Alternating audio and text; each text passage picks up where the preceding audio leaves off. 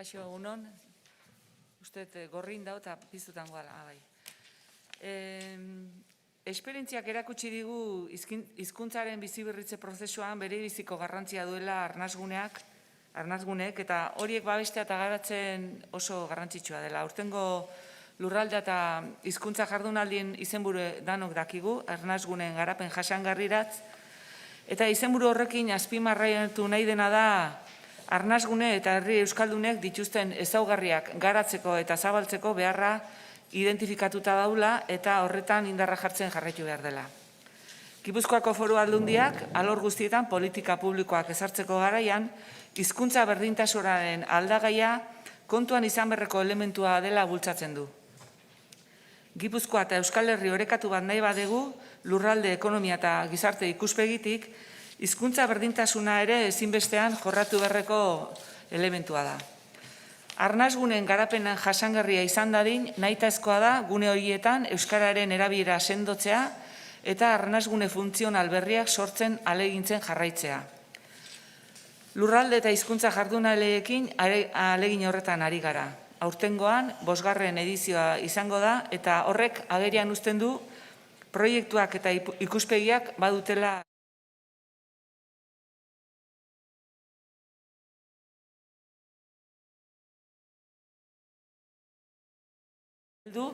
eta bultzada eman zion eragile nagusietako bat. Horrenbestez, hemendik eskerrik asko. Ea ba, gaur zer ikasten dugun.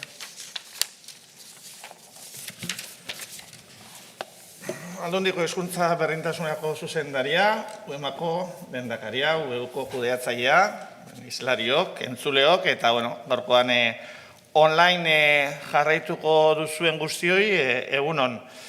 Egia da denbora guztionzat aurrera doan bezala, jardunaldia hauentzat ere denbora aurrera doala. 2014an ekin genion lurraldea eta hizkuntza jardunaldien antolaketari, oinarri eta hipotesi banak eragin da.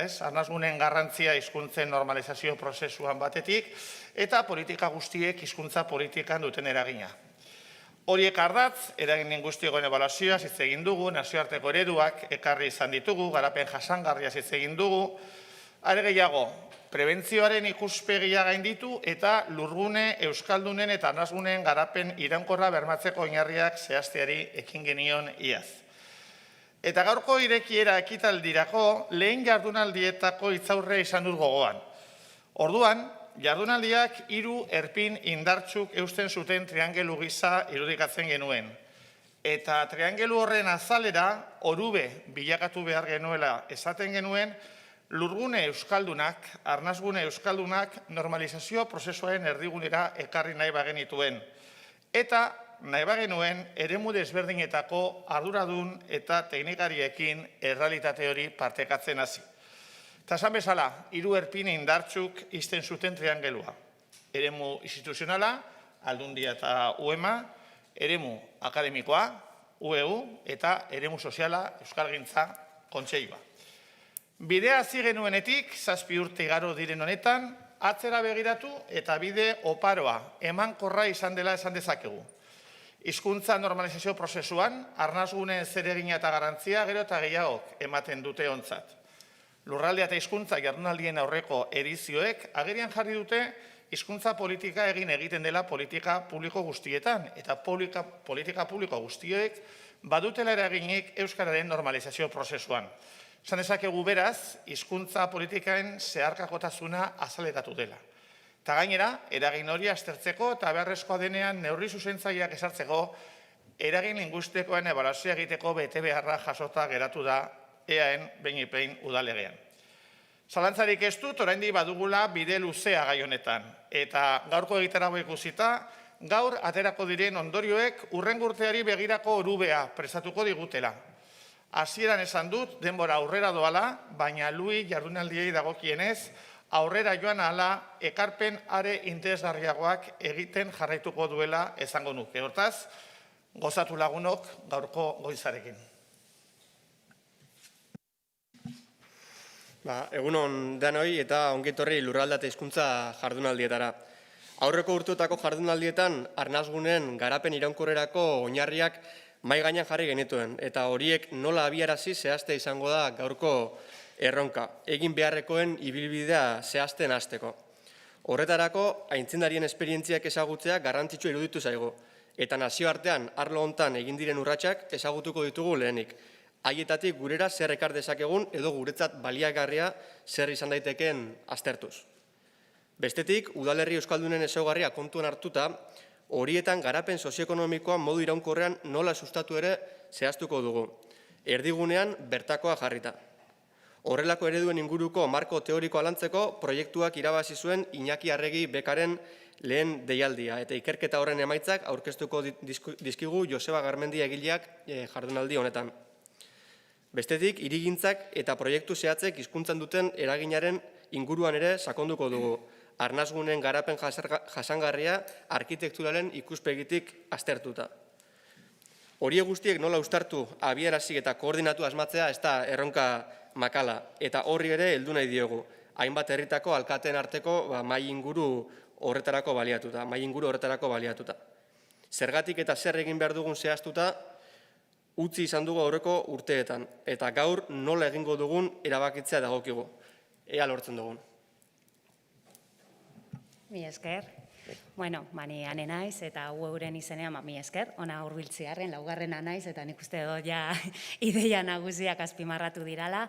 5. edizioa dalako, bertara nola iritsi garen, ze gai aipatu ditugun aurreko jardunaldietan, baina gai guztiek prebentzioak, arlo juridikoak, tresnaren garapenak, hildo bat erakusten dute, hildo estrategiko bat, euren ikuspuntutik gaia egunerokotasun, gaurkotasun eta garrantzia eman zaio estrategikoki, baina eurek egin duena da maila akademikora ekarri, eztabaidara, hausnarketara, eta, ideia azpimarratzearen elkarlanaren ideia, ezta, gai hau maila akademikora ekartzea eskatu zitzaigun, beti egon da kontseilua hildo hau babesten, eta Gipuzkoako Foru Aldundia, eta, elkarlanaren emaitza, ezta, mailan gauden guztiok hori adierazten dugu, ez bakoitzak bere ekarpenak eta bere esparrutik hildoari egin diezaiokeen ekarpen hori, emaitza biderkatzeko. Eta bukatzeko eskertzea ona hurbildu izana halako garaietan, egia da, martzutik ibilbide luzea izan da honen antolaketa, eta gora beratzu ere izan da, eta gaur urtarrian 2021 hemen presentzialki teknologiarekin eta baliabide osagarriek, baina hemen egotea ere, ikuste dut garrantzitsua dela, lortu dugu, eta espero dut eguna oparoa izatea. Eskerrik asko. Mi esker, eta hemen geratuko naiz hurrengo hitzartzeari hasiera emateko.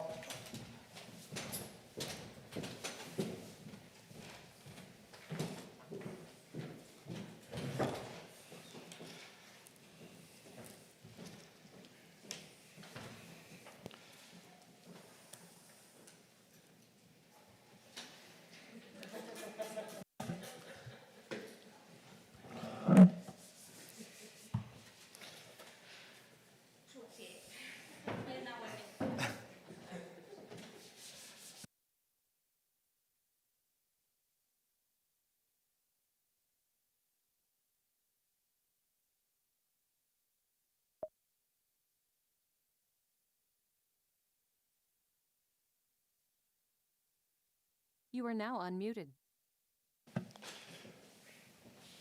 Hortaz, lehenengo saioarekin hasiko gara, eta, elkarrizketa formatoan plantatu genuen, eta, egia da, gure asmoa zala, Krojuro Gielagain hemen egotea gurekin, baina gaur egun bizi ditugun baldintzek ez digute halako aukerarik eskaintzen, baina erabaki genuen bai berak parte hartzeari, baina baita formato honi ere uste, ez da, elkarrizketaren formatoa, nahiz eta egia da, buruz buruko elkarrizketa izanez. Bi hitz, Krojuro Gielagani buruz, Krojur Highland eta Inland Unibertsitateko gaelikoaren irakasle ikertzailea da, eta UIko hizkuntza zientzien institutuko zuzendaria. Disiplinarteko eta instituzioen arteko Soilse ikerketa proiektuaren zuzendari akademikoa ere bada. Soilse institutu horrek egoitza Eskoziako National College for Guideline eskailu artean duena. Zuen ere, Eskoziako gaelikoaren arnasgune bat izango litzatekena. Eta 2015an Irlandako Unibertsitate Nazionaleko Politika Zientzien eta Soziologiaren Eskolako irakasle laguntzaile izendatu zuten Galway. Aditu esanguratsua da, hizkuntza plangintza eta hizkuntza gutxituen kultura eta soziologian, asko idatzi du kultura gutxituen irakurtzen buruz, eta batez ere Irlandako eta Eskoziako komunitate gaelikoei buruz. Esan bezala, Eskoziara joan aurretik, Galwayko Unibertsitatean ibilitakoa da, bertan hizkuntza plangintzaren unibertsitateko burua izan zen, hizkuntza plangintza lehen master programa sortu zuzendu zuen, eta akademiko hizkuntza zientzietako masterra garatzen lagundu zuen. Argitalpenei dagokienez,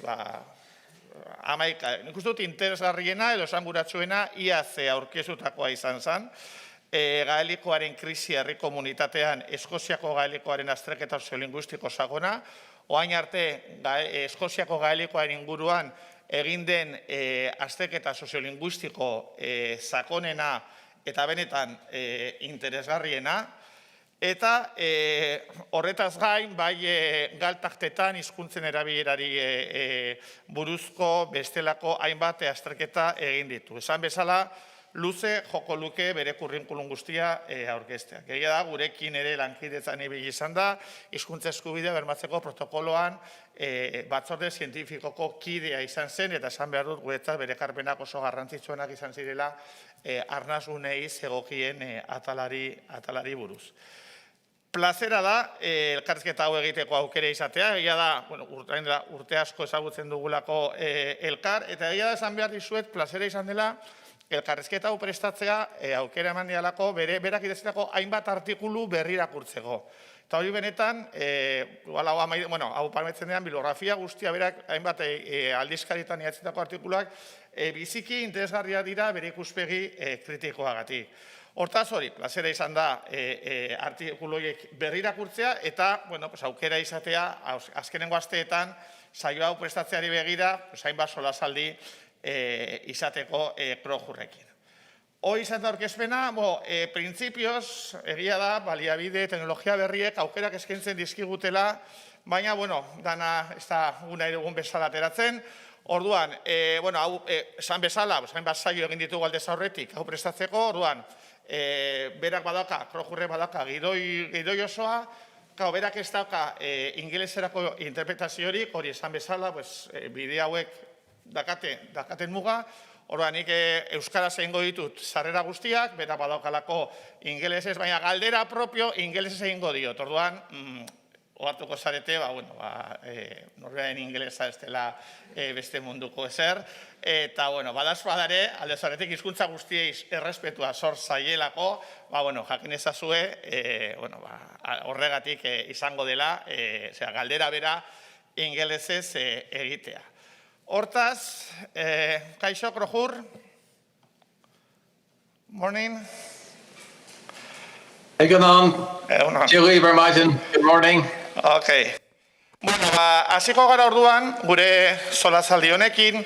Egia da, ibili ginenean gure solasaldi hauek prestatzen, krojurrek aipatu zidan, ezer baino lehenago definizio bat partekatu behar nuela bertara hurbilduko ziren guztiekin, ezta? Azkenean, elkarrizketaren izenburua galtakten garapen politika, bilakara eta ikasgaiak izanik, berak esan zian galtak ditzaren definizioa partekatu behar genuela, ez? Eta orduan behar zen zuen, galtak dela Irlanderaren hiztunentzat izendatutako eremu administratiboa. Gero ere ikusiko dugu, azkenean definizio desberdinak egon daitezkela. Esan zian, lehenik eta ben galtak ditza jarri duzuenez, esan zer den galtak bat. Orduan hori da. Eta horrekin batera, krojurrek aipatu zuen, ezertaz hitz egin baino lehenago, nik agian aintzat hartu ez nuen, baina beste elementu bat kokatu behar. Zerat, elementua esala, nolabait bera partekatu nahi zuen zen izan den Irlandako hizkuntza politikaren garapenaren errepaso bat. Alegialako, historikoki, kasu honetan, 1922tik gaur egunera arte, zein izan den Irlanderaren garapena. Eta egia da kasu horretan, berak ere PowerPoint bat prestatu duela, bueno, hori bai izango delakoa bat elkarrizketa zaratagoko zerbait, ez? Berak esan zuen, kokapen bat egitea beharrezkoa izango litzatekela. So, Krojur, Beraz, Kojua, errepaso historiko labur bat eskatu nahi nizuke. Alde batetik, zein garrantzi izan zuen hizkuntzak independentzia prozesuan, eta bestetik zein izan da hizkuntza politikaren beraren bilakaera 1922tik gaur egunera arte. Eskerrik asko lehendabizi, gure gonbidapena onartzagatik. Orain, zure aurkezpena partekatuko dut pantailan, zure hitzaldiarekin hasteko. Okay, eskerrik asko, Paul. Thank you very much for the introduction. And Eskerrik asko aurkezpenagatik. Eskerrik asko zuoi guztioi. Eskerrik asko ni entzuten egotagaitik, baita ere antolatzaileei mila esker hemen egotera gonbidatzeagatik. Paulek esan dit nik hasi behar naizela hitzaldi txikitxo batekin, zuei pizka bat testuingurua emateko.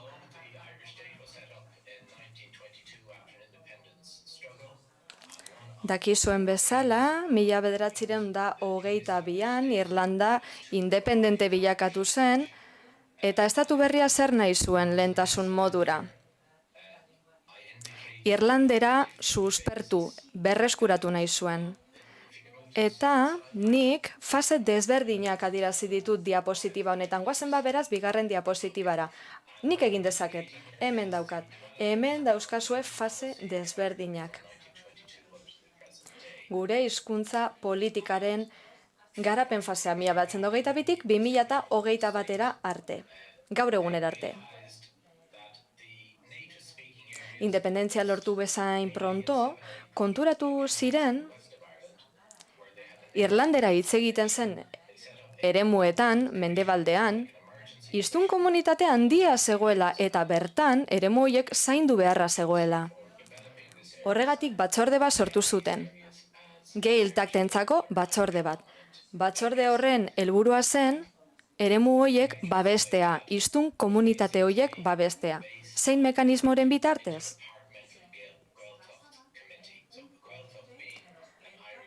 Bueno, departamentu arteko Gaeltacht batzorde batean oinarritzen zen. Gaeltacht diodanean da irlanderaz hitz egiten den eremu bat.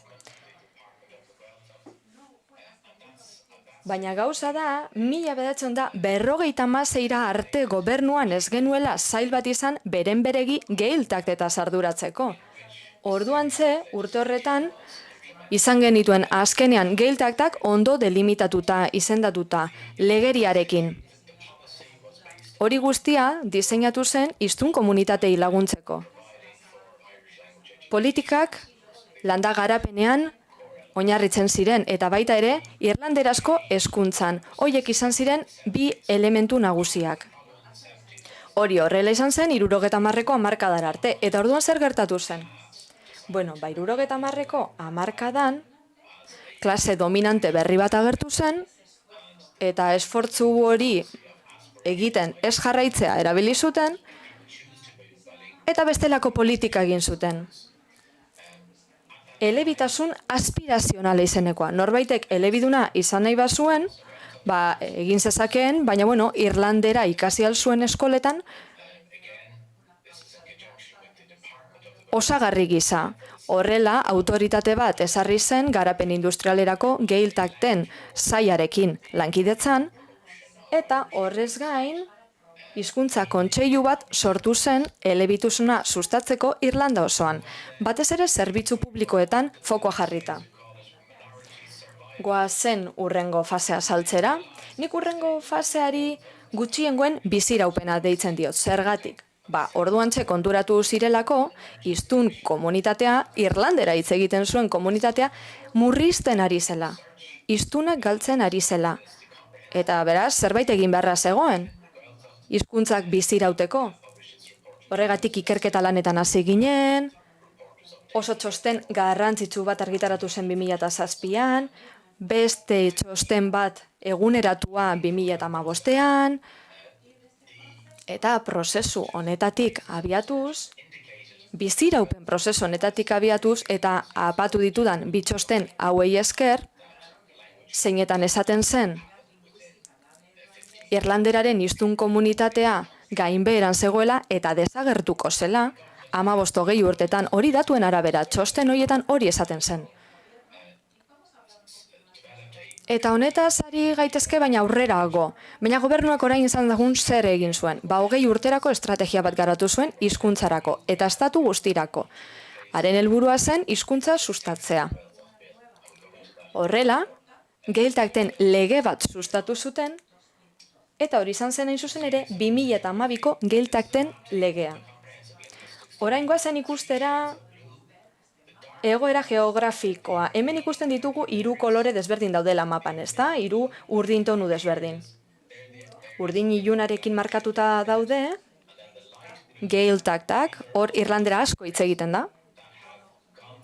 Gero, bitarteko tonu horrekin markatuta ikusten dugu hizkuntza linguistikoa bizitzen ari diren eremuak, eta urdin argiarekin markatuta ditugu jada eraldaketa linguistikoaren prozesutik pasa eta iaia beti ingelesez mintzatzen diren eremuak. Hau da, beste hizkuntzak galdu dituzte.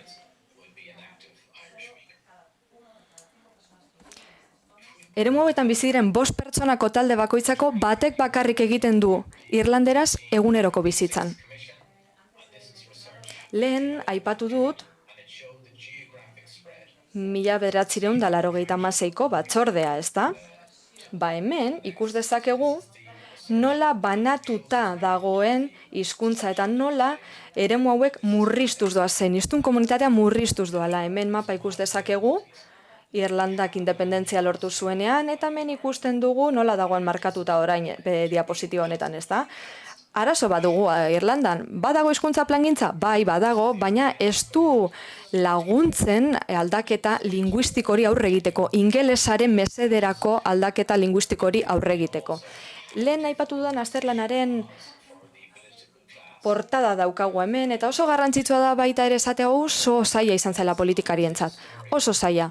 Hemen ikus dezakegu F.L. Lyenen liburua, historialaria da bera, eta bere liburuan eztabaida batzuk aipatzen ditu, ezta? Eta berak zera dio. Gaeltacten zailtasunak itxuraz konponezina zirenak ministerio batetik bestera pasa ziren, eta azkenean 1956an eremu horretaz arduratzeko sail bat sortu zen. Eta zineztezina badirudi ere, urte horretara arte itxaron behar izan zen, Gaeltactak geografikoki definituta izateko. Ordura arte, 1956 arte, plan bakoitzaren ikuspegi geografikoa desberdina zen, esate baterako etxe bizitza lege bat dago, 1959koa, eta bertan esaten zen etxe bizitza sustatzeko zerbait egingo zela, baina legearen mapa geografikoa guztiz desberdina zen. Bera, zer gertatu zen? Daukagu gainbehera bat, dentsitate altuko eremuetan, gaitzespen moduko bat hizkuntzaren ganako, eta gero daukagu elebitasun aspirazional bat dentsitate txikiagoko eremuetan, Irlandera gutxiago hitz egiten den eremuetan. Baina horrek zer dakar? Azkenean eremu guztiak hiztun komunitate txikiak izango direla, hiztun dentsitate txikiko eremuak. Politika horiekin jarraitzen badugu behintzat. Goazen orain Eskoziaren kasua aztertzera. Eskozian ere komunitate gaelikoa daukagu, eta, zuek ideia bat egiteko, banaketaren inguruan, hemen dauzkagu mendebaldeko uharteak urdinez markatuta, eta hortze daude oraindik geratzen diren komunitate gaelikoak, eskozierarenak, gero dauzkagu Skye islaren iparraldea, Staffin, eta Beian Tiri irla daukagu. Eta hori da dena. Hori baino ez dago geratzen Eskoziako komunitate gaelikotik.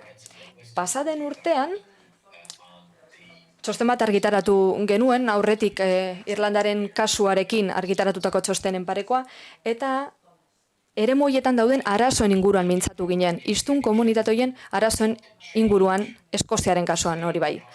Zuek ideia bat egiteko, labur-labur esango dizuet aldaketa nolakoa izan zen. Bilakaera bat izan dugu, ingelesaren mesedetan. Gaelikoa oraindik hitz egiten den komunitateak ingeleserantz egiten ari dira.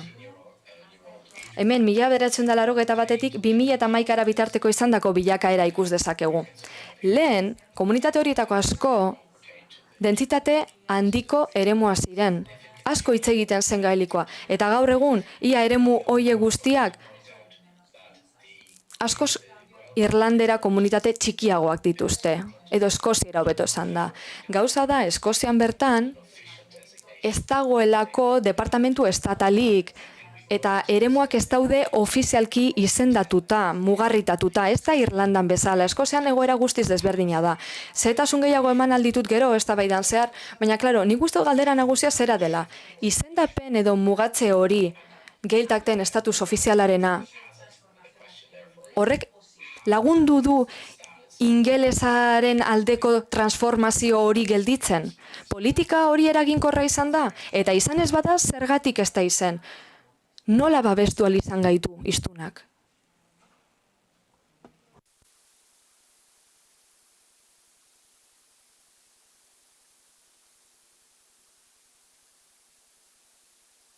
You are now unmuted.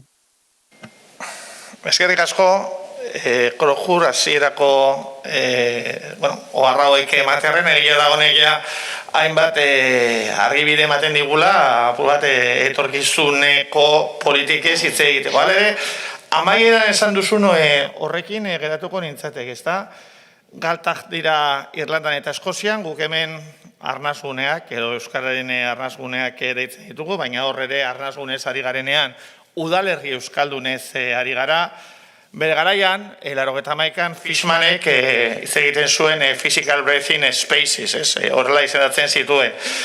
Egia da gaur lurraldea eta hizkuntzaren 5. jardunaldian gaudela, baina beti ere eremu euskaldunei lotuta. First of all, I would like to Beraz, lehenik eta behin, kontzeptuen azalpen askatuko dizut. Euskal Herrian, udalerri euskaldunez aritzen gara. Baina Irlandan ez da horrela. Izan ere Gaeltak batek ez du zertan udalerri bat izan. Eta nik uste dut beste zer baino lehen puntu hori argitu beharra dagoela. Zeintzu dira Gaeltak Irlandan eta Eskozian. Bueno, Irlandaren kasuan, eskualde balitzateke. Eskualde horretan, hiztun batzu daude. Esate baterako Donegalera bagoaz, iparraldeko kondado honetara, Donegalen eremu desberdina daude. Gaeltak bezala izendatu direnak, baina horrek ez du esan nahi udalerri osoa Gaeltakta denik. Esate baterako, udaletxea Letkenin dago.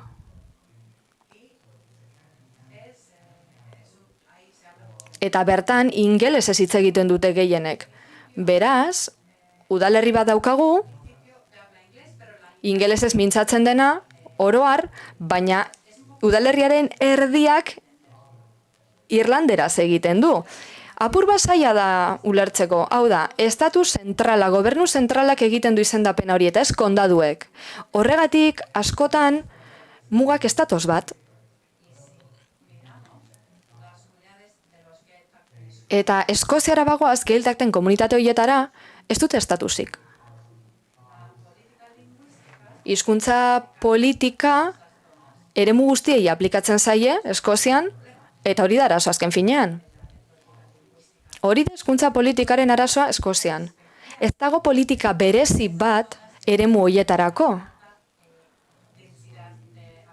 Eskoziera komunitate handia duten eremu horietarako, eta horregatik esaten dugu hizkuntza politika aspirazioa dela. Zergatik, komunitate elebiduna lortu nahi dugulako, baina ez daukagulako politika berezirik, hizkuntza plangintza berezirik, helburu hori lortzeko. Aspirazio ez ari gara, desio ez, baina hori ez da nahikoa politika gisa. Ez da nahikoa guztia realitate bihurtzeko. Badaki zaila dela ulertzea, espero dut ondo ulertzea. Nik uste dut azkenan honegaitik ikusten dugula zergati dago nolako konfusioa Irlandako hizkuntza politikaren inguruan, izan ere ezin duzu udalerri oso bat hartu eta osoan Irlandera hitz egiten dela esan. Ez, kondadu horren zati bat bakarrik izenda dezakezu Gaeltak bezala. So, Gaeltacht, and this will be the main question. Why this insistence on Gaeltak, beraz, zergatik tematzen gara Gaeltaktetan berariazko hizkuntza politikak egiteko beharrarekin. Zer ekarpen egiten dute Gaeltaktek Irlanderaren edo Eskozieraren biziberritze prozesuetan? Okay. Well, the aims behind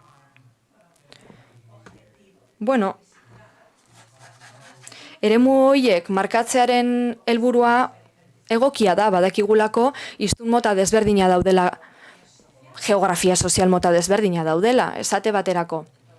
Eremu batean, Irlandera hitz egiten duten pertsona asko baldin badaude, hizkuntza politikaren eredua desberdina izango da. Komunitate hori garatzea izan beharko duela asko xede. Baina, hiztun gutxi ditugun eremuetan, komunitatearen garapen horrek ez du funtzionatuko eta zergatik.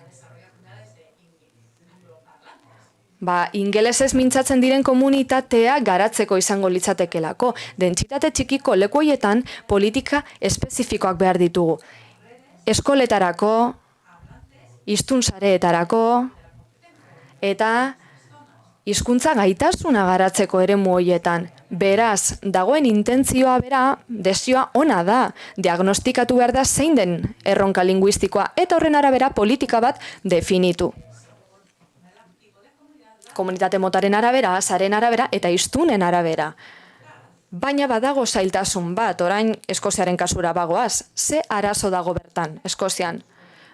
Guztientzako egin behar dela hizkuntza politika berbera. Herrialde osoarentzako, komunitate guztientzako berbera. Politika soziolinguistiko postmoderno asko daude, eta hoiek hiztunaren inguru horretan, hiztunaren ideian zentratzen dira, eta ez hiztun komunitatean. Ondo dakigunez, berez, oso zaila da plangintza bat egitea hiztun bakoitzarentzat. Hezkuntzaren plangintza egin daiteke hizkuntza hori ikasten ari direnentzat, baina gero politika norbanakoetan oinarritzea hiztun bakoitzan, nire ustez horrek ez du funtzionatzen.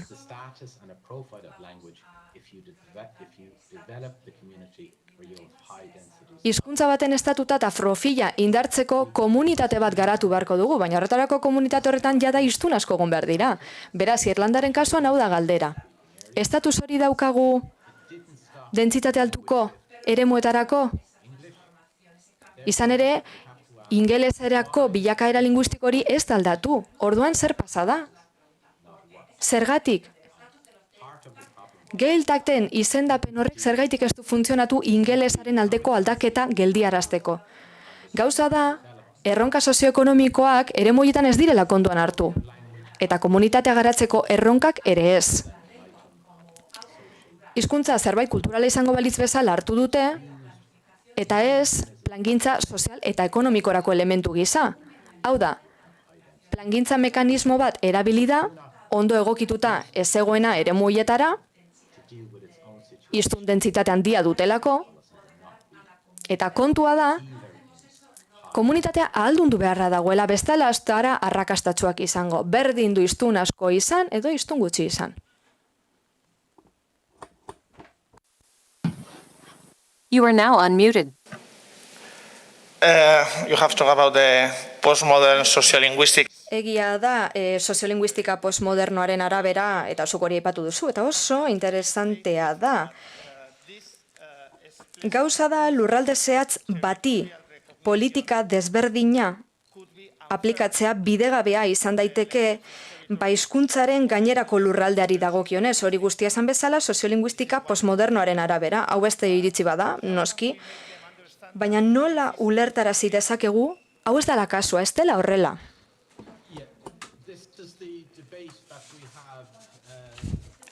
Bueno, eta hori da eztabaida, azken finean.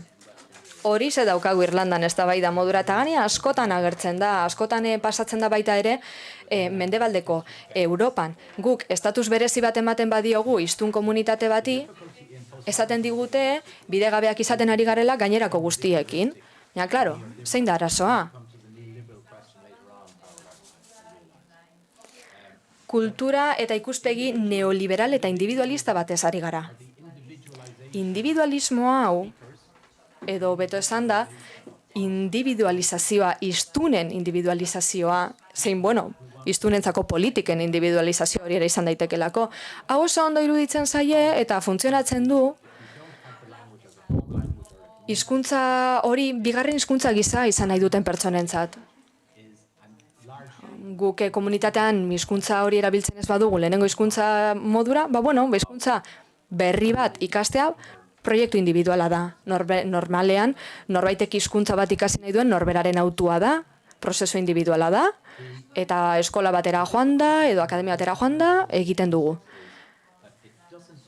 Baina soziolinguistikan postmodernoak dakarren arazoa zera da. Ez ditu kontuan hartzen hiztun komunitatearen eskubide kolektiboak, eta gu gauzabia behar ditugu. Soziolinguistika postmodernoak diagnostiko okerra dakar hiztun komunitatetarako. Zer behar dugu? Plangintza soziala eta komunitatearen plangintza. Hori behar dugu lehen da bizi hizkuntza plangintza egin baino lehan.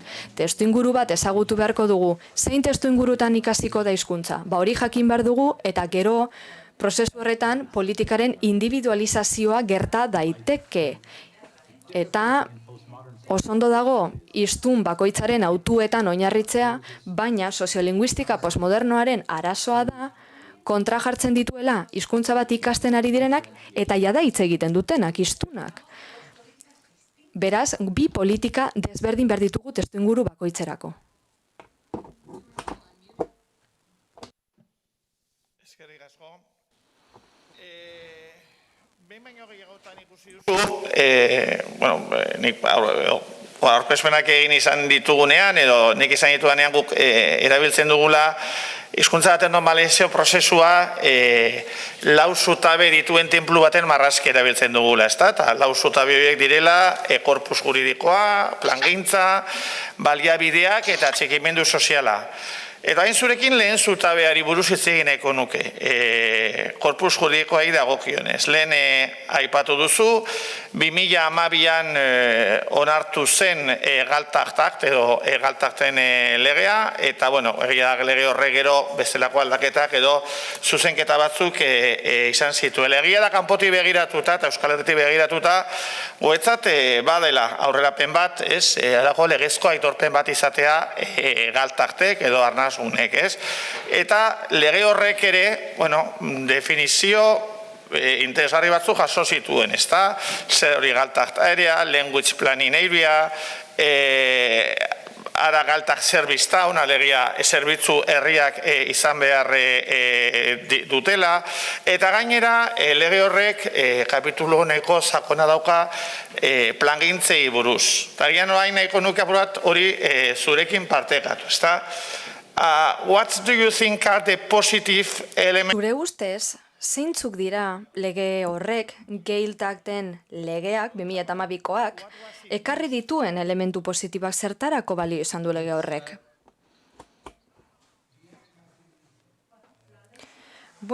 Legea bera erabilgarria izan da bai. Batez ere 1956ko legea, eta zergatik, honek, geiltaktetan bertan ere, bereizketa bat egin zuelako. Alde batetik, bazeuden, mundu guztiak ingelesez hitz egiten zuen eremuak, eta bestetik, hiztun komunitate txikiagoak, gainera ikuspegi donfoke desberdina definitu zituen eremu bakoitzerako. Guk, hizkuntzarloko legeri zabala daukagu Irlandan. 150 lege baino gehiago ditugu legeak, zein dekretuak edo legegintzako tresnak.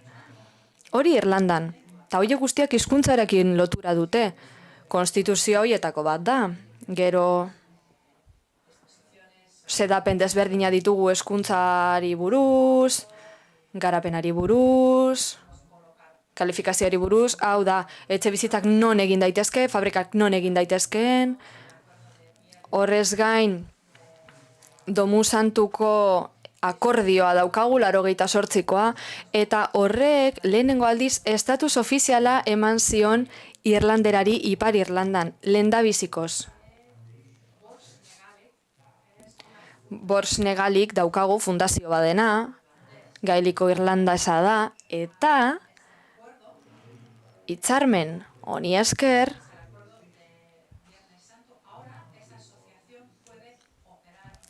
Domu Santu edo Ostiral Santuko akordio honi esker, Ipar Irlandan ere lan egin dezake fundazio horiek. Bi estatutan mugitzen ari da, bi jurisdikzio desberdinekin, baina fundazio honen helburu azken finean Irlandera sustatzea da, eta esan bezala bi herrialdeetan, mugaren bi aldeetan lan egin dezake. Beste abantaila batzuk, aitorpena bera, hau da, hiztun komunitatea, Irlanderaren hiztun komunitatea aitortu egiten da, eta gainera, agenda politikoan txertatzen du hizkuntza. Agenda ofizialean politikariek aipatzen dute hizkuntza politika, aipatzen dute gure hizkuntza, eta horrela, hizkuntzaren beraren estatusa hobetu egiten da. Era berean, lagungarria da baliabideak banatzeko orduan. Hau da, guk daukagunean hizkuntza gutxitu baten hiztun komunitate bat, normalean komunitate gutxituak izaten dira, merkatu ekonomiko zentraletik urrun daudelako, hizkuntza nagusi horren merkatutik urrun, fizikoki, baina gero, aberastasunaren berbanaketa bat badaukagu, horrek esan nahi du, estatua dirua gastatzen hasiko dela eremu horietan, hizkuntza gutxituak dauden eremu horietan, eta oso positiboa da. Azken finean, hizkuntza gutxituak estatus bat badu, gai ofizial bilakatzen da. Eta ingelesez mintzatzen diren politikarien artean ere, haiek jada ezin dute gai hau baztertu. Behar bada ez dute hizkuntza gutxituen inguruan aritu nahiko, baina ezin dute egin. Ez guztiz, orain gai orokorra delako estatusari esker. Hau ez da gertatzen beste hizkuntza gutxitu batzuekin, estatusa baldin ez badute, hoiekin beste modu batera jarduten da. Beraz, positiboa da, bai, estatus hau izatea, positiboa da, baina gero dator beste galdera bat. Nola erabili dezakegu estatus hori, Grantek 2003ko artikuluan dioena lortzeko, izan ere berak esaten du, baliabide gutxi, estatuaren baliabide eskas batzuk, mugatu batzuk erabiltzen ari gara, baina zuzen egiten ari gara, alik eta etekin handiena ateratzeko, benetan probetxuzko zerbait egiten ari gara, eremu hoietan baliabide horiek bertara bidalita, beraz, politikak eraginkorrak izan behar dira. Hori dagakoa, eta ikusi behar dugu baita ere, politika hauek, hiztun komunitatearen ahalmenari mesede egiten dioten arazoa konpontzeko orduan. Politikan badaude gabezia batzuk, zeintzuk. Komunitatearen gaitasun kolektiboan zentratu ordez, esan dezagun zer gertatzen den politiketin, edo politikak ezartzeko moduarekin. Gauza da politiketan, kultur kontuetan, hezkuntza kontuetan, hoietan zentratzen direla, baina elementu horiek eurek bakarrik ez dute salbatuko edo babestuko hizkuntza edo komunitate gutxitu bat.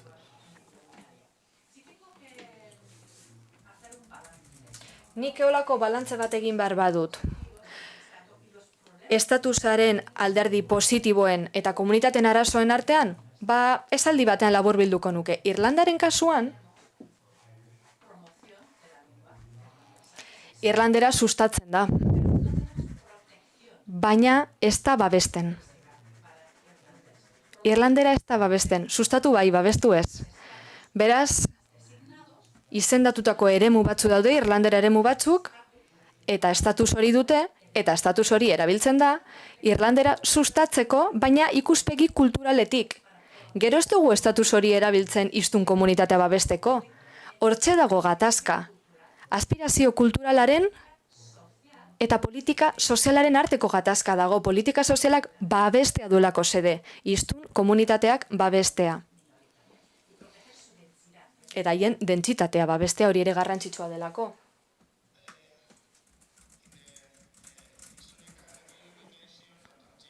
Errepaso historikoan aipatu duzu, 1956 arte, etzela egon legezko aitorpen espliziturik egon.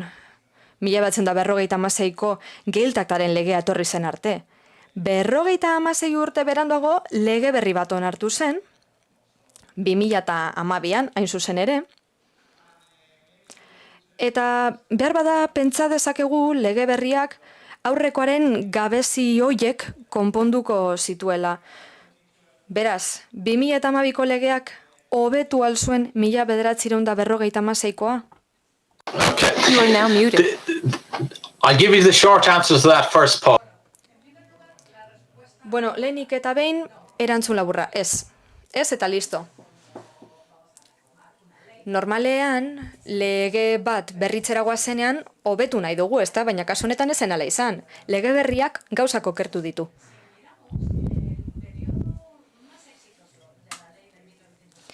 Mila 1956ko sasoirik onenari erreparatzen badio hori noiz izan zen. Eremuak modernitzaten saiatu zirenean, Gehieltaktak. Hasieran baliabideak xahutzen hasi ziren, eremu horietarako, enplegua sortzen. Fabrika batzuk jarri ziren bertan, lehen mailako ekonomiara mugatu ordez, nekazaritzara mugatu ordez esate baterako, saiatu ziren fabrikazioa eta industria bertara eramaten, eremu horietara.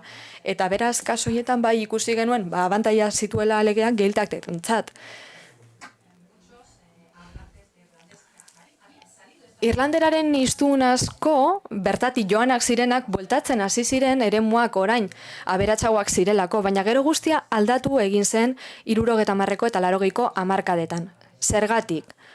Gauza da, hezkuntza sistema oso arrakastatsua izan zela, hiztun natiboak geneuzkalako, gero irakasle bihurtu zirenak, eta beraz, Euskal Herrian ikastolak izango ziren zentroetan hasi ziren irlandera irakasten, eta horrela aurrak hasi ziren irlandera ikasten, eta jolastokian irlanderaz hitz egiten, eta nik uste dut hor ikusten dela zein eraginkorra den politika bat. Gazteek lagun artean hizkuntza erabiltzen badute, horrek esan nahi du politika arrakastatsua dela. Hala ere, gaur egun, Irlandara bazoaz, ez duzu lehen mailako hezkuntza zen bigarren mailako hezkuntza duen eskolarik aurkituko, 7 distritu edo kondatuetan, hor daudelako Gehieltaktak, aurrek naturalki irlanderaz hitz egiten dutenik. Aurroietako askok hitz egiten dute, bai, badakite irlanderaz hitz egiten eta etxean erabiltzen dute, baina lingua franca nagusia, hizkuntza nagusia, gizartean eta oro har aurren artean ingelesa da, Gehieltaktetan. Beraz, badaukagu Gehieltaktaren estatusa, baina ez dugu hizkuntza bera eta hiztun komunitatea babestu. Ez dugu hizkuntzaren eguneroko erabilera babestu. Kasu honetan aurren artean, eta niretzat horrek erakusten du argi eta garbi gure hizkuntza politikak porrot egin duela. Horrek erakusten du eremuiek bilakatzen ari direla, ingelesaren aldeko eremu bilakatzen ari direla. Hizkuntza politikak lagundu du ingelesaren dispertsio sozialarekin, irlandera sustatu du bai, baina hala ere, oraindik ere jendea Gehieltaktetan ingelesaren aldekoa bihurtzen ari da, eta lege honek ez du balio izan hori geldiarazteko. Eta honek berriro garamatza estatusaren inguruan hitz egitera. Estatusa hizkuntza kultura modura sustatzeko. Hori egiten da hiztun komunitatea babestu ordez, politika esen nahikoa zentratu hiztun komunitatetan. Politikak nahaztu egin zituen ingelesaren hiztunen beharrizanak eta irlanderaren hiztunen beharrizanak. Ikasi nahi dutenen beharrizanekin. Bueno, hau da erantzun luzea. Zuk egindako galderari. Lege berria, 2012koa, honek badu ahultasun bat, zein da? Gehieltaktak kolonizatu egin dira beste ideologia batekin. Ideologia hau soziolinguistika postmodernistan oinarrituta dago. Gaur egun Irlandera norbanakoen proiektu bada. Ikasi nahi baduzu ikasten duzu, eta gero guraso gutxi batzuk egon daitezke aurrei irlanderaz hitz egiten dietenak, eta kitxo. Egokina litzateke familiei babesa emateko programa bat izatea, familia artean irlandera erabiltzeko aukerak sustatzea, baina hau ez da egiten. Eta gauza da, arrakasta izan nahi badugu, hiztun familien dentsitate handia behar dugula. Gurasoek aurrekin irlanderaz hitz egitea eta hizkuntza politika horretan oinarritu beharko litzateke, hizkuntza ikasten ari direnetan oinarritu ordez. Eta zer gertatu da? Gaeltak kolonizatu direla, Dublineko aspirazioekin. Beste modu batera esan da. Irlandera eskoletan ikasi behar da. Mundu guztiak ikasi behar du irlandera eskolan. Baina noski. Baina jendea ikasten egon arren gero erabiltzen ez badu, hizkuntza galdu egingo da. You are now unmuted. Bai, bueno, aspatu dut, konjore bazuela, zera ez, zera kritiko hori horren bueltan. Behin irakurri nuen zure artikulu batean, 2014an idatzi zenuen artikulu batean, hori Irlandako hizkuntza politikaren ebaluazioari buruzko artikulu batean, nolabait hori ez, ikuspegi zorrotza agertzen zenuen legeria horren inguruan eta propio nako hau idatzi zenuen, ezta? Legeak ez du mekanismo egokirik eskaintzen Irlandarren hauskortasun soziala babesteko eta Irlandarren higadura soziala konpentsatzeko galtajeko eremuan. Eta horretaz gain, aipatzen zenuen, legeak Irlandera nortasun pasiboko tresna gisa sustatzeko ahalmena du Irlandako gizartearen sektore batentzat, baina Irlandar hizkuntza komunitatea ingeles hizkuntza oinarria duen gizartearen arautegi nagusian asimilatzaren kontura. Eta gainerazten zenuen ez, definizioa agian pixkat ambigua eta ikuspegi aula zuela. You have mentioned some of the... Zu gabezia batzuk aipatu dituzu, baina nik orain nahi dut zuk azaltzea zergati den ahula legeria eta zer ondorio dakartzan izaera ambigu horrek, zer falta zaio.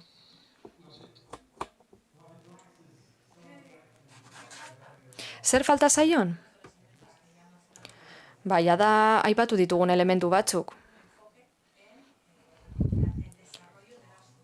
Komunitaten garapenean zentratu behar da. Ez da nahikoa zentratzen gainera, honek Irlanderaren hiztunentzat izan ditzakeen onura sozioekonomikoetan. Familia politika ere falta zaio, Irlandera hiztunentzat. Hau da, erronka nagusia baldin bada. Gaeltak edo eremu hoietan hiztun kopurua areagotzea etxeetan, plan berezi bat egon beharko litzateke familia hoiei laguntzeko, ez da jada irlanderaz mintzatzen diren familiei. Hizkuntza irlandera modu naturalean ikastea izan beharko litzateke gauza eskoletan ikasi beharrean. Transmisio naturalaz, familiarteko transmisio naturalaz ari gara, hori behar du legeak. Irlandera eskoletan ikastea, Gaeltak ez diren eremuetan, eta hori da egiten ari garen lan bat, horren ordez zer behar dugu.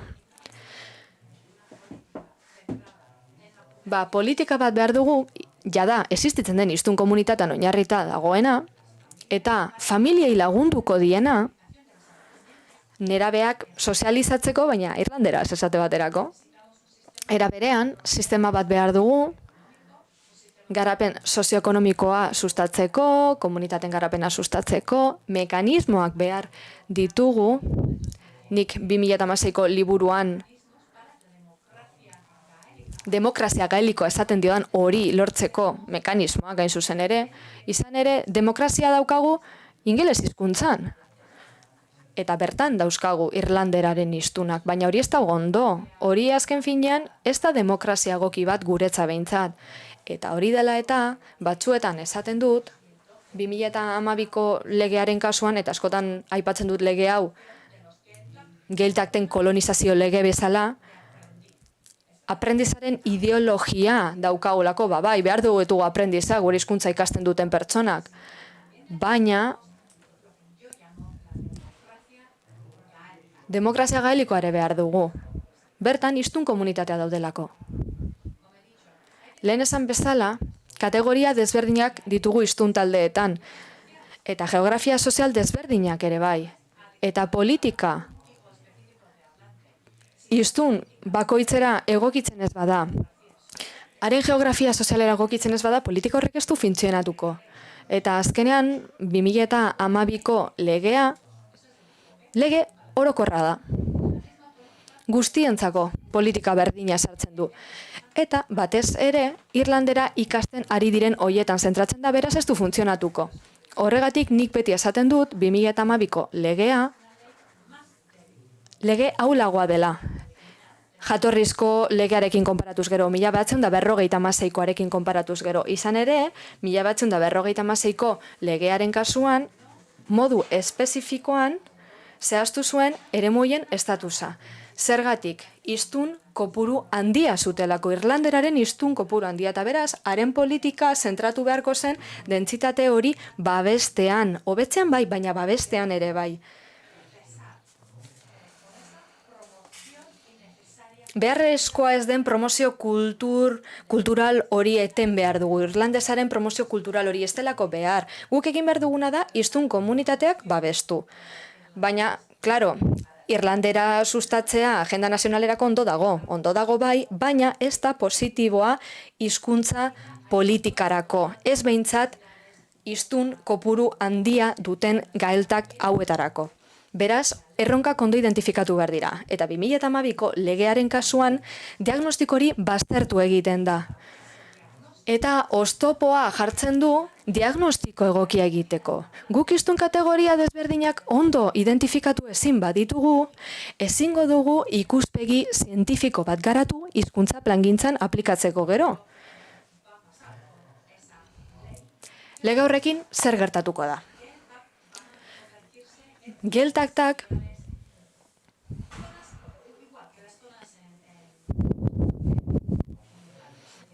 Irlandako beste eremu normal batzuk bezalakoak izango direla, ez dira bereiziak izango. Eta oso zaila izango da, guraso batzuk aurkitzea irlanderaz hitz egiten dietenak seme-alabei, eta nik horregaitik beti esaten diot 2012ko legeari post-geltak legea. Hau da, haren sedea ez da jada baditugun hiztun komunitateak babestea.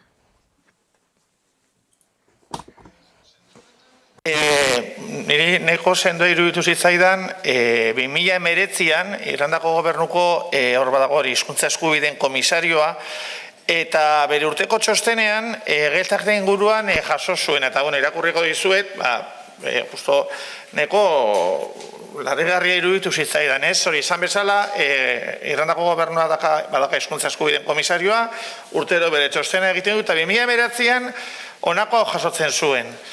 Galtakten inguruko Irlandarren egoera hula agerikoa da erroldaren emaitzetan eta azken urteetan egindako hainbat ikerketatan. Beraz, funtsezkoa da Galtakt eremuetan Irlanderaren bidez ematen diren zerbitzu publikoak lege oinarri batean kokatzea. Eta Galtakt komunitatearen hizkuntza eskubideak legerian oinarritzea.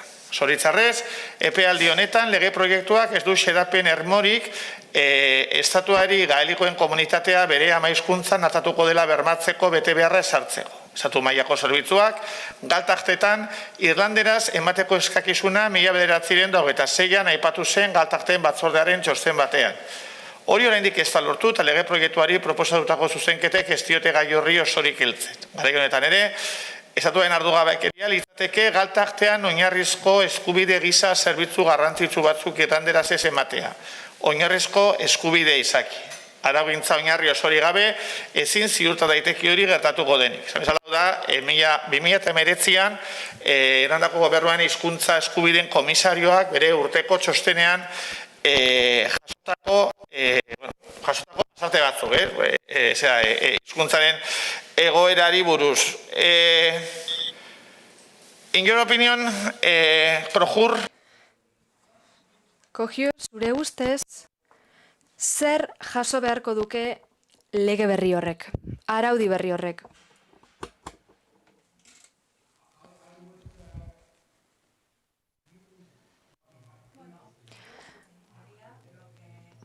Bueno, nik lehendik geneukana erabiliko nuke.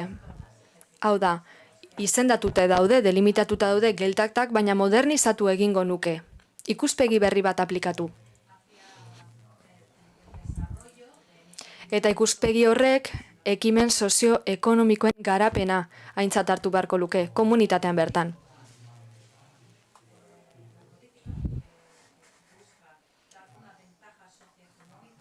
Politikaren helburua da abantaila sozioekonomikoa ematea irlanderaren hiztunei, baina ez dago ondo antolatuta.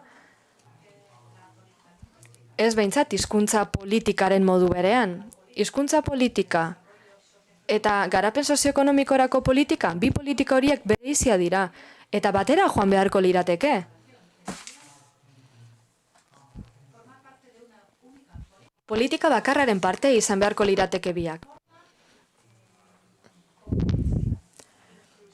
Modu inklusiboan pentsatzen hasi behar gara. Eta ikuspegi integralagoa izan beharko genuke hizkuntza politikaren arloan. Era beran, kontuan hartu beharra dago geografia. Hau da, hiztunak non dauden. Santuario bezalakoa izan beharko genuke irlanderaren hiztun asko dituzten eremuetarako. Nik, nire liburuan,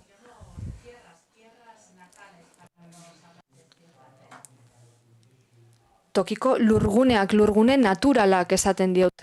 Hiztun horiek beti egon izan diren eremua. Baita ere demokrazia aipatu behar dugu. Izan ere gutxiengoaren baitan mekanismoak egon behar dira politikak gauzatzeko. Hau da, komunitateak beren politika propioak gauzatzeko gai izan behar dira. Ingeleseko hiztunek etengabe egiten dieten domeinutik ateratzeko. Eta gainera, baliabide banaketa orekatu ere behar dugu, eta horretaz ari naiz garapen sozioekonomikoa aipatzen dudanean. Geltaktetan, eremu hauetan, funts komunitarioak egon beharko lirateke.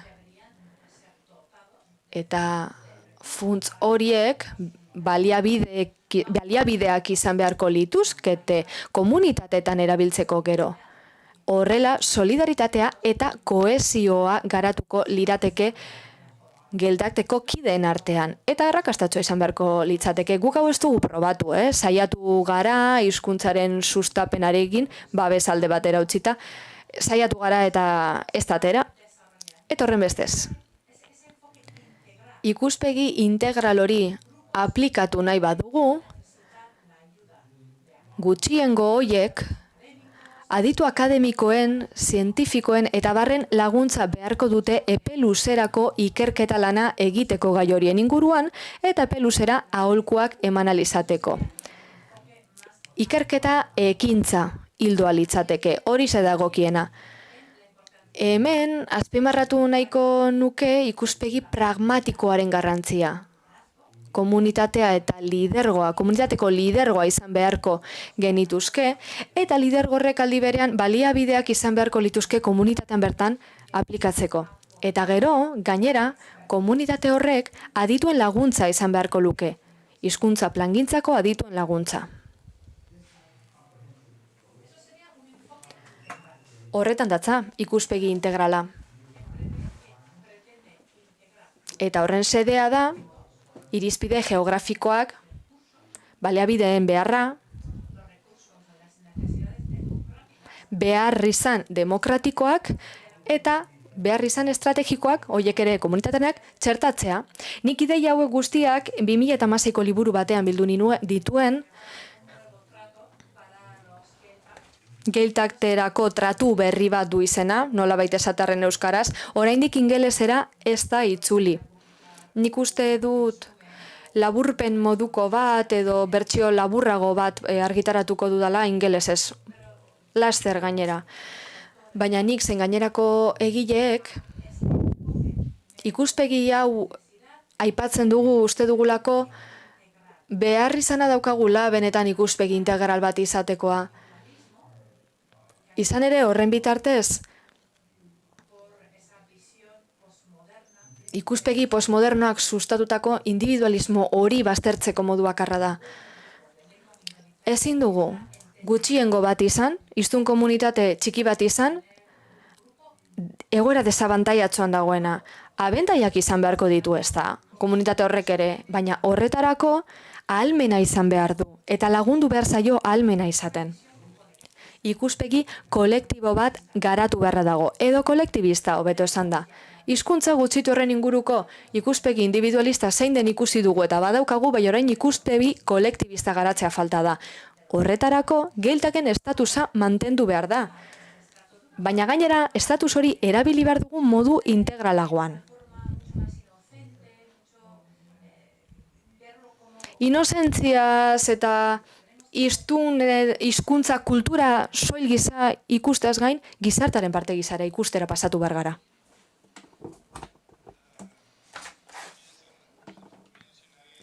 Bai, berriro ere aipatu duzu, lehen ere aipatu duzulako, hizkuntza politikako lege neoliberala. Azken finean, lege horietan gizabanakoa dago erdigunean eta ez gizartea bera. Beraz, zer txertatu beharko litzateke geiltakten aldeko lege batek ezaugarri neoliberal horiek edo ezaugarri individualista horiek ez izateko? Bueno, lehen erantzun diot galderari, baina neoliberalismoaren inguruan aritu nahi dut orain. Ikusten nauzue kameratik ez da, ez naiz lehen bezain gaztea, baina oraindik dut gogoan Mamet Fatxa, eta bere esaldi famatua, behin esan zuen, gizartea ez da existitzen. Gizartea ez da existitzen. Eta hizkuntza gutxituen politiketan neoliberalismoa venenoa da. Zergatik? Lehentasuna kentzen diolako kolektibotasunari, komunitateari. Bertan, hizkuntza politika neoliberala da, eta kolektiboa beraz ez da lehentasunezko gauza. Zein arazo du horrek neoliberalismoak?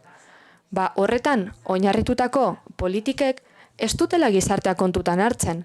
Politika neoliberal batek, krisia zehazki, hizkuntza gutxituan hiztunen, komunitate baten dauden krisiak ez ditu kontuan hartzen. Eta hizkuntza politikaren ikuspegi neoliberala dugunean, hizkuntza aldaketa ez da arazotza jotzen.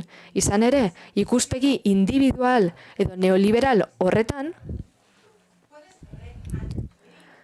zuk berriro ikas dezakezu hizkuntza hori, eskolara joan da, irakaslekin edo dena delakoarekin. Beraz, neoliberalen arabera, ez dugu hiztun komunitate bat edo kolektiborik behar, baina horrek zaitasun planteatzen du. Gauza da, ez duela kontutan hartzen hizkuntza gutxituaren demokrazia. Claro, komunitaterik ez badago, ez dugu ezer kontsultatu behar komunitate horrekin, ez da? Hizkuntza politikaren inguruan.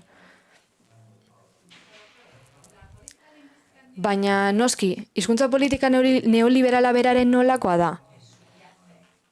Horren azpian badaude zenbait ideia, soziologia bezalako bat, baina hula da oso. Ez dago horrelako diagnostiko serio bat gertatutako aldaketa sozialen inguruan.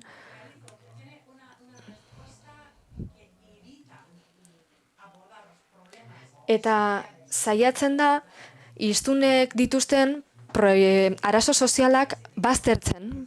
Irlanderaz hitz egiten duten hiztunen arazo sozialak alde batera uzten. Dago arrotasun moduko bat, edo arrokeria hobeto esan da, ez dena ofiziala. Hau da, hizkuntza politika diseinatzen duten guztiek hiztune baino askoz gehiago dakite.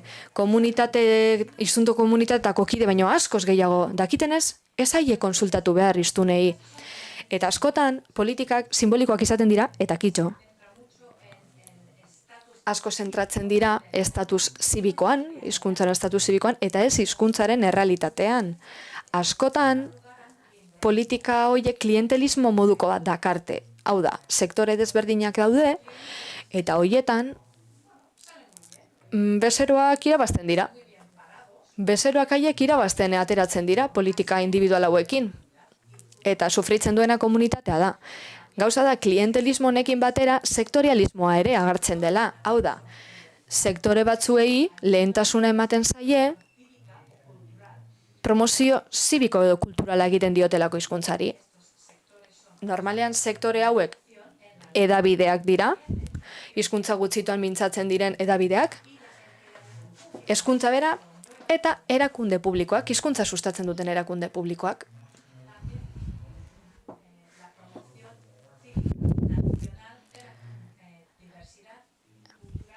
Eta mundu akademikoan kulturanistasuna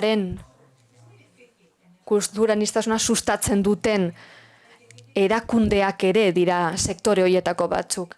Beraz, batzuetan zaila da aurkitzea hizkuntza politika batzuk sektore horietatik kanpo geratzen direnak. Ikuspegi neoliberal honen beste kontu bat, ez alderdi bat, aipatuko dut. Beti ere hizkuntza gutxitua kontuan hartuta. Gauza da, emaitzetan ez diela zentratzen. Ez dituzte kontutan hartzen emaitzak. Ez dira emaitzetan oinarritzen. Eta ez diren ez emaitzetan oinarritzen, gero ez dago ebaluazio sistematikorik.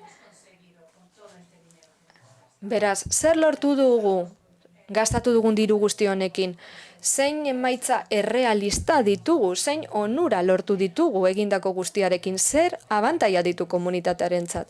Sektore batzuetan abantaiak ikus ditzakegu, bezero batzuk hizkuntza politikatik ere onuradun ateratzen direlako, baina hizkuntza aldaketa honek, hizkuntza gutxituaren komunitate horretan jarraitzen badu, honek esan nahi du, aplikatu den politikak ez duela funtzionatzen, eta neoliberale gainera ez dute usten horren inguruko kritika egiten. Zergatik, horrela argi geratuko litzatekelako politika gutxik dagoela. Politikak bezeroekin bakarrik funtzionatzen duela, eta sektore jakin batzuetan bakarrik. Baina gero, gizartearekin eta hiztun komunitate gutxituekin ez duela funtzionatzen. Beraz, individualismoa erabili beharra dugu,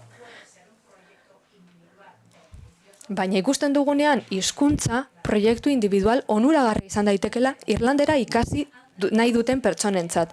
Baina hiztun dentsitate handia dugun lekuetan ikuspegi kolektibista behar dugu eta ez individualista. Zein dugu araudiaz, baina, zugera ipatu duzu ez, hizkuntza, eta lehen ere bukaskotan abiltzen dugun templori, lauzutabe indartzu hoiekin, sendoekin, korpusa, plangintza, baliabideak. Duela laburte beste artikulu batean, esaldi potolo bat idatzi zenuen ez, ezin duzu Irlandar hiztunik izan galtak gabe, eta ez duzu galtak bat izango eraldaketa sozial seriori gabe, hori idatzi zenuen. Eta gainera, proposamen aurrerakoi bat egiten zenuen, ez? Hori ere beste lau zutabetan oinarrituta, ez? Zutabe bat izango zela Irlanderaren hizkuntzaren mua, bestea izango zela Irlanderaren komunitatea, hirugarren zutabea Irlanderaren asamblea, eta laugarrena Irlanderaren akademia. Tuzelen ere hori aipatu duzu.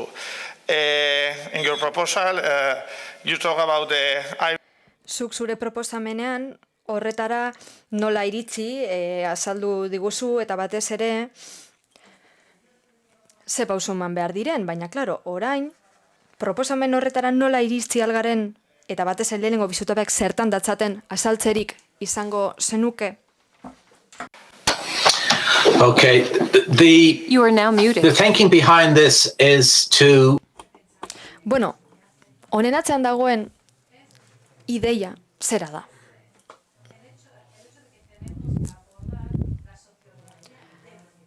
Soziologia hula daukagula gaur egun da hori landu beharra dagoela. Zuke galdetzen badidazu, berriro hasteko aukera izango bazenuke, zer gomendatuko zenuke? Bueno, nik zer esan izango banu kontu hietan behintzat. Banik zer erantzungo nezuke? Hasieran egindakoa egingo nuke berriz. Hau da, eremu batzuk mugatu, geltak bezala izendatu, eremu hoietan zentratu politika espezifiko batzuk diseinatzeko orduan, baina gero politikaren alderdi sozialari lehentasuna emango nioke, eta ez alderdi kulturalari. Edo, hezkuntzarekin lotutako alderdiari. Hala ere horrek ez du esan nahi, hezkuntza politika eta kultur politika garrantzitsuak ez direnik, badira oso garrantzitsuak dira hizkuntza gutxitu baten politika egiteko. Baina, badaukagu hizkuntza gutxitu baten komunitate bat, eta guk horri osasuntsua izatea nahi dugu eremu batean, ezta? Borretarako zer egin behar da? Hizkuntza gutxitua eskoletan, kulturan eta hedabideetan sustatzeaz gain,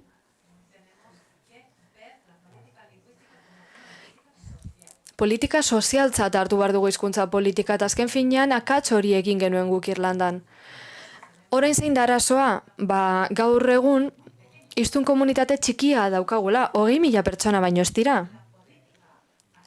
Eta orain arte politikak ez du hiztunen dentsitate hori babestu gehitaktetan. Eta lehen gehitaktak handiagoa ziren, sendoagoa ziren, baina ez zen hiztun komunitatea babestu eta txikitu egin dira gehitaktak. Beraz gaur egun badago erronka garrantzitsu bat, lehen baino garrantzitsuagoa dena. Hala ere, hizkuntza gutxitu eta sari garenean, baina tamai hartaina dutenak, galesa edo euskara esaterako, horiek komunitate fuerteak dituzte, hiztun komunitate fuerteak, eta gainera, hizkuntza ikasten ari direnen komunitatea ere handia da.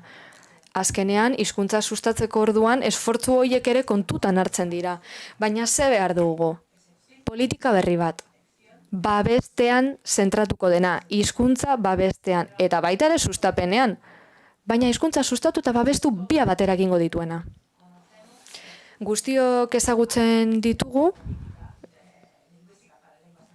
hizkuntza gutxituen hizkuntza politikarako oinarriak zeintzu diren, testu liburuetan agertzen da, ezta? Jabetzearen planifikazioa, erabileraren planifikazioa, estatusaren planifikazioa, planifikazio simbolikoa, planifikazio zibikoa eta nortasunaren planifikazioa. Baina zer egin dugu Irlandan? Nola heldu diegu gai hauei? Testu ingurutik kanpo landu ditugu. Eta horregatik, Paul, bueltatu behar naiz beste kontu batera. Ikuspegi integrala beharrezkoa da, lehen esan dut. Elementu hauek guztiak txertatu behar ditugu politikan. Horrela babestuko ditugu gaur egun dauden hiztun komunitateak. Baina hori nola egin daiteke? Hori lortzeko modu bakarra ondorengoa da. Komunitateari ematea, haiek dituzten baliabideak erabiltzeko ahalmena. Komunitateak ahalduntzea da erantzuna. Komunitateak gai izan behar dira, haien abantaila sozioekonomikoak lortzeko. Eta talde batean hori lortzen dugunean, hiztun talde batean hori lortzen dugunean, haien erronka propioak lantzeko ahalmenare aragotzen da. Gauza da, orain asimilatutako erronka batzuk ematen zaizkiela ingeles komunitatean dituztenak galtakteri. Hizkuntza politikan ikuspegi soziala hiztun komunitateen ahalmena areagotzean zentratzen da. Haien abantaila propioak sortzeko gai izan behar dira.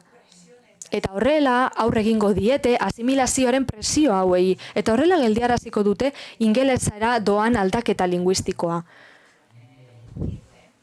Aldaketa linguistikoa arazoa ez bada, eta hori esaten dute soziolinguista postmoderno neoliberalek, hori arazoa ez bada, edo inporta zaiguna arazoa bada, azkenean gertatuko da, zergaitik talde nagusia, azkenean asimilatu egiten dituelako talde txikiak, menpean dituen taldeak.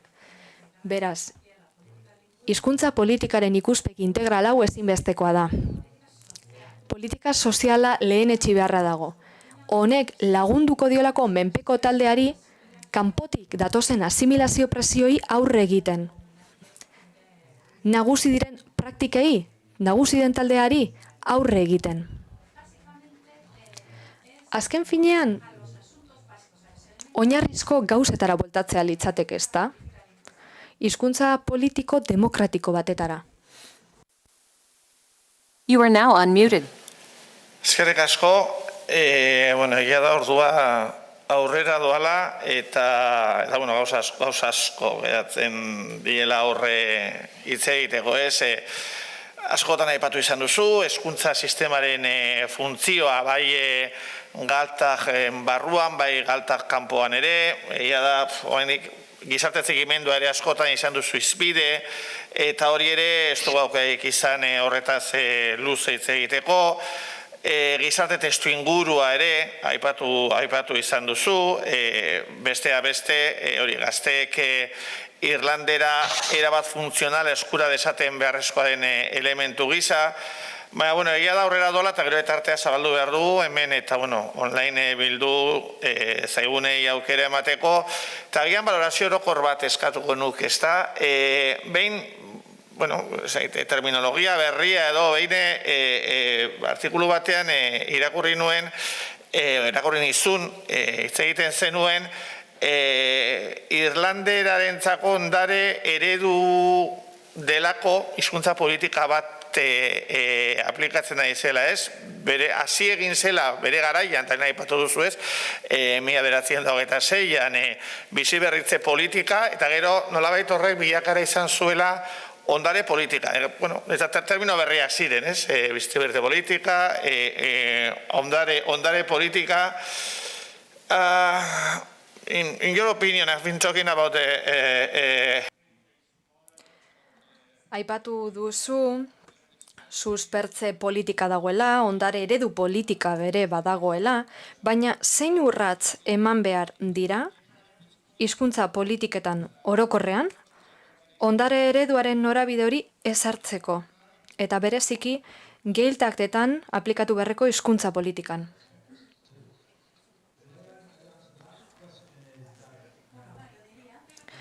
Zera esango nuke zuri erantzuteko?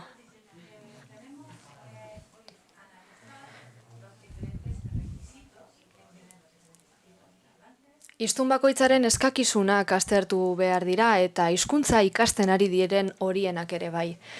Politikak parte hartzea sustatu beharko luke.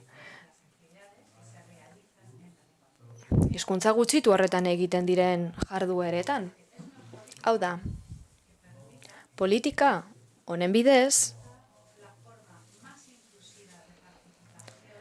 parte hartze inklusiboa bermatuko litzateke hizkuntza gutxituaren proiektuan nolabait esatearren. Parte hartze zabala sustatuko litzateke hizkuntza gutxituaren proiektuan. Beste modu batera esanda, hiztun natiboak izango digutugu, hizkuntza gutxitu hori hitz egiten dutenak,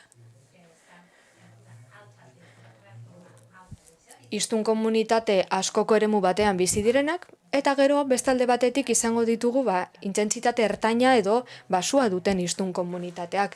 Gero badaukagu hizkuntza ikasten ari diren pertsonen sarea, eta azken finean hizkuntza gutxitua sustatzeko oinarri bat ere izan dira. Hau da, hizkuntza bat sustatzeak eta ez babetzeak arazoak ekarri ditu, baina abantaiak ere bai. Eta abantaia horretako bat izan da, hizkuntza ikasten ari diren pertsonen sare bat sortu dela.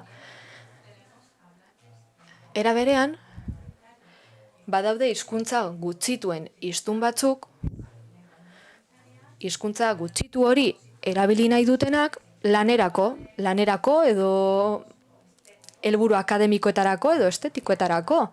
Eta hiztun horiek ere animatu behar ditugu. Eta azkenik badaukagu talde bat nagusia dena, gure kasuan ingelesez mintzatzen dena, baina hizkuntza gutxituaren taldearekin simpatizatzen dutenak. Hau da, bere hiztu egin behar ditugu talde desberdinak. Hiztun mota desberdinak. Parte hartze mota desberdinak ere bereizi behar dira, hizkuntza gutxituaren kultura proiektuan, kolektiboetan, gizartean, zein dena delakoan parte hartze mota desberdina daudelako. Aurreko galderan, nik erantzun dizudanean kolektiboa bera komunitatea garrantzitsua dela esan dizut. Eta oraingo honetan, esan nahi dut, hiztun mota edo partartzaile mota guztiak integratzea garrantzitsua dela. Hau da, hizkuntza gutxitu baten sustapen prozesuan parte hartzen baduzu,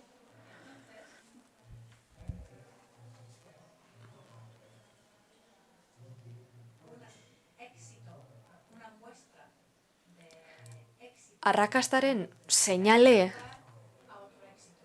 batek beste arrakastatxo bat ekarriko du. Domino efektua bezala da, ezta? Nik honekin zera esan nahi dut. Sare desberdinak daude, hiztunen sare desberdinak. Guztiak ere hizkuntza gutxitu baten hiztunak. Batzuk hiztun komunitate handietan bizi dira, beste batzuk hiztun komunitate basuetan, beste batzuk ikasten ari direna dira, baina hiztun horiek guztiak lankidetzan aritu behar dira. Eta lankidetzan aritzen badira, komunitate osoa hasiko da. Parte hartzea behar da hizkuntza gutxitu baten hazkunderako, zabalpenerako, ikuspegi inklusiboa da azken finean, kontuan hartzen dituena testuinguru bakoitzeko baldintzak edo ezaugarriak, geografia sozial desberdinak eta intereseko talde desberdinak. Horiek guztiak hartzen ditu kontuan. Paul, zuk lehen ondare eredua aipatu duzu.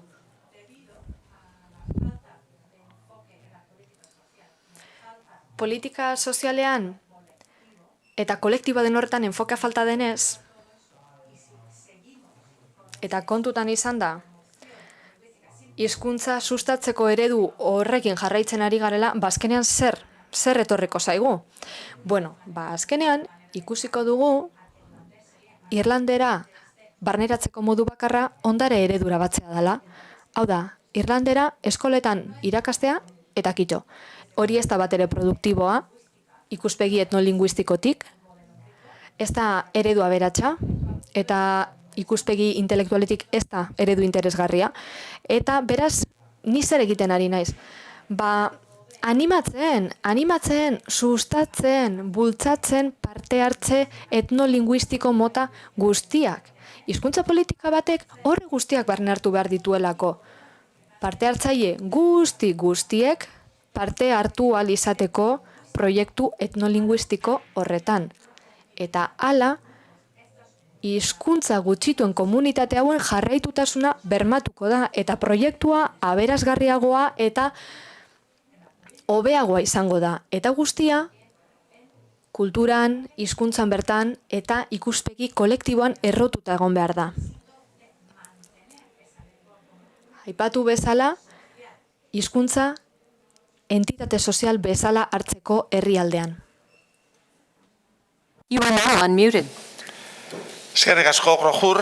Ia da denbora gainean dugula, marrak eta erdi dira, baina nola ez, bazegoen, eta baina zuekin solasaldiak egindakoan, hori ere, eskatu zenuen, edo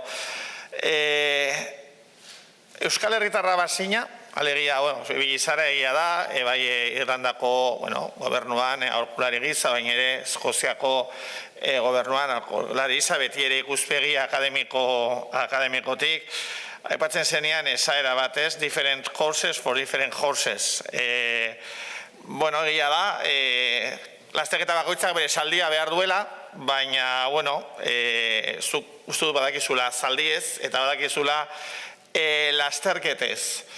So, yes, the last question. Azkenengo galdera, puntu gehigarri modura. Euskalduna izango bazina zer egingo zenuke?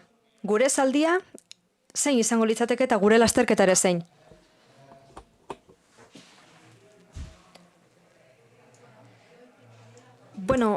Ni saiatuko nintzen, jada lortu dituzun arrakastak aprobetxatzen. Hizkuntza politikaren agenda, euskal hezkuntzarako, esate baterako, politika handinaienetarikoa eta aberasgarrienetakoa da mundu mailan. Beraz, gauza positibo asko dituzue. Euskal Herrian bertan. Ez araute horren kalteberak. Komunitate gaelikoekin alderatuz gero behintzat, nik uste dut Irlandako esperientziaz ikas dezakezuela. Nik uste dut hizkuntza gutxituen talde guztien artetik mundu mailan Irlanda dela hizkuntza politikaren arloan ibilbide luzeena egindakoa. Ezinbestekoa izan zelako independentzia proiektuan 1922an, eta 70ko hamarkadatik horrek indarra galdu du, baina egia da ibilbide luzea egindakoa garela. Hizkuntza plangintzan 100 urtetik gorako ibilbide eginakoa gara. Beraz, lehenik eta behin, zer egingo nuke? Politika desberdinak ezartzen saiatu zareten eremuak aztertu. Hiztun dentsitate handia duten eremuak. Esate baterako, 1956ko legearen kasuan plangintza oso txarra egin zuten. Eta 2012ko legean gero, beti bi kasuak aztertu, ondo atera dena eta gaizka atera dena. Nik baita ere gomendatuko nizueke, azterlan desberdinak irakurtza, hizkuntza plangintzaren inguruan eta batez ere Irlandan argitaratu diren txostenak bertan, hitz egiten delako hizkuntza plangintza eta politika honen zailtasunen inguruan. Zergatik lehen funtzionatzen zuten eta orain ez. Oso garrantzitsua da ikasitakoa mantentzea. Okerretatik ikastea, baina klaro, ni ez naiz euskalduna, nik ez dizut esango zer egin behar duzuen, zuen lana delako. Baina nire ustez, ideia ona litzateke, eta gomendagarria gainera, hizkuntza babestean hastea. Zehatzago esan da, euskal hiztun asko dituzten eremuak babestea. Mekanismo ofizial bat ezarri beharko zenukete, berariazko politikak garatzeko eta gero hiztun komunitate handia duten eremu hoietan aplikatzeko. Horrela, identifikatuko zenituzkete dentsitate handiko eremuak, hiztun asko dituzten eremuak.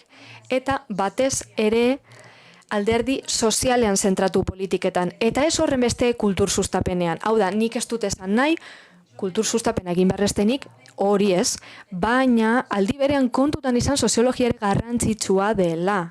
Alderdi soziologikoa kontuan hartu behar duzuela. Horrez gain, ondorengoa esango nizueke, ikertzen aritu naiz, geltakten kasuan, Irlandan zein Eskozian. Eskozian, ez da inoiz egon berez izendatutako eremu bat, Irlandan geltak ofiziala dira, baina Eskozian ez daude horrela mugatuta. Eta guk liburu bat argitaratuko dugu, Eskoziako gaelikoaren krisiaren inguruan, eta bertan kritika bat egiten dugu. Zeren kritika? Hizkuntza plangintzaren gabezien kritika. Hizkuntza plangintza neoliberala delako. Eta gainera, agenda bat proposatzen dugu. Hiztun komunitate hoiek berreskuratzeko Eskozian. 10.000 pertsona baino ez ditugu gaelikoaren hiztun komunitatetan Eskozian. Eta hoien artetik, 50% baino gehiago, adineko pertsona dira. Hiztun gehienak oso zarra dira, ez dira guraso izango, ez da beste belaunaldi bat etorriko atzetik, seme alabak ez dituzteia da. Eta horrez gain, Eskozian badago zailtasun bat. Hizkuntza politika asko dago, baina hiztun komunitatea hizkuntza aldaketaren azkenengo fasean dago. Ingeleserako aldaketa oso hurbildu. Beraz, hori ez dator bat errealitate sozialarekin, bertan behintzat. Beraz, nik testu inguru desberdinak aztertuko nituzke, ikusteko non porrot egin duen hizkuntza politikak, hizkuntza politika hoiek jartzeko modua aztertu beharra dagoelako. Eskozian adibidez, bultzada eman ordez, geldiarazi egin du garapena. Eta horregaitik ikuspegi horiek guztiak aztertu behar dira. Akatzetatik ikasteko eta berriro egiteko, baina horretarako mekanismo demokratikoak behar ditugu. Baliabideak ondo banatzeko, eta gero, benetako arrakasta ebaluatu behar da, emaitzak ebaluatu, benetako emaitzak, hiztun komunitate horiek mantendu ahal izateko. Izan ere, azken finean,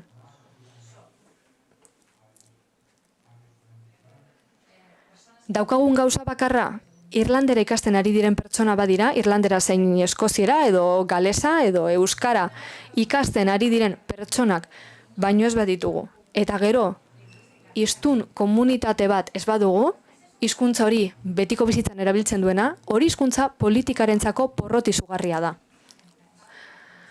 Orain, pentsatzen hasi beharra dago, edo imaginatzen hasi beharra dago. Nolakoa izango litzateke hizkuntza politika arrakastatsu bat? Nolakoa izango litzateke?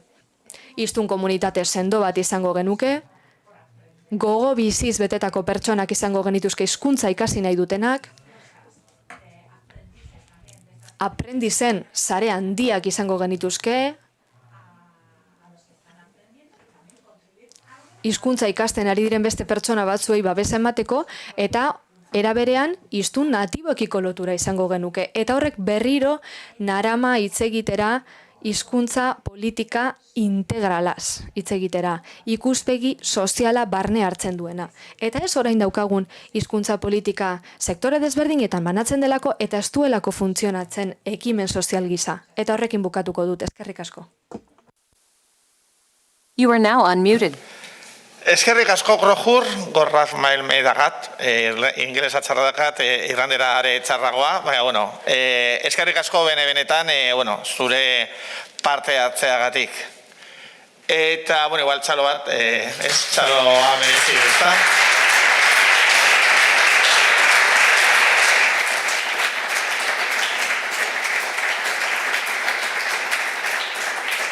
Egia zan, galderetarako tarte handirik ez dago, baina gutxienez internetik zeo zer dago, ez da nora kudeatu behar den hau.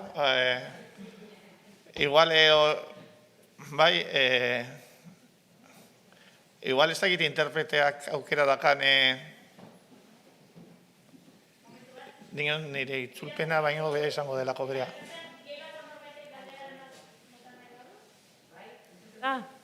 Bai. Bai.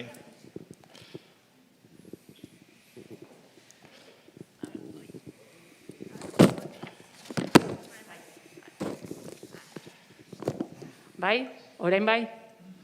Bale, badago galdera bat interneten, politika sozialak behar direla diozu, baina nola garatu politika hoiek, hain zuzen, politika sozial orokorrak ahulduta daudenean politika demokrazia orokor neoliberalen mesedetan. Zabai multipleak daude. A ver, igual interpreten laguntza behar da, A ver, just one question. You have mentioned the social politics and how to develop those politics if the whole general policies or social policies are weak. I mean, something like that, how to join these social policies concerning language policy in the overall social policies, taking into account that those social policies are weak. I don't know if very good translation, more or less. Yeah. Okay. That's a very good question. That indicates the... Oso galdera ona da. Eta nik uste dut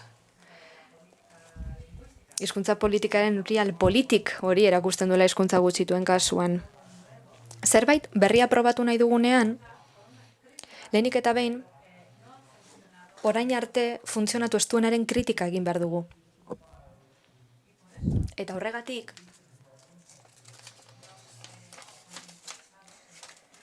politikan, hizkuntza gutxituaren politikan interesa dutenak, akademikoak, eruditoak, ikuspegi kolektibista dutenak eta ez individualista, eta bestalde baditugu baita ere beste komunitate batzuk eztabaida honetara irekiagoak direnak beste komunitate batzuen aldean. Nomaitetik hasi beharra dago azken finean.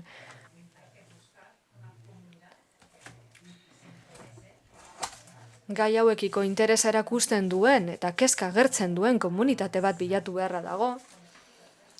Komunitateko kide guztien ongizatea lortu nahi duen komunitate bat behar dugu. Proiektu simple gisa hasten bada ere, Pertsona horiek batu behar dira, tokiko politikariekin, adituekin, eta gero akademikoren bat edo beste lagungarri izango litzateke. Indarra batzea da gauza. Hau esan dut lehen, zerbait berria egin nahi badugu, aholkuak behar ditugu, laguntza behar dugu, adituen laguntza. Hizkuntza plangintzan, hizkuntza politikan, eta bar. Beraz, lehenbizi zerekin behar da. Komunitateak politikariekin harremanetan jarri, asmo honekin, eta soziolinguistekin baita ere. Zertarako? Harreman mota berri bat hasteko.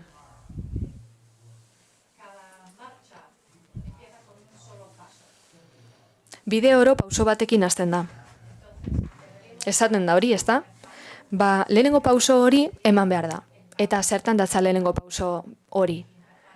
Eztabaida sortzea eta ikuspegi berri horren inguruan hitz egiten hastea.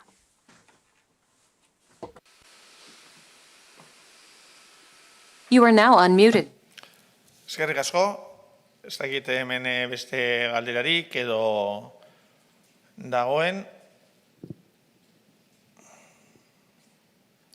Egia da, laurden gutxiago dira, urrengoari hasiera eman behar diogu. Krojur, benetan mila esker, zure ekarpenaren gatik, genekien ekarpen zorrotza izango zela, eta hori ere nahi genuen, ikuspegi akademiko horretatik, lehen egia da, kurrikuluma azaldu danean ez, iruditzen zaigu ikuspegi akademiko zorrotz hori ere interesgarria dela. Many thanks, it was a pleasure to meet with you again. And next time you will come to Euskal Herria and we will go to have dinner to a Sagardotegi, to a cider house, as I promise you. Promestu nizun bezala, eta zaindu zaitez eta eskerrik asko. Eskerrik asko, and thanks very much, Paul. Eskerrik asko eta mila esker, Paul, gonbitagatik, eta eskerrik asko hor zaudeten guztioi eskerrik asko ni entzutera etortzagatik. Zaindu zaitezte eta disfrutatu gaurko hitzaldi guztiekin, ziur oso aberasgarria izango dela eta ni badu gogoa gero zer esaten den jakiteko. Gero zu promestutakoa bete zure hitza, Paul, gero Sagardotegi batera joan nahi dut eta. Eskerrik asko, sorte on eta zaindu zaitezte. Eta laster ateratzen garen COVID-19 krisi honekin eta laster aurrez aurre ikusten garen, mila esker.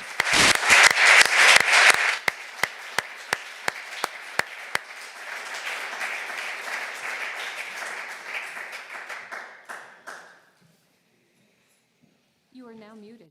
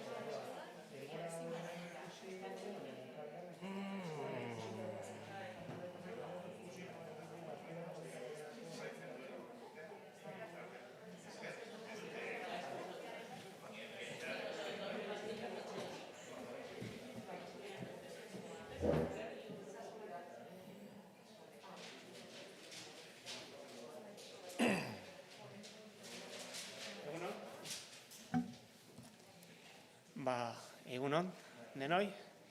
Egunon, bai Aldundik ordezkariei, bai udal hautetxiei, eta baita gainontzeko ikertzaile eta euskaltzale guztiei. Gaurkoa eta hain zuzen saioa, uneko saio berezia da, maila bat baina gehiagotan, bai personalean eta esango nuke lurraldea eta hizkuntza egitasmoaren ibilbidearen barruan ere, eta orduan badut Joseba Garmendiaren lana aurkezteko ohorea. Joseba Garmendia, ezaguna duzue, hainbat ekonomia arloan eta hainbat urte lan egin ditu, EHUko irakaslea da, ekonomia aplikatua sailekoa, eta Gasteizko ekonomia eta enpresa fakultateko irakaslea. Ibilbide luzea du, eta zerbait azpimarratu behar banu, da Josebak duen begia, batez ere gertaeren mekanika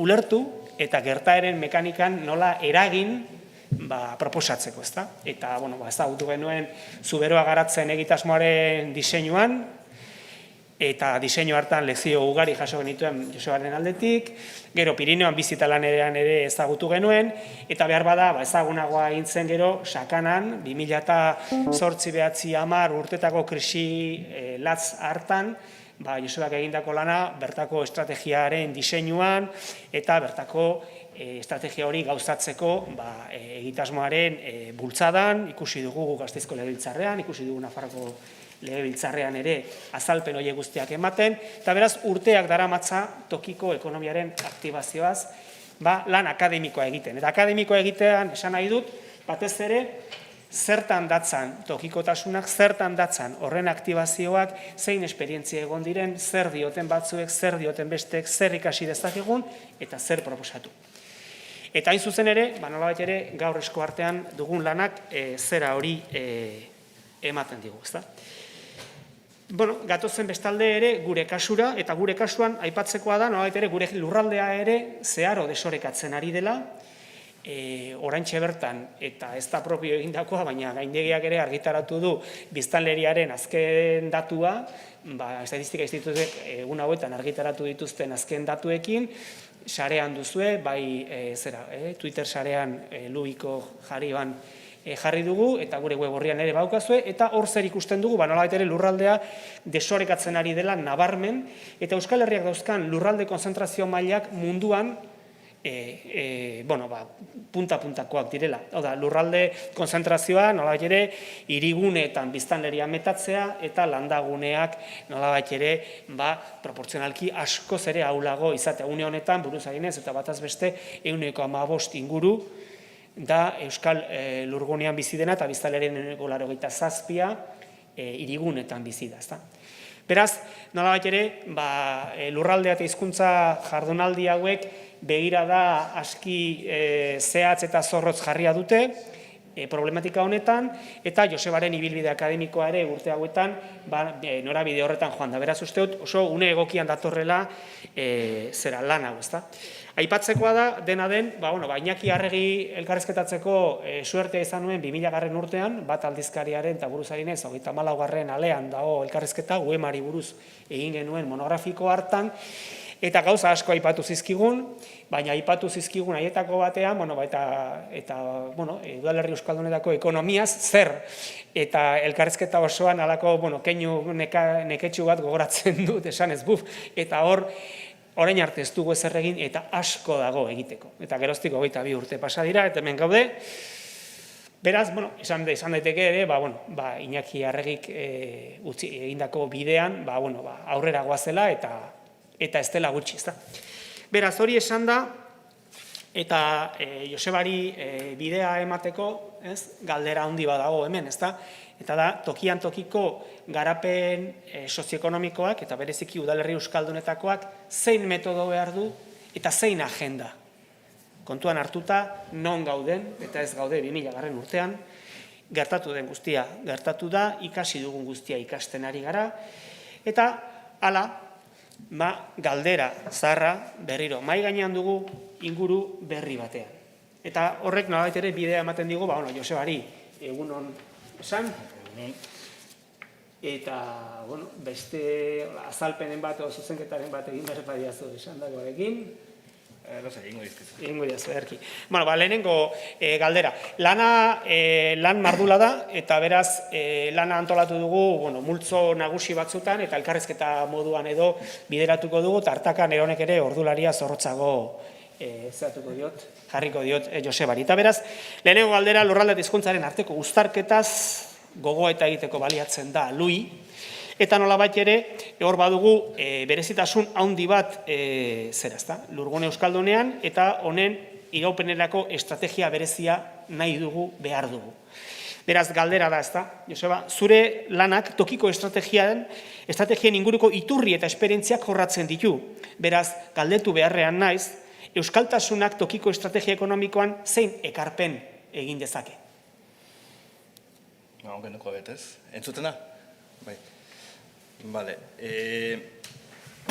Nik eta behin eskerrik asko bidatzeagatik, eta galderari erantzu baino lehenago bi gauz alde batetik eskerrak ematea Iñaki Arregi beka antolatu eta babestu duzuen guztioi, hau da, bai UEMA, bai Eusko Jaurlaritza, bai Foru Aldundia, baita ere Kontseilua eta bai Udako Euskal Unibertsitatea, hori lehenik eta behin.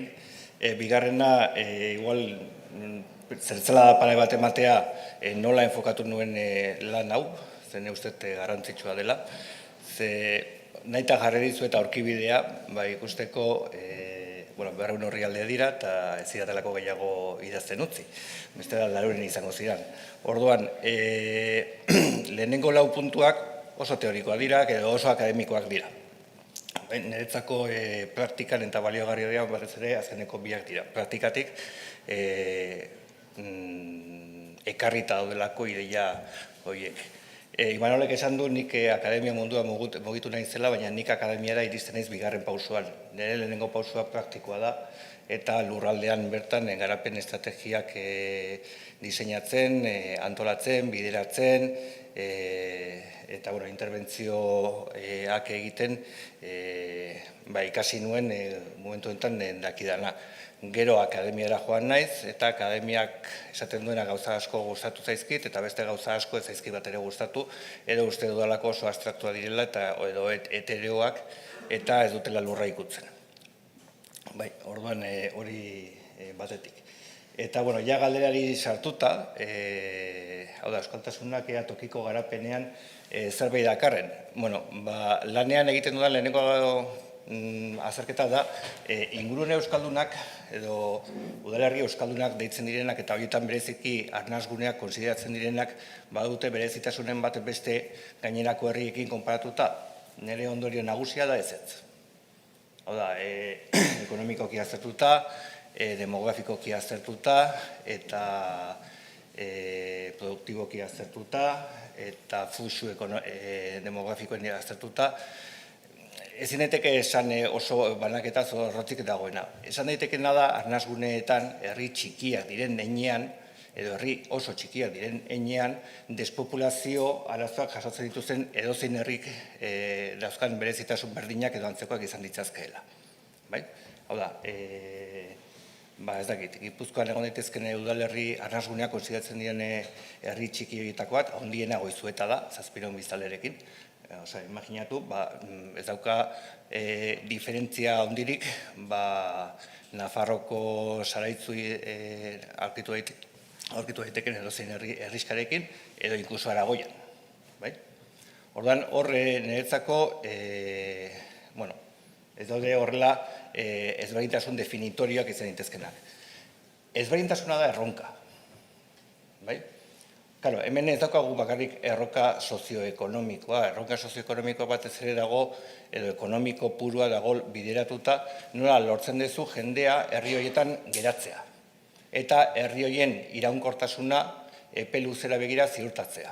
Eta horretarako behar duzu jardunketa ekonomiko bat, behar duzu balioa sortzea, behar duzu kapital metaketa prozesu bat, eta bar, eta bar, eta bar. Orduan, zentzu horretan, horre esaten dut, esaldi bat, igual ez zaizuela bat ere gustatuko, baina nik uste esan beharra dagoena. Eta da, Goizueta batetan edo Orexa batetan edo ez dakit nun egin daiteken interbentzio garapen ekonomikoari begirako interbentzio bat ez da oso ezberdina izango Aragoiko Pirinioetako edozein herrietan edo Zamoran egin daitekena edo Portugalen edo Frantziaren egin daiteken oso ezberdina ez da izango. Nago hitz egiten garapen ekonomiko puruari dagokionez. Garapenak dimentsio anitzak ditu, soziala ditu, ingurugiroarekin lotuta dago, giza eskubiderekin ere lotuta dago, kulturarekin ere lotuta dago, baina ni enfokatu dut garapen ekonomikoan. Uste dudalako hor daukagula ahultasunik handienetako bat. Eta ikusi dudalako, ez dakit, 10 urterako trajektoria honetan, jende askok honetaz pentsatzen duenean, dagoela pentsatzen zerbitzuak lortzea. Garrantzitsua direnak, hau da, ikastetxe bat, hezkuntza herri txiki batetan, hezkuntza bertan egotea, umeak bertan hezitzea oso garrantzitsua da, eta azpiegitura oso garrantzitsua da. Osasun zerbitzuak edukitzea oso garrantzitsua dira. Aisia zerbitzuak edukitzea ere oso garrantzitsua da. Atentzio, menpekotasun atentzioa edukitzea ere oso garrantzitsua da. Baina hori askotan, eta ondo ulertu dadila, borkatu egin behar da, normalean badagokion gaineko eskalarekin, edo probintziarekin, edo foru, edo erkidegoarekin, baina modu kontzeptualean erresa da. Edo ez dauka komplikazio hondirik. Edo lortzen dezu, edo dezu lortzen. Eta hor, inguruan planteatu behar den dinamika sozialak eta horiek, denok ezagutzen ditugu, gehienok horretan ibili garelako. Baina garapen ekonomikorako estrategia bat aurrera ateratzeko bai diseinua eta batez ere implementazioa eta batez ere horrek eskatzen duen arkitektura eta metodologia askoz ere konplexuagoa da. Eta orduan batez ere horretan zentratu nahita. Ze berezitasun dute arnasgunek adibidez edo herrialde edo udalerri euskaldunek. 3 erronka dauzkatela ez bat. Erronka bada sozioekonomikoa edo ekonomikoa, bigarrena izan daiteke demolinguistikoa eta hirugarrena da soziokulturala. Eta hirurei erantzun egin behar zaie. Orduan, nola ematen zaio erantzuna 3 erronka horiei era orekatu batean eta aldi berean? Tokian tokiko sortzen diren beti gorako estrategiak eta garapen endogenoko paradigman oinarrituta baldin badaude, guzti hori koherentzia hartzen du. Adibide estremoak. Demagun, ez dakit, zer hartzen dudan, Orexa. Imaginatu, langabezi tasa handia daukala, ez dela benetako, zer garapen prozesuak bideratu izan dituzte. Eta planteatzen dutela, ekarriko dugu enpresa bat, akziona adibidez, 200 lanpostu sortuko dizkigunak, eta orduan gure populazioaren iraunkortasuna bermatuta dago. Karo, 200 langile horiek nondik etorriko dira. Zer nolako hizkuntz perfila daukate. Orduan hor talka bat dago. Aldiz, garapen endogenak defendatzen duena da batez ere betik bertako komunitateak eta eragilek sortutako estrategiak eta bereiek gidatutako estrategia bat bidatu alizatea. Eta hori egiten baldin badezu, askoz ere erresagoa da, erabakitzen dezunean zer egin, zer nolako interbentzio lerroak hartzen dituzun, neurtzea ea horrek ze eragin soziolinguistikoak dituen. Plantatzen baldin badegu garapena inbertsioak ekartzean edo enpresak ekartzean bakarrik, orduan hor arazo bat daukagu ez dugulako kontrolatzen prozesu guzti hori. Hau da, udaletxe batek hori bideratzen baldin badu ezin du esan nor kontratatu behar duen enpresa horrek. Ea, hizkuntz perfila izan behar duen edo ez.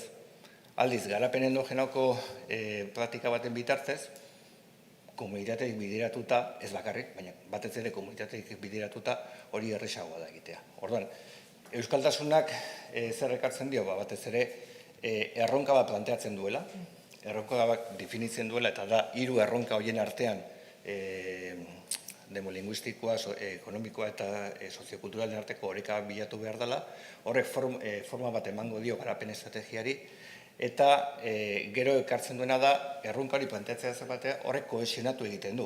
Eta baina, identitate bat zendua, balin badaukazu, horrek ere laguntzen du garapen estrategiak aurrera ateratzeko orduan. Eta hori ikusi da.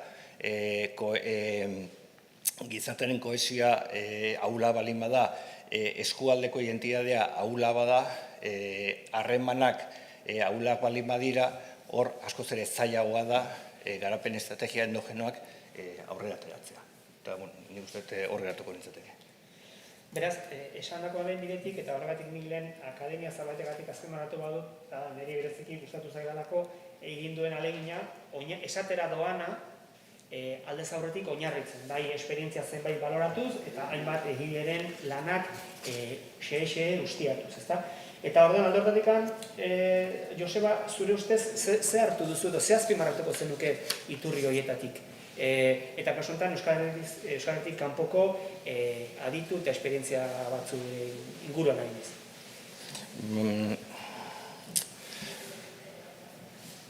Nik azpimarratuko, hemen iturriak, hazin heldu dizaiodan gauzari, beste heldu leku batetik. Kontua da, paradoja bat ematen dela. Globalizazioaren garaietan gaude eta teorian hemen ondasunen inbertsio funtsen eta pertsonen mugimendurako gehiago, baina mugimendu askea erabat dago. Horrek esaneko lukela da, kapitala leku batetik bestera mugitzen da, inbertsioa leku batetik mugitzen dira, ordenagailua igual produzitu eginda 10 leku ezberdinetan, osagai ezberdinekin, eta bar, eta orduan esatea globalizazioaren kontestuan garrantzia dutena dira fluxuak askeak direnak. Lekuak ez dauka garrantzirik. Eta justu ikusten ari garena, bai akademian, bai nazioarteko erakundeek sortzen dituzten txostenetan, azpimarratzen nola lurraldeak, tokiak, gero eta garrantzi gehiago daukan. Eta orduan, arrazoia da, edo nik egin dudana, gutxi gora behar da, paradoja horren aurrean zenolako arrazoiak ematen dira. Eta orduan, arrazoi ezberdinak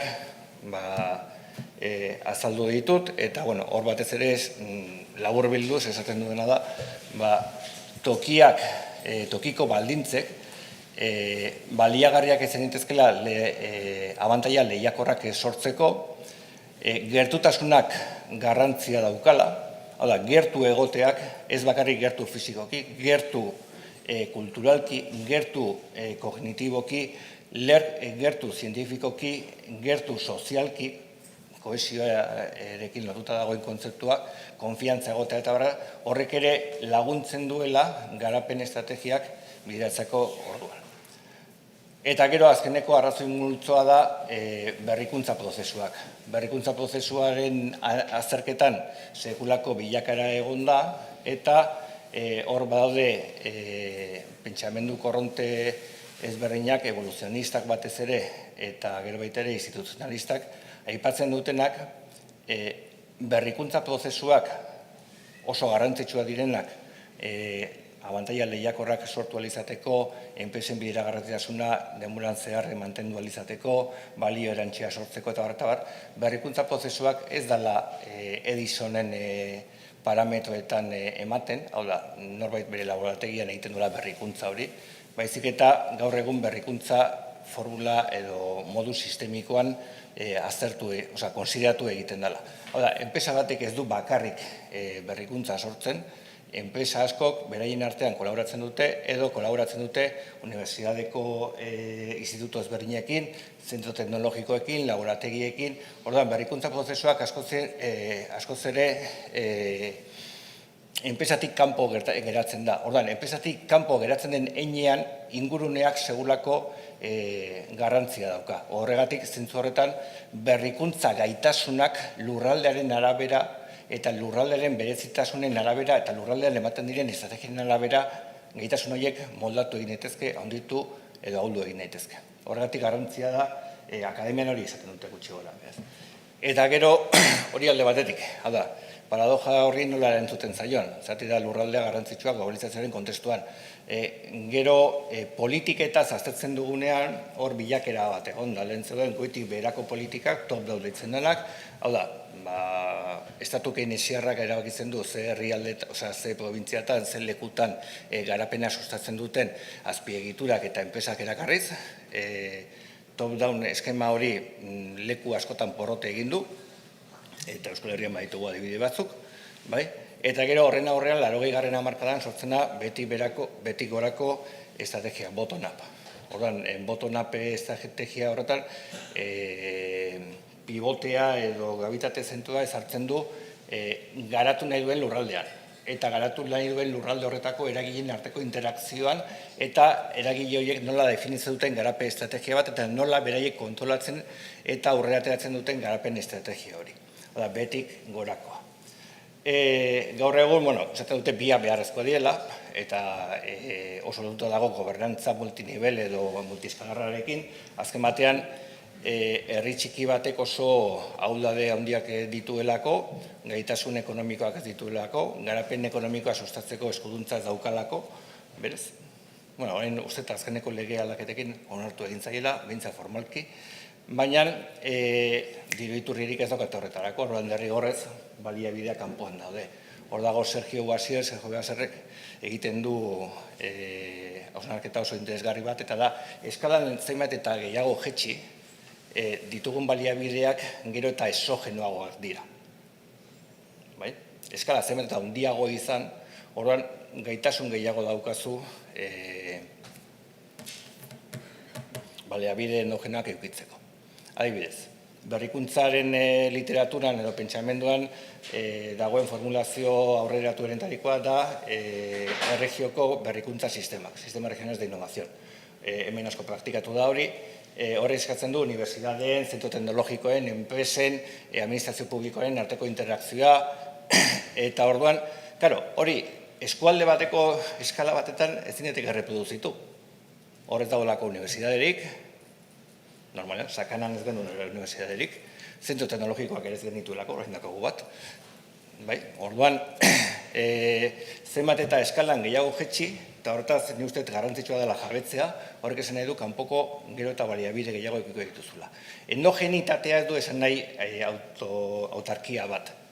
Endogenitatea ez du esan nahi bakarrik zure baliabideekin sortu behar duzu. Ez. Endogenitateak esan nahi duena da, zuk biratu behar duzula prozesu bat, ahalik eta gehien kontrolatua lurralde horretako eragileengatik. Hori da endogenitatea bat. Komplexuago da, baina ideia nagusienetako bat hori da.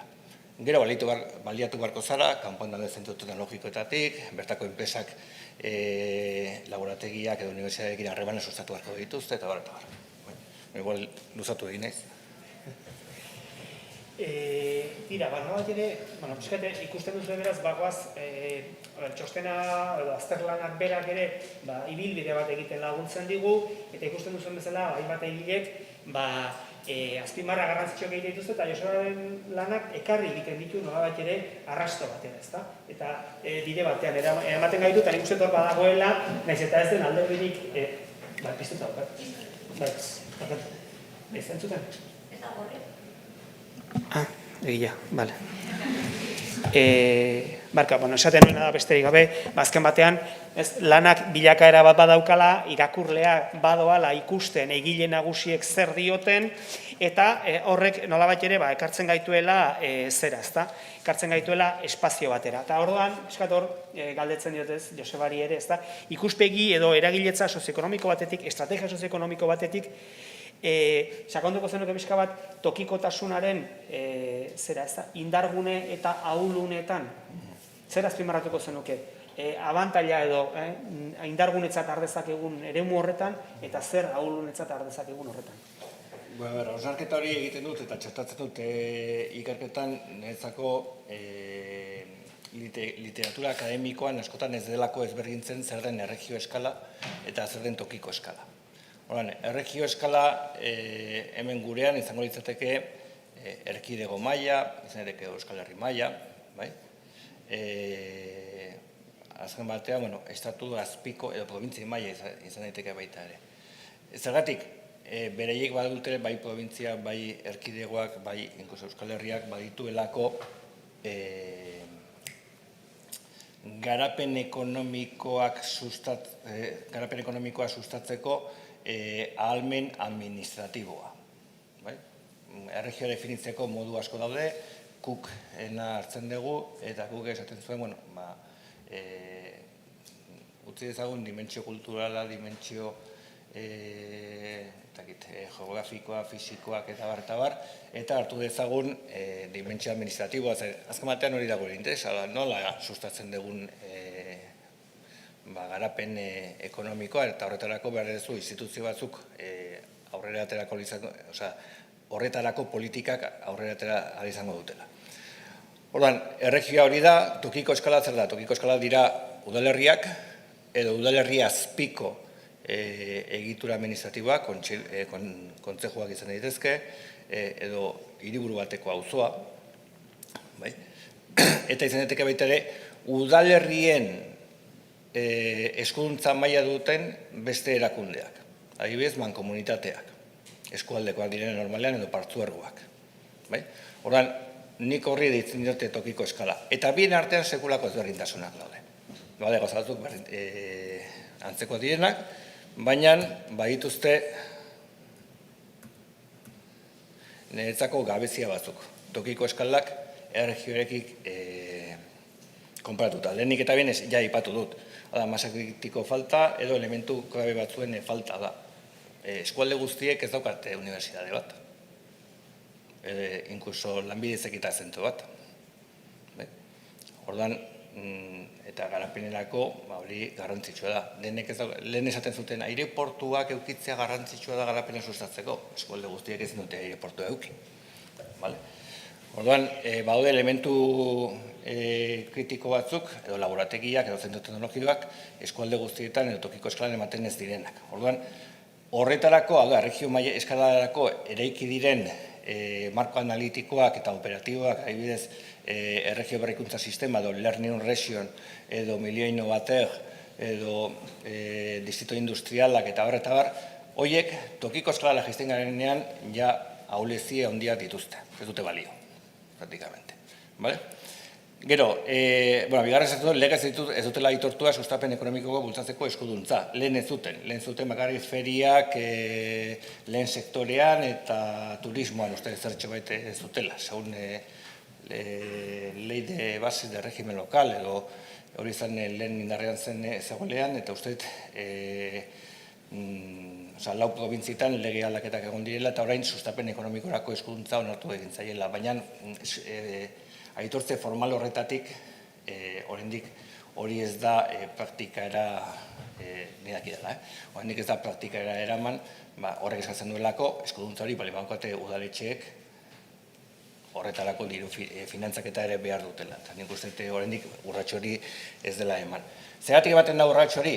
Praktikan, Euskal Herrian badaukagulako tokiko garapena sustatzeko agentzien sare edo mapa izugarri bat.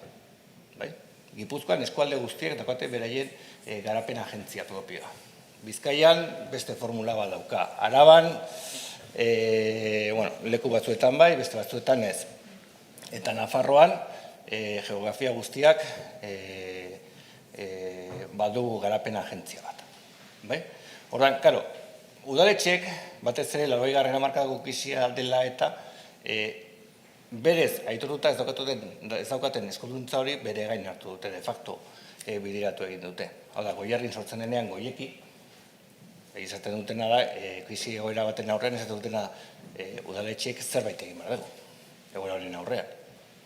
Nez eta eskuduntza, eta garrantzitsuena, baliabide finantzieroak ez izan. Horren, azkenekoa da hori, baliabide finantzieroak. Hau da, gaur egun ikusten ditugun garapen agentzia gehienak, 20 10 bat, 25 asko jota usteet udaletxeek finantzatzen dute. Gainerako finantzaketa edo foru aldunditik, edo jaurlaritzatik, edo Nafarro gobernutik, edo Europatik lortzen dute, neurri handi batetan. Baina, baliabide propioak ez dituzelako horretarako. Eta horrek, kontuz, arazoak sortzen ditu, ez egonkortasunak, eta bar, eta bar. Baina, hori dira gabezien nire ustez, potentziatasunak izugarriak nire ustez. Batetik, ideia garrantzitsu bat.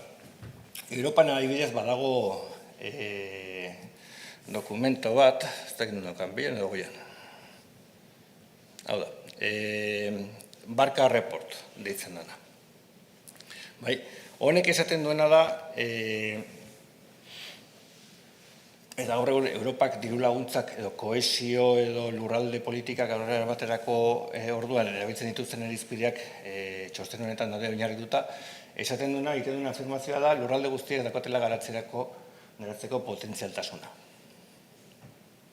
Dene dute ahalmen bat. Edo esploratu gabe edo ustiatu gabeko potentzialtasun bat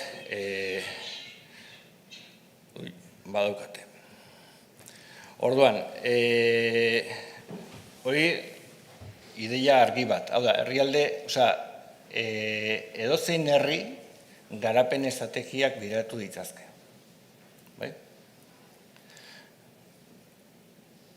Bigarrena, lehenengo potentzialtasuna da, gertuena daude, udaletxeak adibidez, edo tokiko garapen agentziak, berei gaitasuna dauka, beraien ingurunea hobekien ezagutzeko, prospektiba egiteko, identifikatzeko, jakiteko nork zertarako balio duen, norekin ondo eramaten den, gezki eramaten den, ze harremana sustatu daitezken, hori enpresetan artean asko ematen da adibidez, hori jaurlaritza batek adibidez harremanak egitazke enpresa handienekin. Baina dauden, milaka eta milaka enpresekin harreman zuzena ez dute.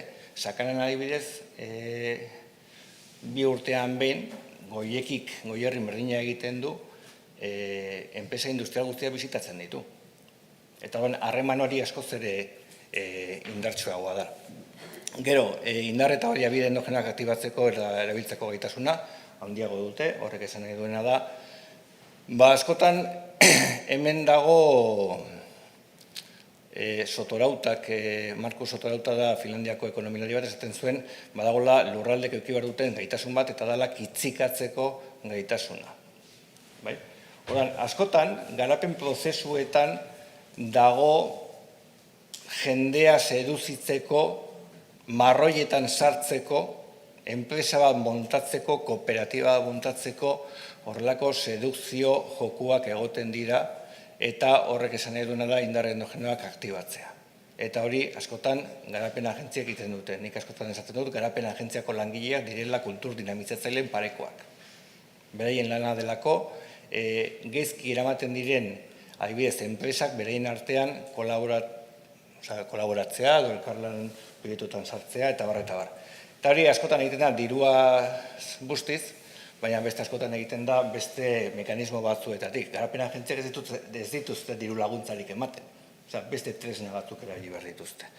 Eta hori da azkeneko potentzialtasuna, beste pizgarri mota batzuk dituztelako, eta gero baita ere, entidade sendoa, konfiantza, kolaborazioa, kapital sozialak, sareak, eta berrikuntza prozesuak, ikasketa prozesuak, eta bideratzeko gaitasunak handia dutela. Eta ez dakik gehiagin luzatu nahi. Hemen denborak adostu ditugu eta... Tira, nola bat ere sarrera hau eginda, lanak berak, azkenetan lanean bertan, Josebak 2 urrats ematen ditu lana izteko. Bata da, bere ikuspegitik eredu endogeno hori zein den, eta bestea da, ibilitakozik zer ikasi dezakeko. Beraz, Joseba, nola bat ere, zer da zuk proposatzen diguzun? Nik proposatzen dudana da, behetik gorako estrategiak aktibatu behar direla, eta nik marko analitiko eta operatibo proposatzen dut. Marko analitiko eta operatibo hori ditu dut tokiko garapen sistema irekiak. Erregio eskalarako daukagu berrikuntza sistema regionalen konzeptualizazioa, nik tokiko eskalarako hau ekarri dut. Eta oso inspiratuta dago Gipuzkoako eta Bizkaiko kostaldeko esperientzia batzuetan. Konkretuki, kasurik txikinera balimagoa zerain. Oso ondo ezagutzen dut, ezagutzen nuen, eta edo lea, ez lea... Ez, lea... Artibaiez, lea bakarrik. Orduan, lea Ibarrako estrategiare. Hau hendik komplikatu egiten da, Orduan, hau ulertzeko, kontua da, behar ditugu, funtsezko ideia bat, eta hau pentsatzen dezunaren kontrakoa dijo. Ez da hain garrantzitsua behintzat hasiera batetan definitzea zer egin behar den. garrantzitsuena da definitzea nork eta nola egingo duen. Behin, hori esaten da arkitektura. Arkitektura horretan ze eragile daude. Minimoak daude 4. Lehenik eta behin udaletxeak edo tokiko erakundeak, izan daiteke udaletxeak edo mankomunitateak. Bigarrena dago gizarteko eragileak eta norbanakoak. Hor egon daitezke ikastetxeak, osasun zentroak, fundazioak, gero, normalen garapen erakundea ez da existitzen oraindik, eta gero dago ehun produktiboa, hau da, enpresak. Lehien bat. Enpresak edo hospital bat, haibez ez. Haibez, sakanan badukagu Fundación Klinika Josefina Arregi oso eragile garrantzitsua izan dela bertako garapen estrategian. Orduan, lehenengo urratsa zen izaten da. Hemen faseak daude, eraiki egin behar da. Garapen estrategiaren eraikuntza da prozesu soziopolitiko-ekonomiko bat. Ez da ekonomiko hutsa. Eta hasieran dauden dimentsio garrantzitsuak dira sozialak eta politikoak, edo instituzionalak. Orduan, nire ustez, lehenengo egin behar dana da, eta hori gero definitzen dut,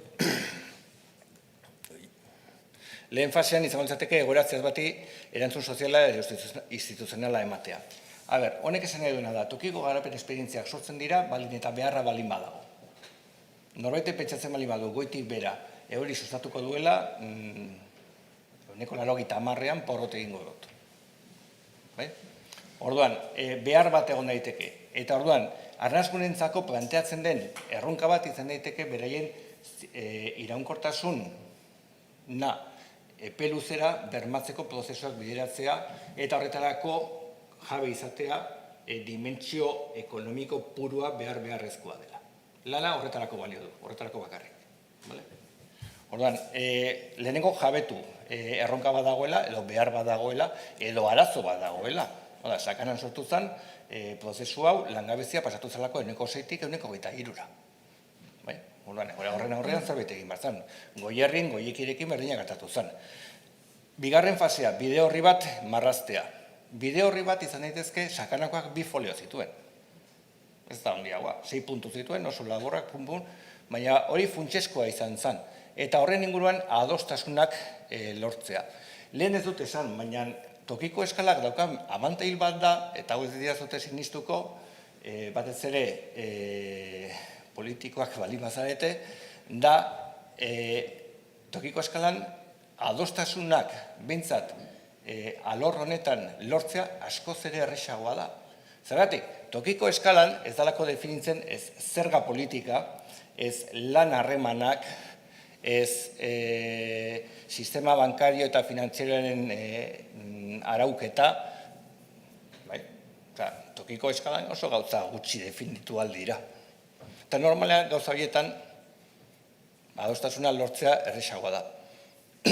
Eta inor zalantza jartzen balin baiet, esango diot, sakanan, adibidez, eta sakana ezagutzen duzuenok, edo ezagutzen ez balin badezue, sakana izan balin bada historian zehar izan da gatazkatsua, bai sindikatuen artean, bai sindikatuak enpresarioekin, bai alderdi politikoak beraien artean, bai sakanako erakundeak Nafar gobernuarekin, eta bai herri batzuek beste herriekin batzuekin.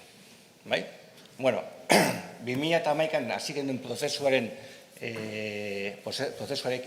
2015an alderdi politiko guztiek, udaletxe guztietan, aho batez, baiezkoa eman zioten plan estrategikoari. Eta hor nago sartzen UPN, PP, EH Bildu, gero abai, eta Izquierda Ezkerra eta PSN. Alderdi guztiek esan zuten baietz. Legebiltzarrean Nafarroan, eta gu sekulako arazoak izan ditugu Barzinarekin eta Lourdes Goikoetxearekin, bere garaian, Nafar legebiltzarrean alderdi guztiek aho batez, onartu zuten egindako, aitortu zuten egindako lan guztia, eta Nafar gobernuari eskatzen zioten plan estrategikoaren gauzapenean dirua jarri zezala eta lagundu zezala. Orduan, hori adostasun horiek lortzea oso garrantzitsua da eta posible da. lehenengo fasean eman behar den beste eraldaketa garrantzitsua da mentalidade eraldaketa bat. Eta hori ikusten dudalako, edo ikusi dudalako historikoki adibidez Pirineotan. Nafar Pirineotan, egon den, ez Nafar Pirineotan, sakanan berdinak petxatzen genuen, 2011 baino lehenago, eta da, eta logikoa da gainera, eta pentsamoldea zen, hau Nafar gobernuak konpondu behar du. Zergatik, bere ardura delako, eskuduntzak berak dituelako, eta baliabideak berak dituelako. Eta orduan, zegoen erantzun, krisi egoera batetan, zegoen erantzun soziala eta diskursoa eta narratiba, zan Nafar gobernuari eskatzea.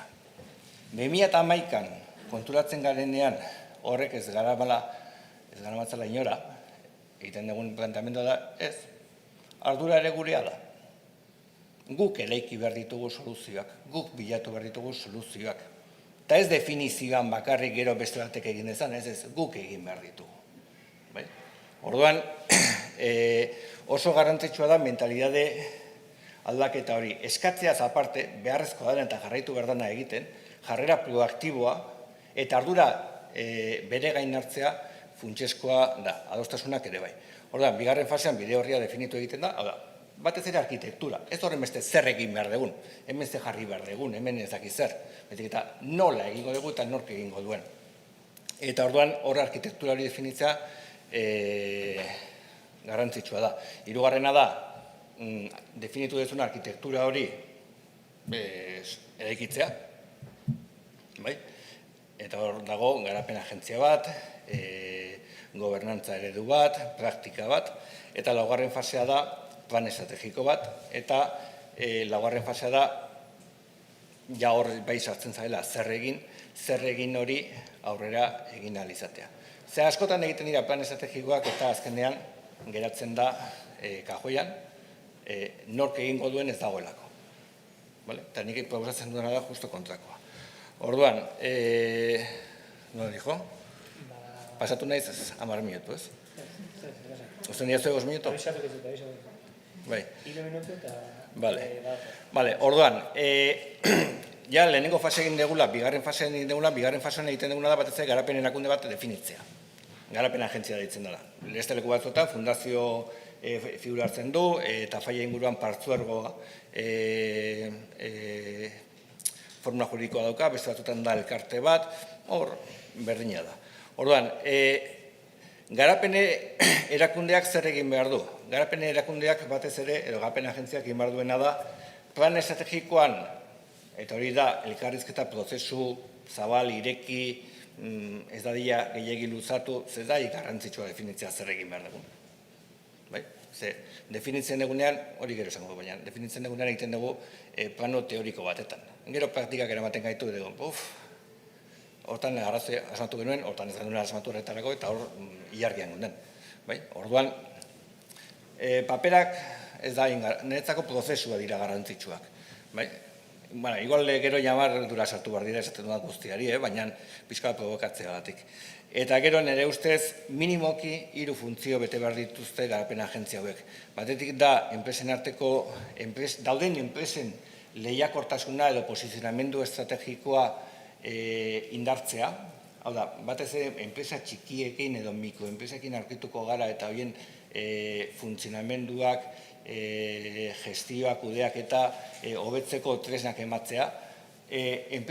Mikroenpresa eta enpresa txikiek duten arazoetako bada oso zaurgarritasun puntu asko dituztela eta horiei erantzuna edo irtenbidea emateko modu bat dela enpresen arteko elkarlana sustatzea, sareak sortzea, bai plano komertzialean, bai berrikuntza planoan eta marketing planoan eta bar eta bar.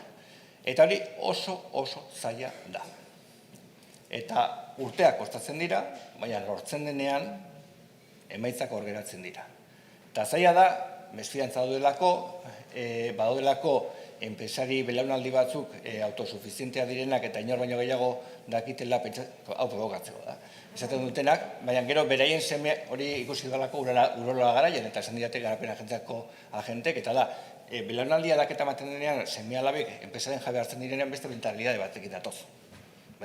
Orduan, hori lehen esan dudanean, kultur dinamizatzaileen papera jokatu behar dutela, hortan ikusten da, gero berrikuntza prozesuak sustatzea, berrikuntza prozesua kolaboratiba balin bada asko zer hobeto, konbentzitu behar duzu enpresak, igual, zentro komertzial, zentro teknologiko batekin lan egin behar duela, eta barra, eta barra, eta barra.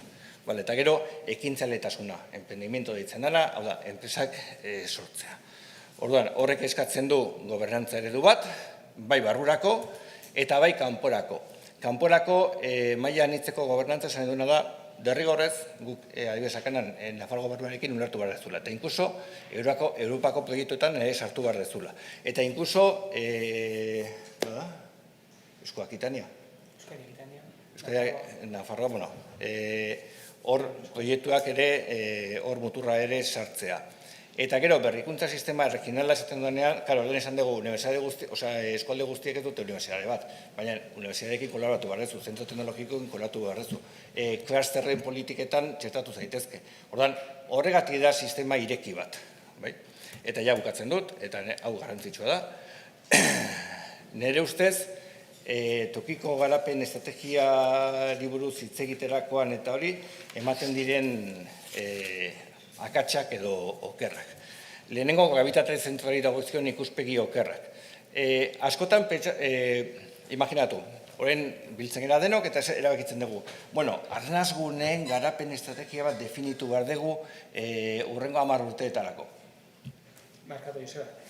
Top down. Ardatz, gidoian urrats bat salto egin du denborak estutu diolako, eta egia da lanak badula ezaugarri garrantzitsu eta da bere eredu aurkeztearekin batera badio ere zer ikasi behar dugu egindako bidetik, ezta? Eta bat ere lanaren azken urratsari heldu dio, esan nahi duena zen, uler dezagun elkar, bere eredu azaldu ondoren, azken urratsean dio zer ikasi behar dugu egindako bidetik, ezta? Eta gidoia salto eginez, denborak estututa pasa denez, kontuan izan, eredu azaldu digu. Orain, berak azpimarratzen dituen ikasgaiak edo. Ikasgaia baino, nik 10 urteko trajektorian ikusi ditudan honen inguruan eztabaidatzerakoan eta gauzatzerakoan egon daitezken okerrak edo ikuspegi okerrak edo gerturatze ez oso egokiak, eta bada esan dudana. Hori da lehenengo adibidea. Kanpotik, esatea, lurralde konkretuetan zer egin behar duten, hori da goitik beherako eskema bat. Horrek ez du funtzionatzen gehienetan. Ez balin badago lurraldean bertan norbait konbentzitu eta bultzatu egin behar da, sustatu egin behar da, mekanismoak eman daitezke, eta hori adibidez Jaurlaritzak eta foru aldundiek eta egin dezakete, baina ez baldin badago norbait lurraldean eragidena legitimitatea daukana erronkari eutsiko diona, normalean diru laguntzak ematen dira eta diru laguntza agortzen denean desagertu egiten da esperientzia hori. Horre dauka bere kontrapartea eta da top-down ere lurraldetik ere sustatu daiteke. Lehen esan dudana, tokiko eragileek esaten dutenean Nafar gobernuak komandu dizadala papeleta, top-down eskema bada. Orduan, hori da nik ikusten dudan lehenengo akatsetako bat. Lehenengo, bigarrena diseinuari, haure ikusi dudalako. Nik ikusi ditut, garapen estrategien hasierako urratsetan, sekulako txosten mardulak egiten, sekulako azterketa sakonak egiten, xeak eta... Ez da beharrezkoa. Ez da beharrezkoa. Sakanako plan estrategioa ikusten balin badezu, dauka azterketa diagnostiko xumeak eta horreta. Eta orduan, hor diseinuan, gero diseinuan ere daude beste akats batzuk, horra aipatu ez ditudanak, eta da talde profesional baten beharra gutxietxi egiten dela batzuetan, bigarrena dimentsio ekonomikoari garrantzia zaiola ematen, eta beste batzuetan ikuspegi integrala ahaztu egiten dela, batzutan goaz, eta horre nik asko kritikatzen dut, landa garapen politikak. Zer bakarrik dijoz, bakirudi landa garapen politika bakarrik lehenengo sektorean eta turismoan landu dezaket edo artizautzan. Nik uste sektorializazio hori okerra dela eta adibidez Paco Alburquerquek asko kritikatzen du hori. Eta gero ikuspegi ideologikoari lotutakoak bi mutur jarri ditut. Bat, pentsatzen duena, eta hori eskotan gertatu da, poligono bat jartzen balin badigute, garapena sustatuko dugu. Edo karretera egiten balin badegu, garapena sustatuko dugu. Edo ez dakitzea azpiegitura lortzen balin badegu, garapena etorriko da. Eta ditugu praktikak, non eta hori ez da ematen. Adibidez, Irunberrien dago akzionarentzako poligono bat, pentsatuz horren inguruan enpresa sortuko zirela. Uste eta goitzen antzeko parezido gertatu zala baita ere. Eta ja, muturrekoa, Irunberrin dago akziona, baina inguruan ez dago ezerrez. Eta Burgiko poligono industrialean daude ez dakit jarritzen duten, baina nik hori utxik ikusi, aspaldiz nahitzela pasatu, baina uste, Google Maps begiratzen balin badezu, ez dago. Orduan, badaude Europatik egindako txostenak esaten dutena. Azpiegiturek, ja puntu bat eta egizten zarenean, azpiegitura gehiago egiteak ez du garapen ekonomikoa sustatzen. Eta hori Europakoak esaten du. Eta gero, beste muturroan daude, ni populista ditu didanak, edo postdesarrollistak. Hori adibidez, Bazkel Barkerok ere kritikatzen du. Hau da, badago ikuspegi populista, pentsatzen duena, parte hartzailea balin bada ja arrakasta daukazula. Eta parte hartzailea balin bada, komunitatea, gure hori izan nahikoa. Hori garrantzitsua da, parte hartzea garrantzitsua da, kohesioa garrantzitsua, identitate bat sendotzea garrantzitsua da, baina ez da nahikoa. Dimentsio ekonomikoa, eta ekonomikoa esaten duenean da, ekonomiko purua, hori garrantzitsua da. Azken batean, norbait, lurralde batetan bizi nahi balin badu, ongibidea, beta lortzen balin badu askoz ere hobeto. Familia euskaldunak urteetan zehar edo hamarketaren zehar iraun dezaten. Eta hori da dena. Markatu. Trinko doan saioa, azalpenak amaituta, galderak izango dira noski. Beraz, trinko doan saioa, amaitu ditugu azalpenak, galderak izango dituzuen noski, ez dakit online ere galderak iritsi diren.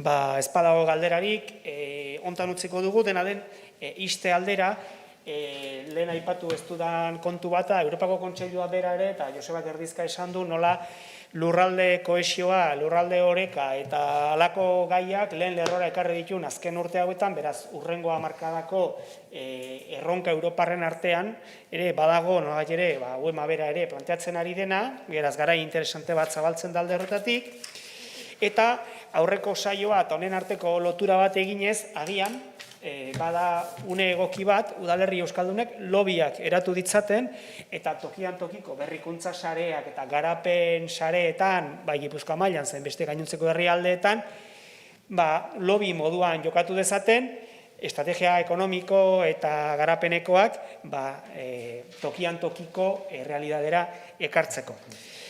Hori esan da, amaitzeko lankidean neukan aldi berean ikusten eta esaten, eta datu bat azpimarratzeko esan dit, eta hain zuzen ere da, azken biztanleri datuen arabera, bai Bizkaian eta bai Araban usten ari ziren zenbait eskualdetan berriro biztanleria gora egiten hasi dela, migrazioa da, nolabait ere gorakada horren ezaugarri nagusia, beraz honek ere ekartzen gaitu Luiko lehenengo jardunaldi haietara, nun biztanleriaren trinkotasunaz mintzatzen ginen, eta nolabait ere harrera egoki bat egiteko premiaz, ezta?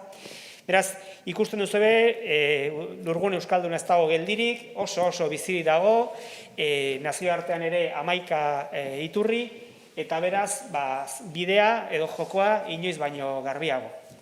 Aholku bat ematen hasita, botika ona guztiak bezala irakurri, txosten irakurtzerakoan mesedez ez dena batera irentsi.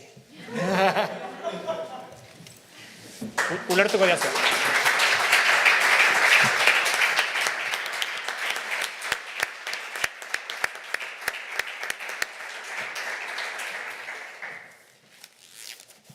atzeratu egin gara pixka bat, orduan atxedena ere atzeratu egingo dugu pixka bat, bai, 12 eta 10 imin puntual. Bale, eskerrik asko. Gogoratu entzungailuak itzultzen, bale, kanpoan. Azkeneko galdera ikusi duanean, abiaz sartu duzula, esan dut, horren akatsa, bueno, eta balak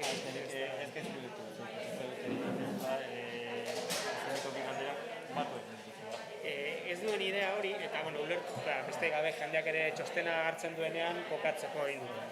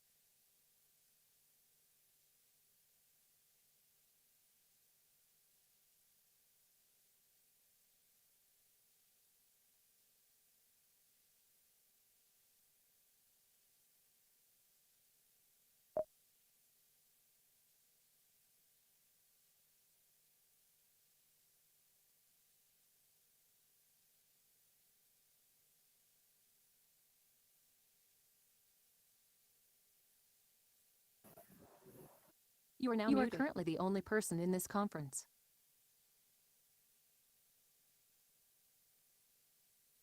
You are now unmuted.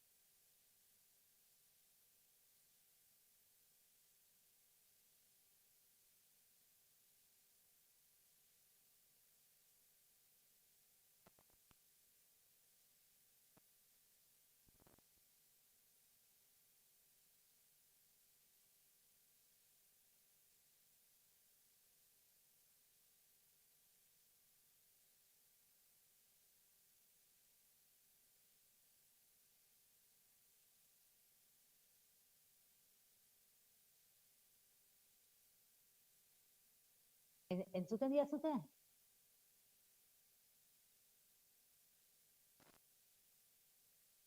Bai, kaixo.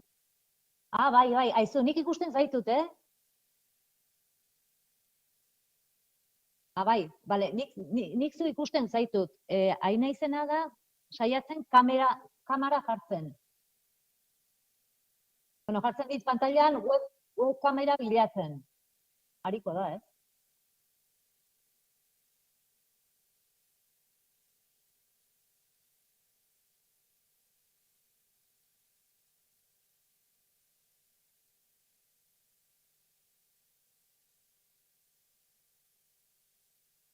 Baina, bai, eman diot webkameraren ezarpenak, eta jartzen ditena da webkamerak bilatzen, hasi partekatzen.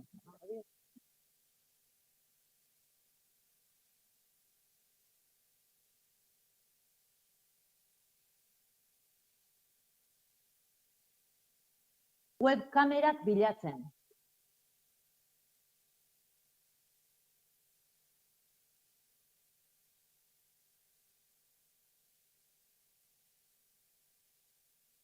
Bai, egia.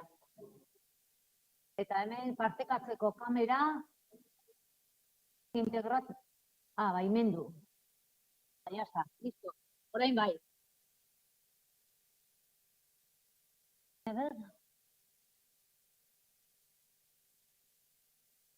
Bai, listo, bai. Listo.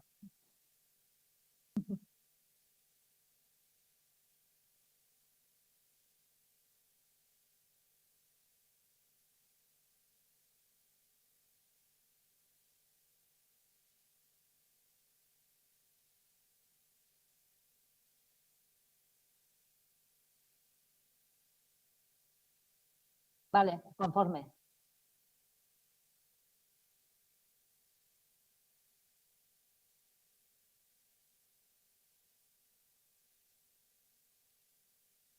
Vale.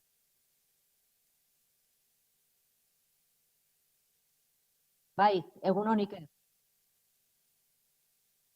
Bai. Bueno, zuri erdia ikusten zaitut, musukoarekin.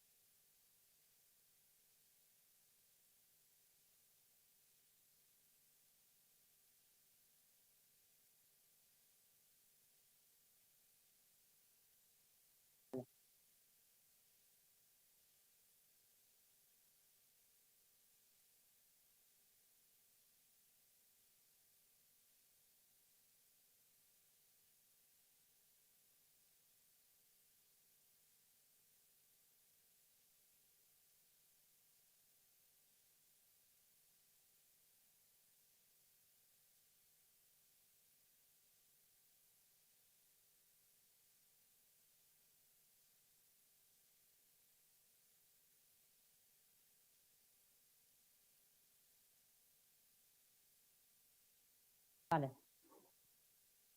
Bai, ulertuta. Nik beti gabirik honen atzetik. Ari jarraitzen dut. Vale.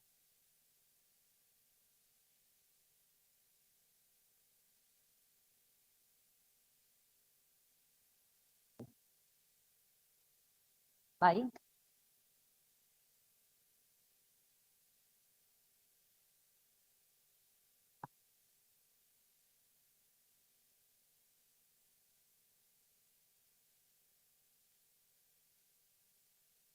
Vale, oso ondo. Bueno, Irati, mila esker, Gero arte, agur. You are now muted.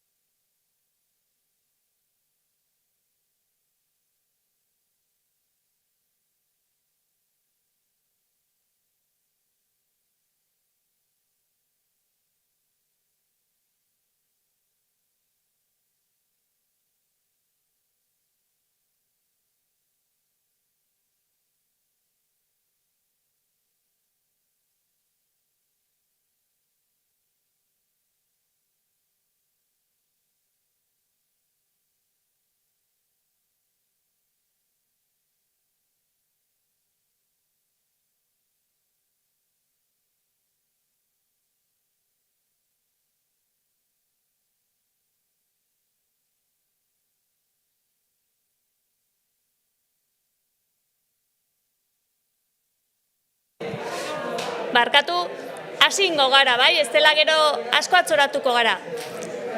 Hasi ingo gara, eskerrik asko.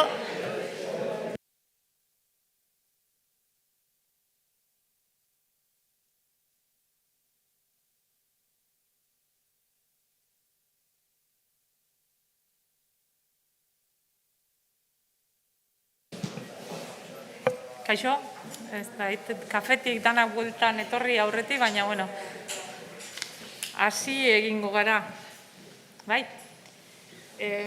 Nora eta Harritxu gara, Nora Erdozia arkitektua, gaur egun Usurbilgo apoaren garapenean ari da, buru belarri, eta ni hizkuntza aholkulari modura, behin baino gehiagotan eragin linguistikoaren ebaluazioa tokatu zait egitea, hainbat aponena, eta biok batu gaitu Usurbilgo aporen eragin linguistikoaren ebaluazioak. Eta erronka hau gaurko galdera planteatu zigutenean, ez? Nola balia dezakegu hirigintza eta lurralde antolamendua arnasgunea babestu eta era berean zabaltzeko.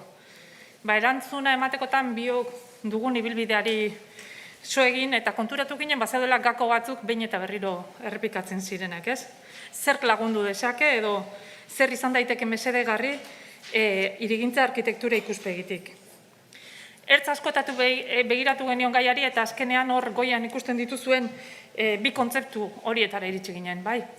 Oreka eta harremanak erdigunean jarriko dituzten egiturak sortzea edo egitea. Zertaz ari gara orekaz ari garenean? Oreka kopuruan, zer esan nahi du horrek? Izatez, arnasgune gehienak biztanlei dagokienez txikiak dira gehienak.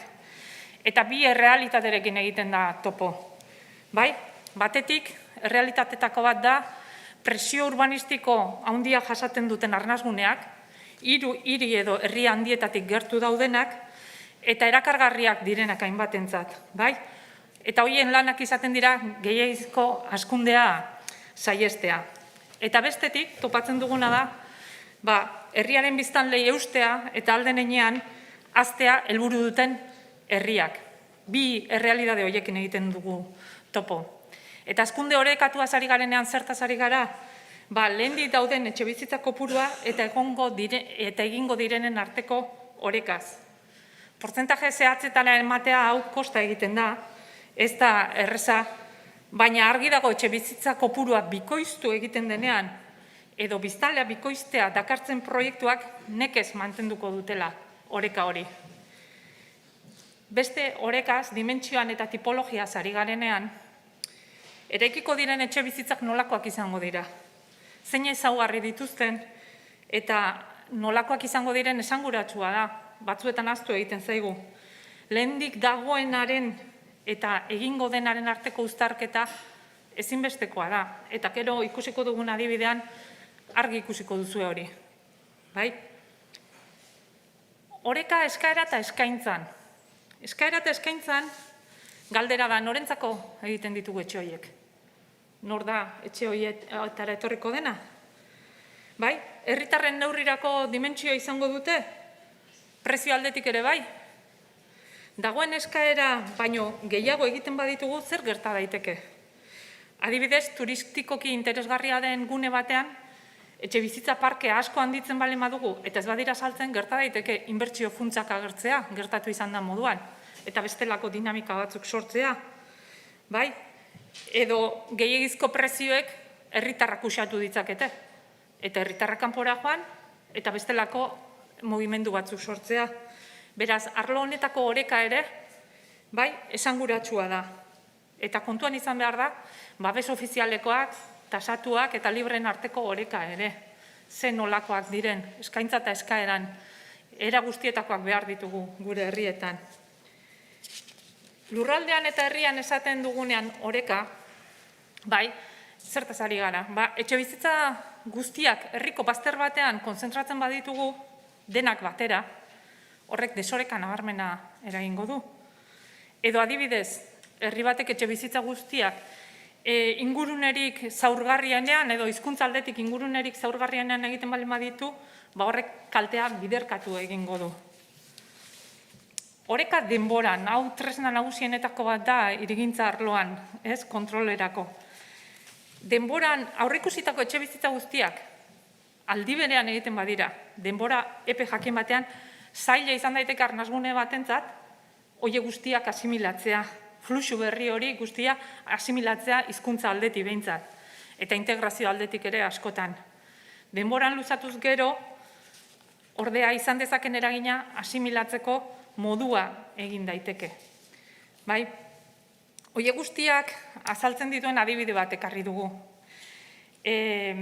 Adibidea oreka ikusterakoan, bideoa ezin da PowerPointean bertan ikusi eta joango gara, daukagu, pantaila osora, bale. Hau da, aztertu dugun eremua. 2001ko argazkia da hor ikusten duzuena, bai? Eta 2001 eta gaur egun gora eramaten badugu, hau da, arnasgune horretan 2019an dagoen panorama.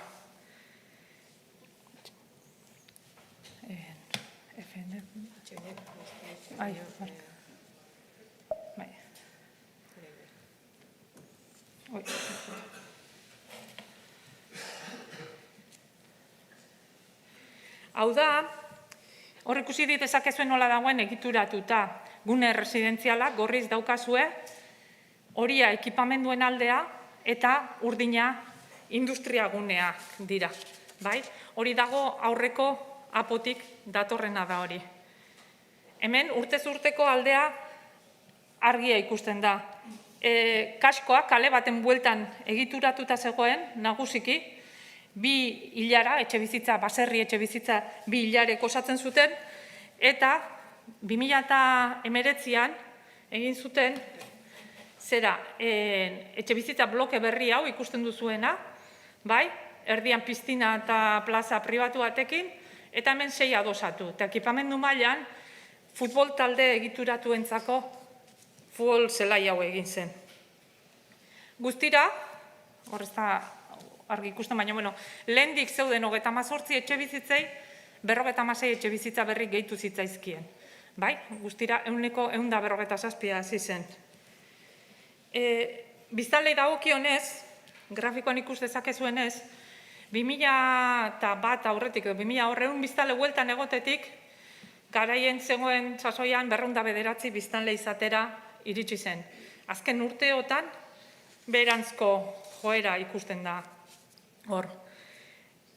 Ezaugarri aldetik, oreka esan dugunean dimentsioan, tipologian, 8 blokek lehen komentatu dizuedan moduan, piztina bat dute erdian, plazatxo bat, beko solairuak gehi 2 altueratakoa dira, eta gero hau guztia pribatua da. Eta gero beste hemen egindakoak dira beste etxe bizitza adosatuak edo esango dugu. Herrian, lehendik ekipamendu... Herrian, ekipamendu aldetik, lehendik badago elkarte gastronomiko bat edo soziedade bat, eta aurren parke berri bat egin zen, lehendik hemen bazegoan bat eta hemen beste bat. Beraz, dimentsio eta tipologiana aipatutakoak ikusten duzue zer nolako kaleak diren, batekoa eta bestekoa. Berrietan, beko solairuek, ikusten duzue, etxe bizitza dago, esia daukate, baita adosatuek ere. Eta lehenagoko etxeak aldiz, haue dira, ez daukate esirik, nahiko nuke, begiratzea eta gero gehiago sakonduko da gaian, baina begiratzea baita ere, non dauden harremanetarako espazioak, ez? Etxe lehenagokotik zeuden etxeetan, petrila daude, ateak irekita daude, lehioak ere askotan, eta elkarrizketarako espazioak daude. Etxe berrietan aldiz, hau handitzen badugu, hemengo kartela hau handitzen baldin badugu, ikusiko genuke, eremu pribatua, sarbidea debekaturik.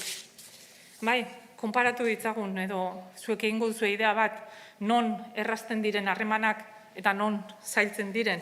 Baina hori gero harremanen arloan norak sakonduko du gehiago. Oreka kokapenean, lurraldean, herrian edo aipatzen dugunean, auzo bi hauek elkarri bizkarren emanda eraiki dira. Hemen dago bat, eta bestea ikusten duzu auzo berritik, nola ikusten den, auzo zaharra edo ez dakit nola ditu beharko genioken. Bai? Eta eskaintza eskaerari dagokionez orekan, Etxeberrietan, egindako Etxeberrietan, auzoko gutxi joan ziren. Asko joan ziren, kostako herrietatik, prezio ikusatuta, joan ziren bertara, etxe merkeagoen bila, eta batzuk dagoeneko euren jatorrizko herrietara bueltatu dira. Bai? Ez direlako integratu edo ez dutelako beraien lekua topatu. Eta lehen ikusi dugun moduan, 2017tik berantzko joera bat ikusten da, hor ikusi beharko da denborarekin, ea hori joera bat den edo ez.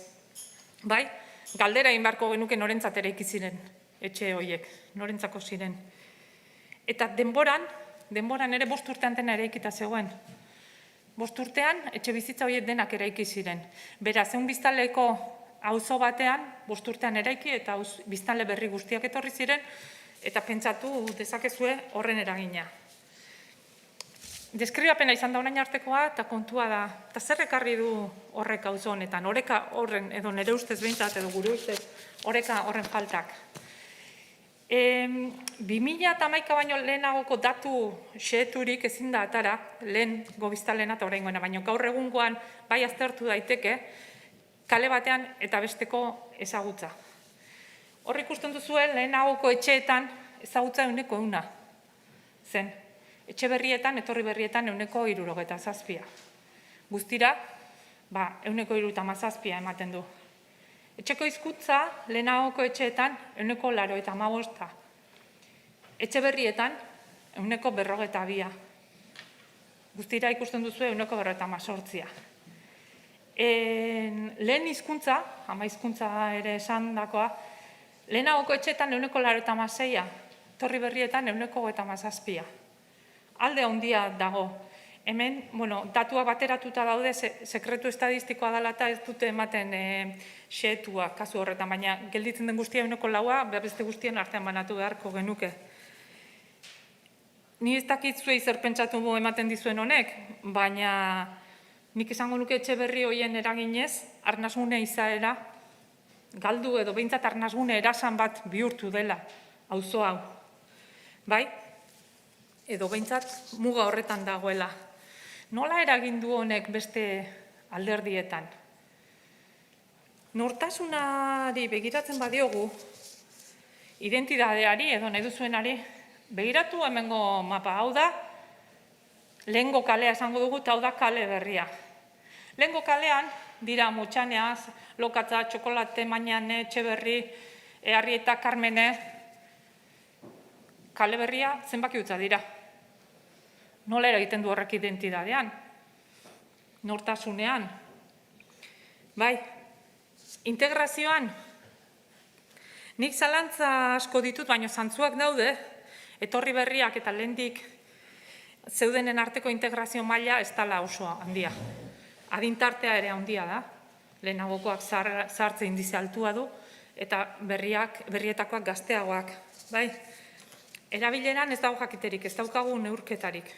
Ea aurtengo kale neurketan erabilera neurtzen den. Auzoari ere guztionek ekarri dizkio alde hona, noski.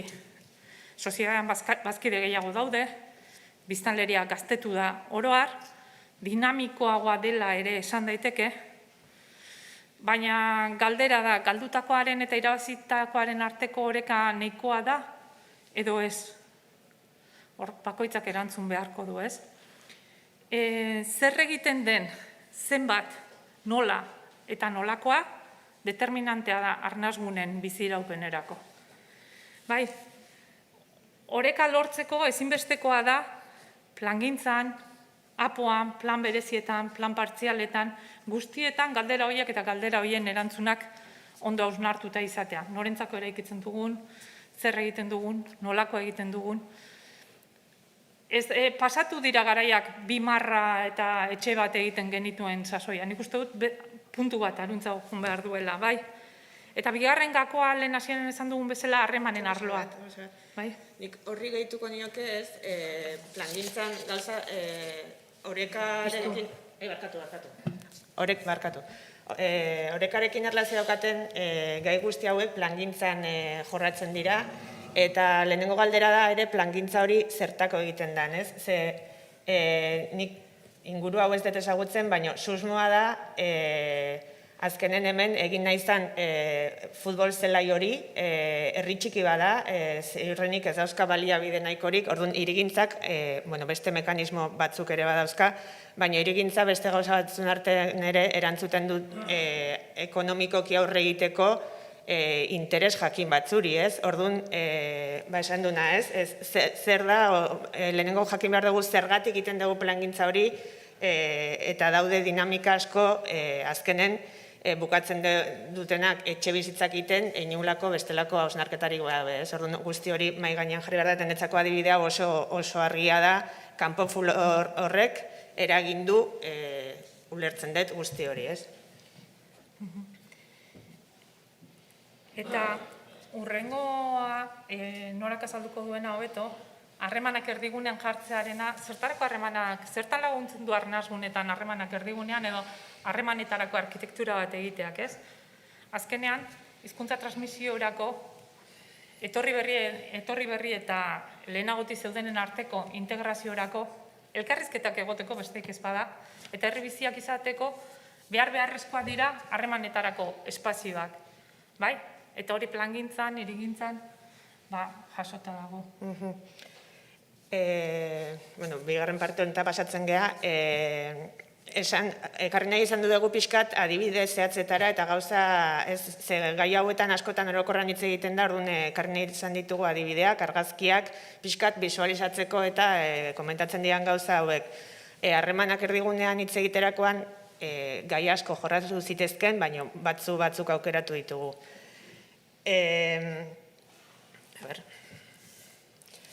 Lehenengo, nik uste klabe oso garrantzitsu bada, oinezko, auzo eta herriak behar ditugu.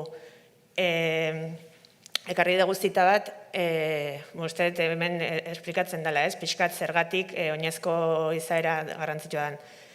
Gizarte jarduera esanguratsuak, esperientzia biziak, elkarrizketak, lastanak, pertsonak zutik, eserita, etzanda edo oinez daudenean ematen dira. Bizitza oinez egiten da, bizitza ez da kotxean egiten. Egoera batek oinez bakarrik funtziona dezake kontakturako eta informazio aukera esanguratsu gisa. Nun norbanakoa gustora sentitzen baita eta esperimentatzeko, gelditzeko, parte hartzeko denbora dezake alakotan, ez? Halako espaziotan ematen da azkenen improvisaziorako, elkartopo egiteko, bizipen horiek eukitzeko, eta ari ganen komunitatea indartzea eta harremanak erdigunera ekartzeak holako espazioak garrantzitsua dira. Adibide hau da, Gipuzkoako herri batean, kale berdina da, hau da, lehen hola zegoen, kale nagusia eta oinezkotu zuten, ez? Ari gera, uste hausnarketa hor dejoala, ari gera erdiguneak oinezkotzen, nik uste denek bizitu dugula, ez da bai da aparte merkataritza eta bar, baina denek bizitu dugu nola aldatzen dian espazio horiek, baina esango nuke gero joera dagola ingurune berriak egiten dianean, auzo berriak egiten dianean, inertziak oso barneratuta daude hirigintzan eta joera dago, jarraitzeko lehenoko sistemakin, hasi beharren, ja, berez oinezko diren espazioak sortzen, ez? Horrek ez du esan nahi kotxea ez dela iritsiko. Harremanekin daukan zerikusia, hau, da, ikerketa baten egindako azterketa bat, hau da kale bat, ez? Eta segun eta ze trafiko dagon, trafiko handia badago, hau aztertu zen, ez? Kale hontakoak beraien arteko harremanak zeuden gehiago, batetik bestera horretzian sortzen, ez? Elkartrukeak, ze muga hori zegon, aldiz trafiko murritzeko kalean, ez? Hor asko aberatsago dira harremanak, hartu emanak, parekoarekin eta bar, ez? Orduan, badauka kotxeari zentralidadeak entzearena, ustez gakotako badala, herri biziak eta harremanak indartzeko, ez? Kotxeak entzearena ez du esan ezin dula pasa, ez? Hori evidentia da. Leku batzuta iritsi beharko du, baina ez guztitara, eta esaten duna adibideak ekartzagatik, ez? hau da, plangintza erreal bat, ez? Espazio bat etxebizitza batzuk egiteko. Hemen elkartu nahi zen, hemengo etxebizitzak eta hemengo kaskoarekin, ez? Hemen, egun, existitzen da errepide bat. Orduan, galdera da, ez? Hemen jartzen duten, gakotako bat dagoen, bidesarea erabili hain evidentea dana, baina beharrezko alda beste kale errepide tankera horretako kale berri bat egitea, ez? Hori da galdera. Edo, kotxeek egin dezakete, ez? Ibilbide hau eta inguru hau dena oinezko sortu, aparkalekuak hemen zentralizatu eta halako espazio bat sortu, ez? Ez da gauza, ez dakit apartekoa, baina uste dut, hausnarketa horiek falta direla ze inertzia handiak daude hirigintza egiterakoan. Beste, hau gehiago hitz egiten da, baina azkenen bidesareak ere jerarkizatu egin behar dira, ez? Egongo dira eraztun nagusi batzuk, leku batzuk bertako autoak sartu daitezkenak, baina gainontzekoa oinezkoak. Horrek, hau da adibide bat, ez? Hemen, eskeza oso ondo ikusten, baina kotxeak ondeaino iritsi zitezkeen, hemendikan ere pasa daitezke, baina azkenen ez dago lotura guzti hau eta tartean sortzen da bestelako espazio bat harremanetako eta komunitatea indartzeko balio dezakenak, ez? Guzti hori zertako, elkartopo egiteko kaleak, plazak, parkeak sortzeko. Badakigu hizkuntza ari dela eta harreman eta komunitatea bultzatzeko arkitekturak eta hirigintzak ez ditu sortzen harreman sozialak, baina noski asko lagundu edo zaildu dezakela, ez? Gako bat hortan, uste joera handi badagola, ze pasatzen ari da beko eraikinetako beko honekin, ez? Leheno bere garaian etxebizitzak egiten zian, kaskotan eta hola, ez? Herri txikitan badaude. Gaur egungo joera, gaina garajeak sortzen duten zeakin ere, alakoak denak ezagutuko dituzue. Hau garaje bada, orduan kalea bihurtzen da, dauka pareta bat, paretak ez du kalea, ez du bizitza, ez du komunitatea sortzen, ez du laguntzen, ez? Edo alako, berak harritxuk azaldutako adibidean bezala, ez? Beko honean etxe bizitza egiten dira, baina etxe bizitza horiek altxaiten dira, pareta bat jartzen da. Orduan, uste dut, irigintzan behar dela, hausnarketa bat, ze pasatzen den beko honekin, ze erlazio zuzena daukate kalearekin. Apartatu india etxe bizitza blokeak edo etxe bizitzak kaletikan. Orduan, galdera hortan, zer egin ezako. Eta uste dut, honek lotura dauka, adibidez, etxe bizitza mota hauek lehenengo, izketaldian hitz egin dian individualismoaren hemen noski etxe bizitza hauek eta merkatuari erantzuten diote alako etxe bizitzak, bekoinean, zure terrazakin, hobeto saltzen dira, garestigoa dira, jendeak nahi ditu, baina galdera da, ze ikuspegi txertatu behar da, ez? Merkatu eta individu horren, etxebizitza horren ikuspegia, edo hirigintzatik kalea sortu behar dugu, ez? Komunitatearen den kale hori sortzen saiatu behar dugu, ez?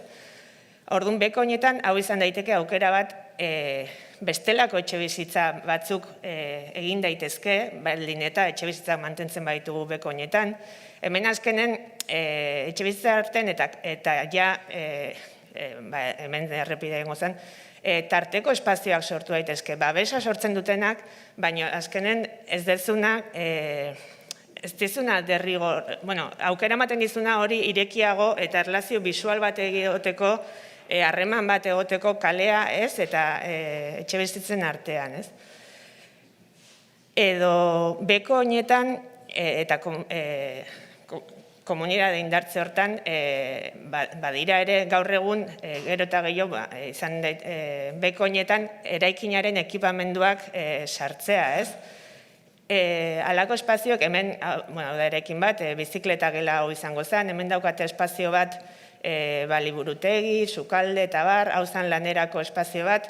Hemen ez dago joera alakotako, baina nik uste, udaletatik eta erigintza egiten dugunetatik, pentsatu behar dela beko oinak ezin dugula oraingo bidetik jarraitu, baizik eta alako alderak eta aldatu behar dugula bide hontak, ze esaterako bizikleta gelak eta gaur egun derrigorrezkoak badira normatiba batzutan, Eusko Jaurlaritzak ere aurreikusten du hori sartzea, baina sototara eramaten dira, ez? Eraman ditza derrigortu ezagun beko oinetan izan honek sortzen du komunitatea eraikinean bertan, eta azkenen da elkar, bakit gero kostatzen zaigula, baina elkar trukerako leku bat, ez? Eta kanpoarekiko ere beste erlazio bat sortzen du.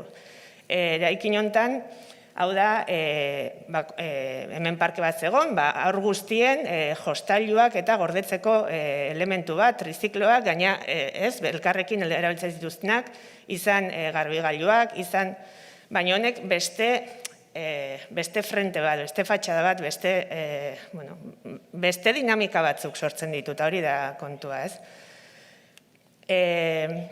Beko honetan, noski, komertzioa ere sustatu behar da, badakigu komertzioak ja, txikikako komertzioak ez daukala, ja zaila dela ustea, horregatik, eta gehiago herri txikiak eta arnasguneak argi daukagu herri txikia direla, hor zaitasuna daudela, beste dinamika batzuk, eta erosketa eta supermerkatuak sortzen dialako. Orduan, beste hausnarketa da, beko oinoietan akaso plangintzatik esan beharren horiek komertziak direla, komertzioak esan nahi du diala elementu pribatuak non pertsona bateko zerbitzu bat jarri nahi baldin badu aurre egin behar dio ere, ez? Hori erosteari, alokatzeari denalakoa. Akaso elementu horiek izan behar dute dotazio, erigintza esatea, komunitarioak, nun udaletxeak jasotzen ditu, eta hor bestelako dinamikak sortu daitezke izan erabilera publikorako erabili, eta beharra baldin badago, edo komunitateari lagapen bidez edo zer zerbitzutarako ematen duena, ez? Esaten dut, bizirik mantentzeko beko oinoiek gehi komunitateari garatzeko leheno garapen jasangarria eta ekonomikoa aipatzen zanean, halako espazioak eukitzeko ere udalak, aukera horiek eskaintzeko, ez? Eta ez jarraitzeko lehenoko inertzia horiekin, ikusi ditugun etxe bizitza eta pareta, ez, joera horrekin. Noski, ekipamendu eta zerbitzu sarea zinbestekoa da, komunitateari eusteko, herritarren autonomia eta kaleko bizitzari eusteko.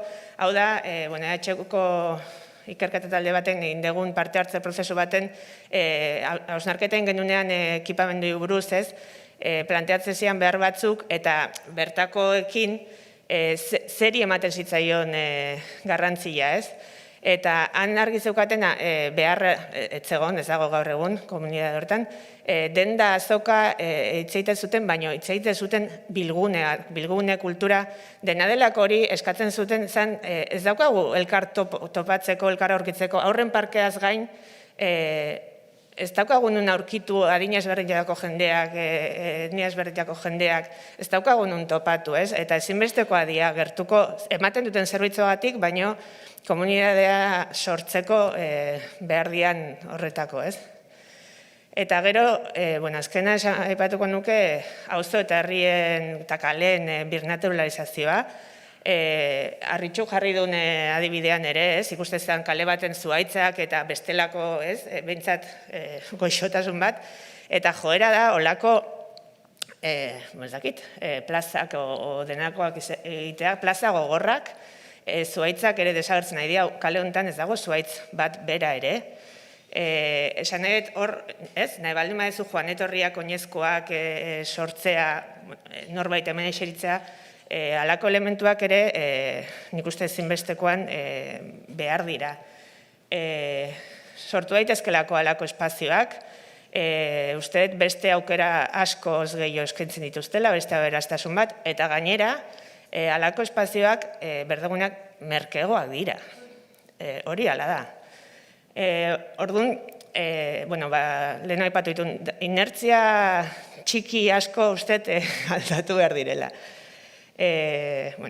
Zesan ez, olako espazioetaz. Eta guzti hau, pentsatu genuen interesgarria izan zitekeela, leheno kontzeptu hauek eramatea, Arritxuk aurkeztu duen adibide hortan, nik bota ditut ideia batzu, baina pentsatu, ingo dugu ariketa bat nola hobeto adibide hau. Hasieran pentsatu genuen, igual zuei galdetzea, ez dakit animatuko zaten, bestela guk egingo dugu. Norbait dauka, hola, proposamen bat? Bueno, hitz egingo duguna da pixkat harremanen eta gehiago espazio eta formak eta nolakoak diran. Arritxuk azaldu ditu orekako elementu guzti horiek, horiek dira, lehenengo galdera da zeri erantzuten dion honek, lehen esan detena, gero orekako zenbat etxe mota, nun eta bar horiek zinbestekoak dira. Eta formaldetik hitz egiten badugu, hemen, lehen esan duguna, esaterako, hemen zegoen kale bat, autoak eta bazitezketea, hemen beste bat sortu zen, hemen espazio, asfalto, espazio hori. Bai, baina, esan nahi ez dagoela ez da definituta. Orduan galdera, ezin, eta kale hau da, tankera ontakoa, hau da kalea. Ezin alda bazter batera eraman ados honea iritsi behar dute autoek, hemen aparkaleko bat sortu beharko da, kanpo futbolari erantzuten diona, eta bar. Ezin aldira honea bazter batera ekarri. Eta erdigune hontan, bestelako espazio, oinezko bat sortu ez dagona, hain baldintzatuta, ezkenen aparkalekoa, errepidea eta bar. Zer relazio dauka egun dagoenarekin lotura hauek egongo litake oinez, lotura hau ere noski garrantzitsua da, hemen autobus geltokia dago. Beraz, ez nahi sartzen etxe izako burutan, Akaso etxe bizitzak antolatu beharren hemen, antolatu daitezke espazio, amankomun guzti horren inguruan sortu referentziazko espazio bat eta errepide hori alde batera utzi. Hau mugitu da dena. Laranjazia dauden ekipamenduak, akaso, dena, ariketa azkar bat ez, baina beko hauetan sortu daiteke beste ekipamendu bat, hemen denda bat, hemen erreferentziazko, igual plaza gorrago bat dana, ekipamendu guzti hauetatik gertu, noski espazio zentral guzti hori, auzo guztia biltzen duna, bestelako bernaturalizazioa, ez? Orduan, ariketa azkar bat zan, baina da pixkat esaten dituan inertzia horiei, kontrapuntu bat jartzeko, uste klabea dela hemen azkenen espazio etxe bizitzak barnuko aldera behiratzen dute, espazio pribatu bat sortzen dute, errepide honek dena baldintzatzen du, berdegune bat jarri behartzen, baina uste dut hemen ez dagoela inongo intentzio hori hor jarri da eta listo. Orduan, badaude hausnarketarako eta esaten dena, honekin ez dezu, akaso ez dezu lortuko harreman, ez dakit, hemengoak segun eta nola bizi diran, akaso ere ez dira harremanduko frentekokin, baino espazioak lagundu dezake.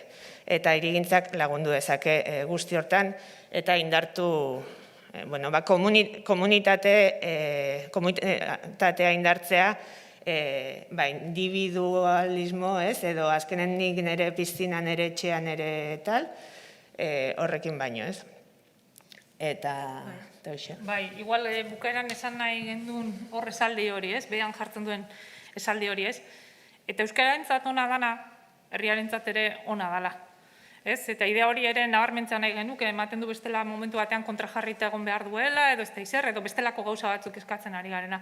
Baina integrazioa, harremanak, oreka eta bestelakoak errazten dituzten espazioak herriarentzat onak dira bere horretan. Eta nahi genuen, idea horrekin amaitzea. Bai? Ez da, galderari badagoen edo...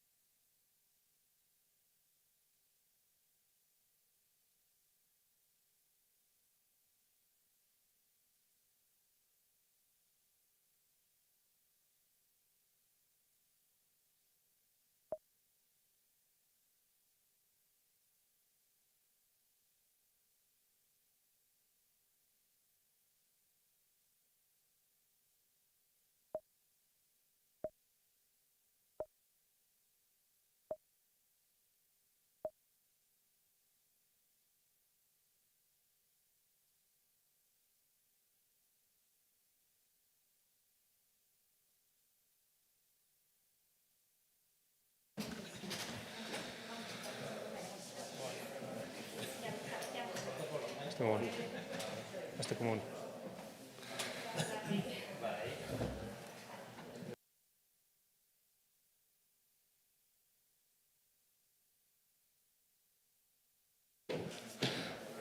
Bueno, egunon, eta ongitorri ja gaurko jardunaldiko azkeneko saioa izango den honetara.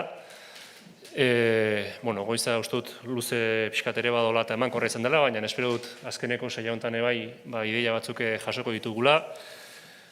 Azkeneko saio honen izenburuan jarri genuen Aranzgunetan oinarritutako hizkuntza politika izango izala gaia, eta uste dut goizan zehar behin minon gehiagotan aipatu duela, bai Krojurrek zein Josebak aipatu dute, garrantzitsua dela bertakoei protagonismoa ematea, ez? Bai, hizkuntza komunitateari zein arnasunetako ordezkariei, ez? Orduan gaurko saioare bai horrela egituratu nahi izan dugu.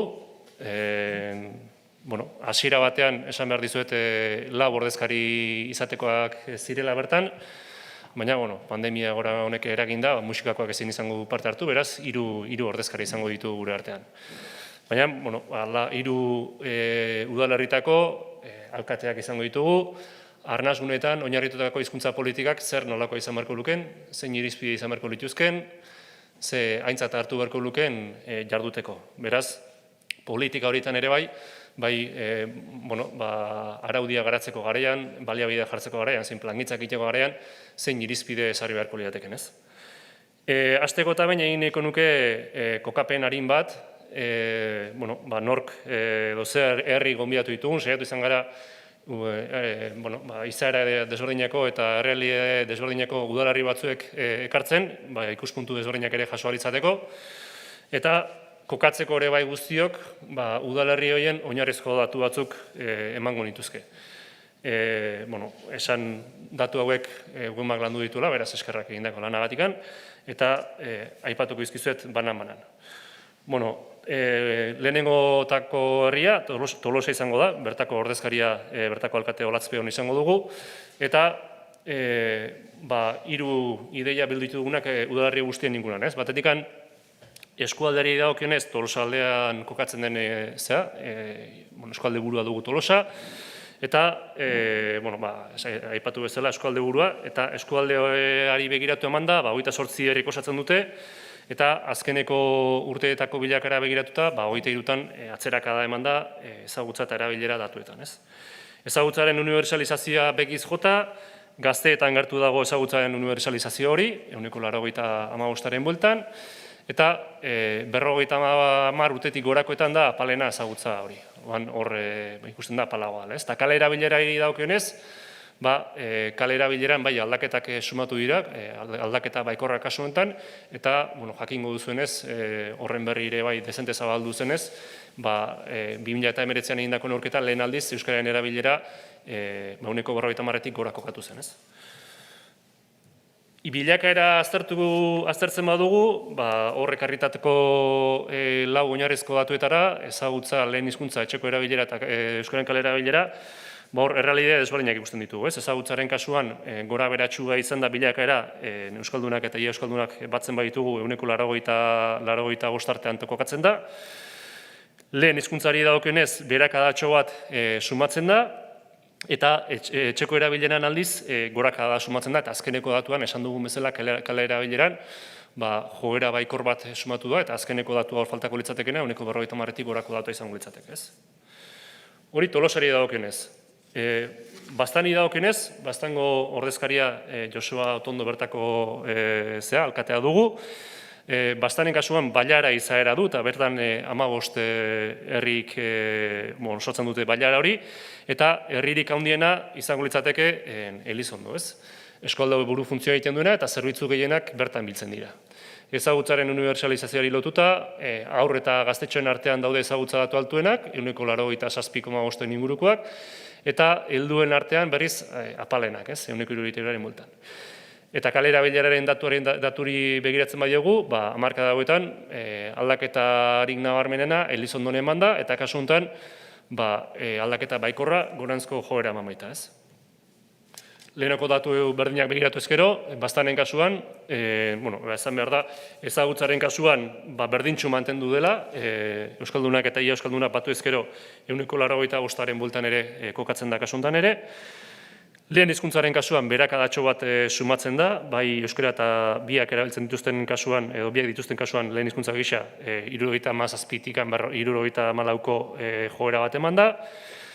Etxeko erabileran ere beranzko joeratxo bat eman da, bai euskara eta biak erabiltzen dituzten datuak batuta, eta aldiz kale erabileran, ikusten duzuenez, gora beratxo izan da bilakaera, baina azkeneko urtean goranzko joera adierazgarri batekin, ez?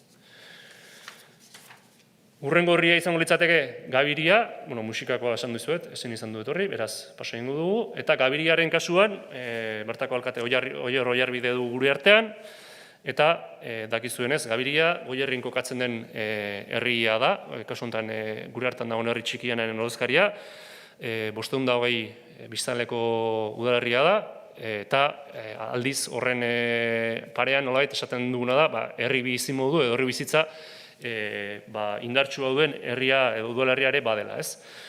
Horrek noski, bertako herritarrak inguruko beste herrietara mugitu araztea edo ekartzen du gauza askotarako, eta horra aipatzen da, pixka bat beste ze herrietara mugitzen diren, eta beste ze herri horietan, eskualdeko herrien artean, hor maiztegi izango lukela soilikan, udalerri euskaldunaren izaera, ez?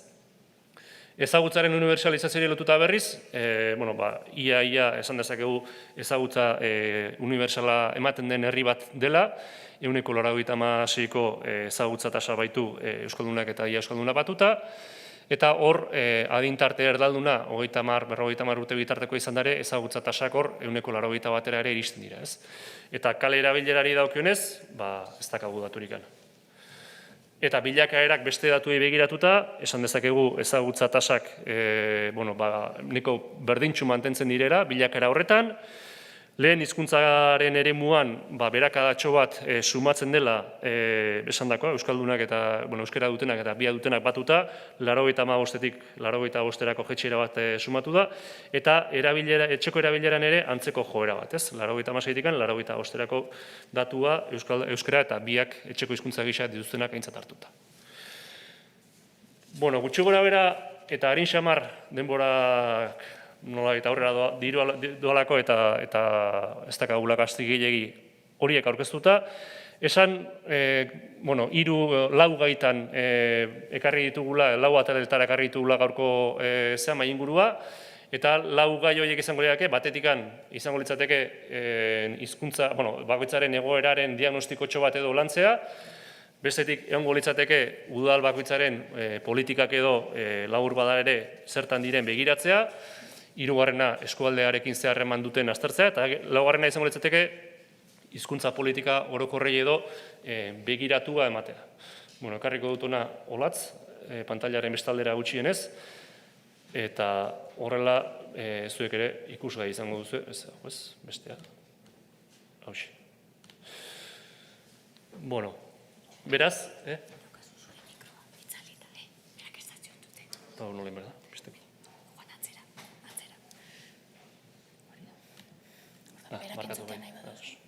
You are now unmuted.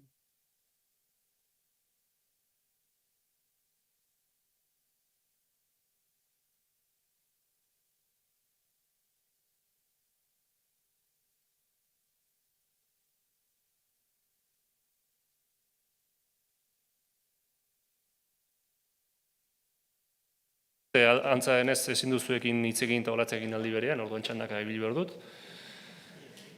Biak jarritzen baitut, ez dugut aldi berean akoplatu egingo da? Bai, badazpada, olatzeko beto entzuteko lehen Pauli ibili den moduan. Baina... Probatuko dugu eta akoplatzen malin bada esango jazue. Saiak ere egingo dugu esperimenturako. Beraz, lehenik eta baino ongitorria nire maikide ere bai, Olatzi, Josebari eta Oierri, eta esan dakoa, ez?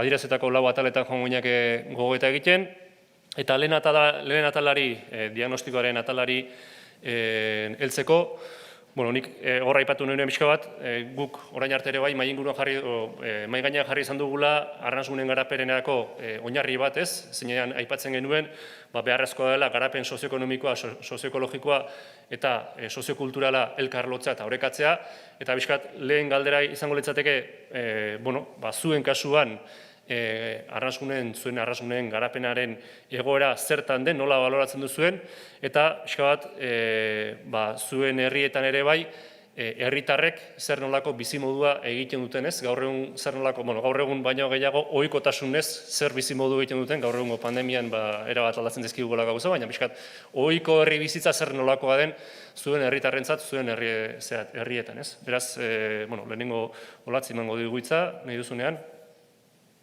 Bai, egunon. Bueno, lehenik eta behin eskerrak eman nahi dizkizuet mahai ingurura gonbidatzeagatik, olako modu ezoikoan gainera. Ez daite aurkeztun, orduan ez dakit datun bat edo beste bat errepikatuko dudan, baina, bueno, lehenengo diagnostiko, herriaren diagnostiko honetan, eskatu zen didaten nolabaiteko herriaren inguruko definizio bat edo nolabaiteko zertzelada batzuk ematea, ez? Orduan ez dut dana esanko segurazki ez seguru, baina, lehenik eta behin esan behar da Tolosaren inguruan, Tolosa barrukaldeko herri bat dela, Tolosaldeako eskualdean kokatuta dagoela eta hiriburutik 25 kilometrotara. Eta gainera eskualde burua dela, horrek esan nahi du eskualdeko herrien topagunea dela Tolosa. Eremu urbanoa eta landa eremuaren arteko osagarritasunak definitzen du Tolosa. Biztanlegoaren inguruan azken hamarkadetan gora egin du. Gaur egun 20.000 biztanletik gertu gaude Tolosan. Eta adintarteak kontutan izan da, populazio gaztea Gipuzkoako bataz bestea baino altuagoa, handiagoa da.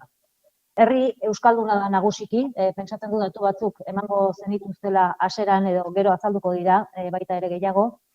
Ekonomia jarduera nagusiak aipatzekotan, aipatu behar dira lehenengo eta behin industria eguna, garai batean papergintzak izan zuen sekulako garrantzia Tolosan, eta papergintza sektore horrek herriari ere ondorio batzuk ekarri zizkion, bai linguistikoki eta bai bestelakoak ere, eta horietako bat da irekitasuna, hori izango litzakeen gaur azpimarratuko nuken berezitasun bat gure herrien irekitasuna. Eta baita hainbat bitxikeri ere ekarri zituen, adibidez eskia egiteko lehen kluba Tolosan sortu zen. Oraindik ere enpresak papergintza sektorearekin oso lotuta daude, gaur egungo, naiz eta papelerak apenas gelditzen diren gurean, eta horrek ondorio onuragarri bat ekarri du, eta ibaia garbiagoa dagoela. Ezagutu dugu Tolosan ibaia aparraz beteta eta koloreztatuta. Baina enpresak nagusiki, eta hori da beste adierazgarri bat, tamaina ertaina eta txikiko enpresak dira, eta izan dute sekulako egokitze gaitasuna garai berrietara, ez? Gaur egun galdara gaintza litzateke sektore garrantzitsuenetakoa. Industriarekin batera, zerbitzu sektorea ere oso importante da gurean, aipatu behar da ostalaritza, eta bereziki merkataritza, merkatal dentsitate handiko herria delako Tolosa. Merkataritza oso profesionala da, eta herrian pisu espezifiko handia duena, txapelaren herria esan izan dituzte. Gastronomiak ere bereziko garrantzia du, izana eta izena ematen diote erretegiak, herriko erretegiak eta baita ere sagardotegiak, baina baita ere azpimarragarria da Tolosan gozogintza. Bestalde, restaurazioan, bertako eta eskualdeko ekoizleak berkaturatutako produktuen sukaldatzea, gure perlabeltza aipatu behar da hemen, Tolosako barruna, eta produktuak aipatzerakoan, derrigorrez aipatu behar da zerkausian lan batero egiten den azokaren garrantzia. Kultur jarduerari dagokionez, Tolosako ekinbide etxearen aipua egin behar da, nazioarteko abesbatza lehiaketa eta nazioarteko txontxongilo lehiaketa. Tolosara gerturatu ezkero, topik txontxongiloren etxea ikusteko aukera izango duzue. Kirolari dagokionez, Berazubi estadioa, estatuko lehena, baita ere bitxikeri bezala. Kirolari handiak atera dira Tolosatik, baina zerbait aipatzekotan, aipatuko nuke mendizaletasuna eta bidaiatzeko zaletasun hori, ez? Bidaiari anitz daude Tolosan, aipatu behar dira adibide bezala, Nairobitarra bezalako ekimenak, edo Mendi Film Festivalen antolaketa bezalako ekimenak. Uste dut erantzuten diotela idiosinkrazia jakin bati, ez? Naturaren eta ingurumenaren zaintza garrantzia handia du. Gaur egun, barrukaldeko herria izanik, dute bitxikeri bat bezala, Aboli Playako taldea ere bada Tolosan, edota azpimarragarria Kontxako banderan parte hartu izan duten emakumeen eskualdeko trainerua. Beraz, esango nuke, Tolosaren gaur egungo argazkian adierazio beharko banuke, azpimarratuko nukela batetik eremu urbanoa eta landa eremuaren arteko osagarritasuna, bestetik herriaren irekitasuna eta ekintzailetza, eta hirugarrenik garai berrietara egokitzeko gaitasuna. Eta gero ja azkenik aipatzeko, ze Tolosaz hitz egin behar baldin bada ezinbestean inauteriak ere aipatu behar dira, Irudumen eta alaitasun handiko jaiak direlako, aingureak eta hain ederrak, baita ere San Juan jaiak, bere tradizioak mantentzeko eta gaurkotzeko gaitasuna izan duen herri bat garelako, eta nik uste dut, jaiak ospatzeko modua ere definitzen duela egin batean herria. Eskerrik asko. Joseba?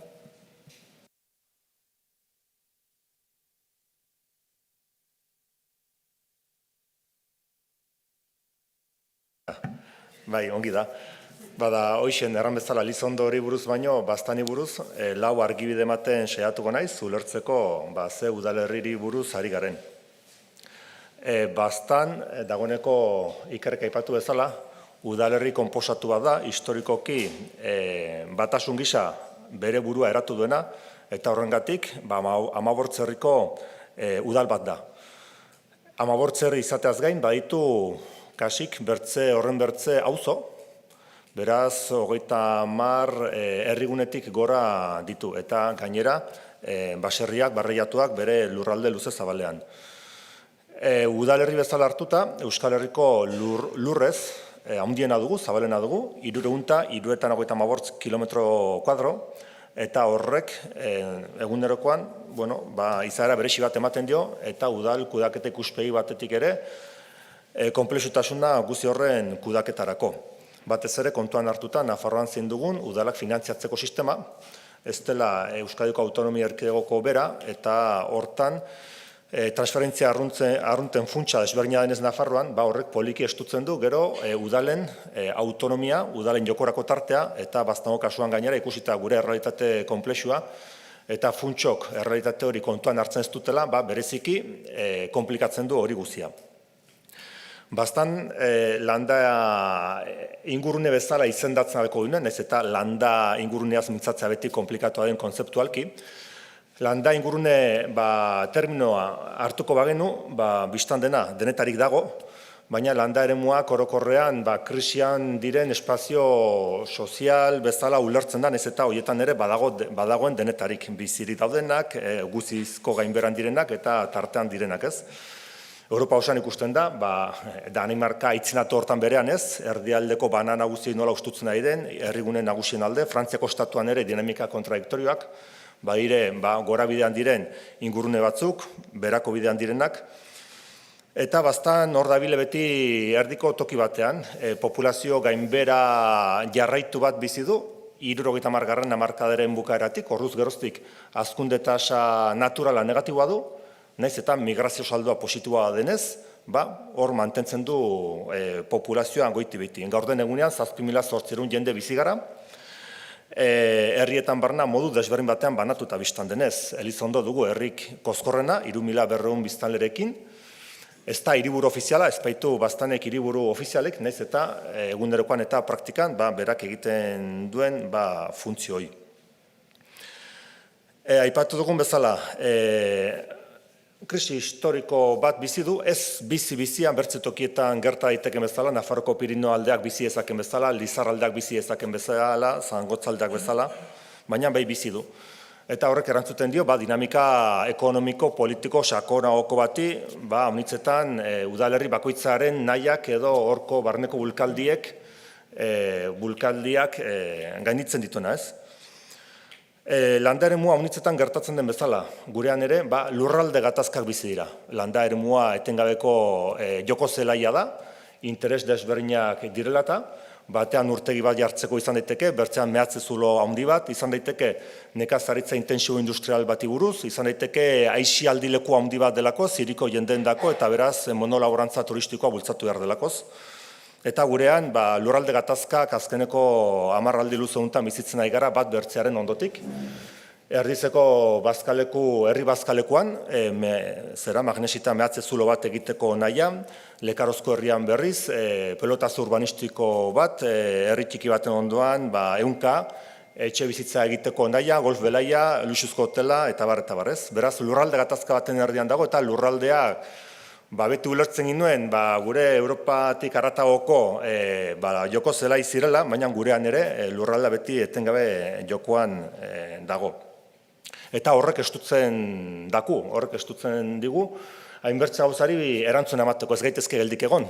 Ez badugu momentu jakin batean ahalmenik, gure lurraldean egin nahi denari buruz zerbait erran ahal izateko, behar ez dugu gaitasunik izanen baldintzatzeko guziz, baina gutxienez zerbait ere egin ahal izateko, kanpoko norbaitek baldintzatuko du. Eta kanpoko norbait izan daiteke Nafarroko Gobernua, administrazio publikoak izan daiteke, kanpoko interes ekonomikoak, edo aldik ere bai, bertako nukleo ongi antolatu batzuk ere bai, ez? Eta orduan guk badugu behar bat aldiero erantzuna emateko hainbat gauzari. Eta hainbat erantzunari emateko behar hortan, ekonomia. Ekonomia goizean aipatzen zuen Josa Garmendiak eta aldika ekonomia bazter batean uzten dugu, ekonomia puro hori, baina ekonomia puro horrek gure eztabaidetan, gure agendan badu toki bat eta hori ez diogu ez ikusiarena egiten da. Maiz gertatzen baita, hainbertze erabakitzeko tokietan gauden jendeok behar bada, bizitza ongi edo makurrago hor dugula, erdi egonkortua, baina jende guztiek ez dutala. Eta jende guztiek estura handiarekin bizi dute egunerokoa eta estura horri behar gara saiatu konponbide bat ematen, aterabide bat, edo proposamenen bat. Eta hori ekonomia purua da unitz eta orduan horrek ekarrirako azkeneko urtoketan horren gainean gogoeta kozkor bat egin behar izatea eta alden horrean proposamenak ere proposatu behar izatea. UPN-ren gobernuek PSN-erekin saiakera haundi bat egin dute denboran luzatu dena, Nafarroa alden neurrian Gipuzkoari bizkarra emateko. Bidasoaldean du bastanek bere tokia, Bidasoaldearen arroan, naiz eta politika ok direla eta guztiz urrundu gaituzten hortaik, ez? Eta hor badago erronka bat lurralde ikuspegi batetik egituratzeko. Denbora bukatzera doaienez, lurraldearen joko zelai lehia hortan, turismoaren gaia gai potoloa da, ez diogoino erantzun bat eman ahal izan.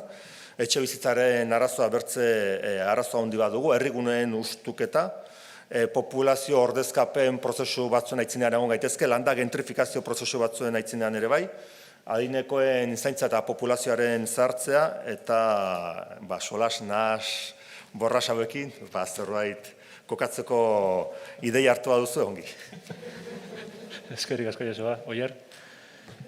Egunon, ni Gabiritik nator, Gabirin ordezkari bezala. Gabiri 500 biztanle bueltan daun herri txiki bada, Goierrin erdi-erdin kokatzen dana, Goierrin erdi-erdin kokatzen dana, landa eremue dala esango genduke, leku berde bada oso enpresa gutxi dauzkeuna, gertatze zaiguna da, ingurauta garela herri handi, guretako monstruo dien herri handi pila batekin ez, eta baita gertatze zaigu garela Gipuzkoan leku estrategikoko batetik oso gertu, Igreko famoso horren loturan ondon gare. Beraz, gertatze zaiguna da, alde guztitatik tiroteatzen gaiuela, bai abiadura handiko trenakin, bai Red Elektrika Espainola ekartzen june oso tentsio altuko zeakin, azkenen pasatzen dituzten linea korredore horiek danak Gabiritik pasatzen dira.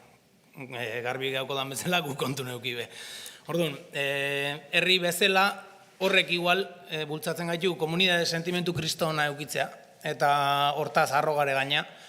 Herrin bultzatzen dien edozer gauzatarako esku bat altxatzea nahikoa da, jendea azaltzeko, sorbalda jartzeko ondon, da benga, zein behar dut nundi sartu behar da, eta hori, euskeran arnasgune bezala zertan bultzatzen deun, pentsatzen hasi, bereziki hortara zuzenduta sentimentu horrekin, igual ezerta ez, baina gabiritarrok sentitzen deun bezala euskeraz bakarrik da.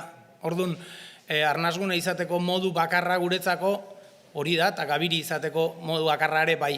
Orduan, egiten dien ekitaldi danak euskeraz montatzen die, saiatzen da kanpotik etorrita euskeraz ez dakin jende horrentzako eskolak ematea, saiatzen da beti integratzen ez hizkuntzan aldetik bakarrik, baizik eta herritar edo herri sentimentu hortara jendea sartu eraiten ez, ze Gabirin azkenen bando bat partitu behar danen ere, ez daukeu municipalik, ez dau inor, udal langileik, ez dau administrarik ez danik, orduan bandok partitzeko ere, auzoka bizilaun bat imate zaio eta harrek banatzen ditu.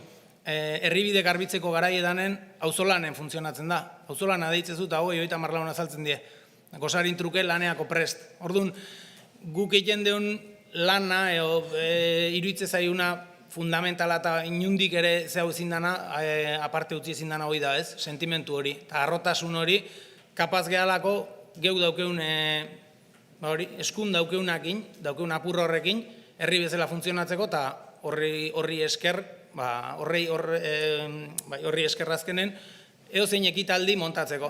Badaukeu dantza talde bat, 50 urte betetzea dijona, badaukeu bertso sariketa bat, osin alde sariketa, bertsolari gaztek bultzatzeko, nik uste trampolinik garrantzitsuna Euskal Herri mailan egon deikena, eta horiek danetarako ez da inor kontratau beharrik egoten.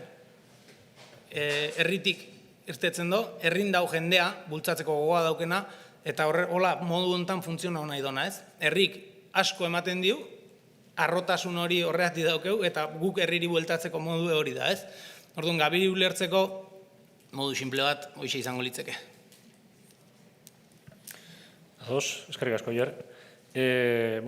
Urratsa eta aurrera ingo dugu, eta oinarrezko herri hoien ezagutza bat maigaineratuta gero, udalerri hoien hizkuntza politikari begiratu emango diogu, ez?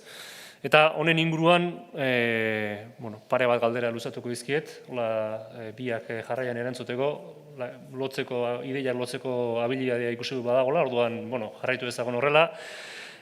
Batetikan aipatuko galdetu nahiko nizuke zuen udalerrietan, zein erronka edo zein asmo nagusi ezartzen dituzuen hizkuntza politikaren ikuspegitikan, ez? Zuen arnasgunen izaera horri eutsi, bultzatu eta areagotzeko, ez?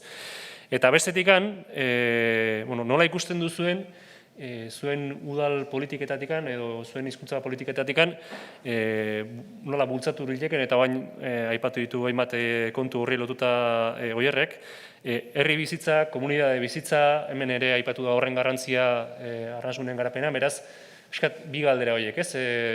Asmo eta erronka nagusiak eta herri bizitza, komunitate trinkotze hori lantzeko udalgintzatik ere zer egin liteken, ez? Kasu honetan lehenengo hitza Josuari emango diot.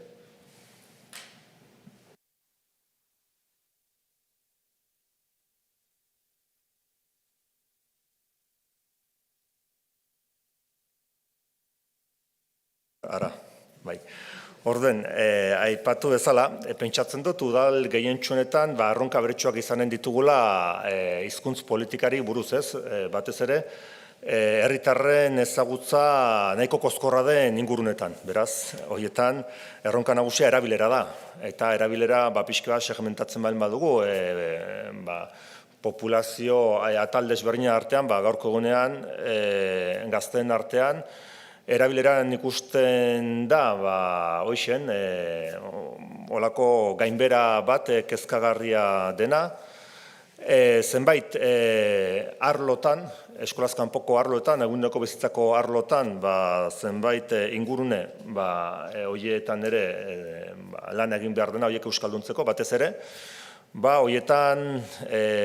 horietak arduratzen dien jendeak, bolondresak izaten baitira unitzetan, eta bolondres horiek biztan da, ez palma dute hizkuntz gaitasunik, zaila gertatzen da, horiei pixka bat buelta matea, ez? Kirol arlo jakin batzui buruz hain naiz. Gaztetxoei buruz ikusten da, batez ere jatorri jakin bateko gaztetxoek beren familien esperientzia vitalarengatik, bizipen vitalarengatik eta bizi duten egoera zaurgarriarengatik hor lan bat egin beharra dela, bai hizkuntza behar den bezala ikasteko eta ondotik hizkuntza gaitasuna eduki dezaten beren eguneroko hortan komunikatzeko, ez? Baina hortik haratago sentsazio bat badago, betiko hortaik kanpo, hementxen tope batera eta llegatu garrela. Bai, biztan da, ordenatza hobeagoak iten aldire, alderdi formalean gauzak aitzenatzen aldire, Nafarko Gobernari eskatuko dugu mediko euskaldunak izateko, Nafarko Gobernari eskatuko dugu hizkuntz perfilak hemen betetzeko, baina puntu baterat ailegatuta, hortik hortik goitik kokatzen da erronka, ez? Alderdi hortan, erresa da ez, argi ikusten da non dien gabeziak, gabezi horiek betetzea beti garrantzitsua da, baina erronka da erabileraren alderdi hori, ez? Eta erabileraren alderdi hortan nola eragin, nik uste horrek udalaren markoari gainitzen diola. Eta hori erranta, hoixen da aldike etortzen zaigun kezka, ez? Untan eta bertze gauza honitzetan, azkeneko aldi hoketan zenbateko garrantzi hartuen tokikotasun horrek.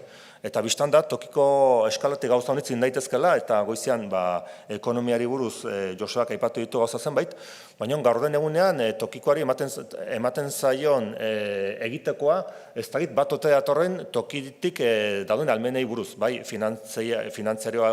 almen finanziarioa, giza baliabideena, denbora iraunarazteko, politikak batzuk iraunarazteko afera guztienak, zeren gero tokiko eskalatik hainbertza gauzari ere aterabidea eman behar zaio, ez? Eta hor, ezote dugun guk ere gure burua artean edo harrapatzen, artean nahi dut horrekin zepoan harrapatzen.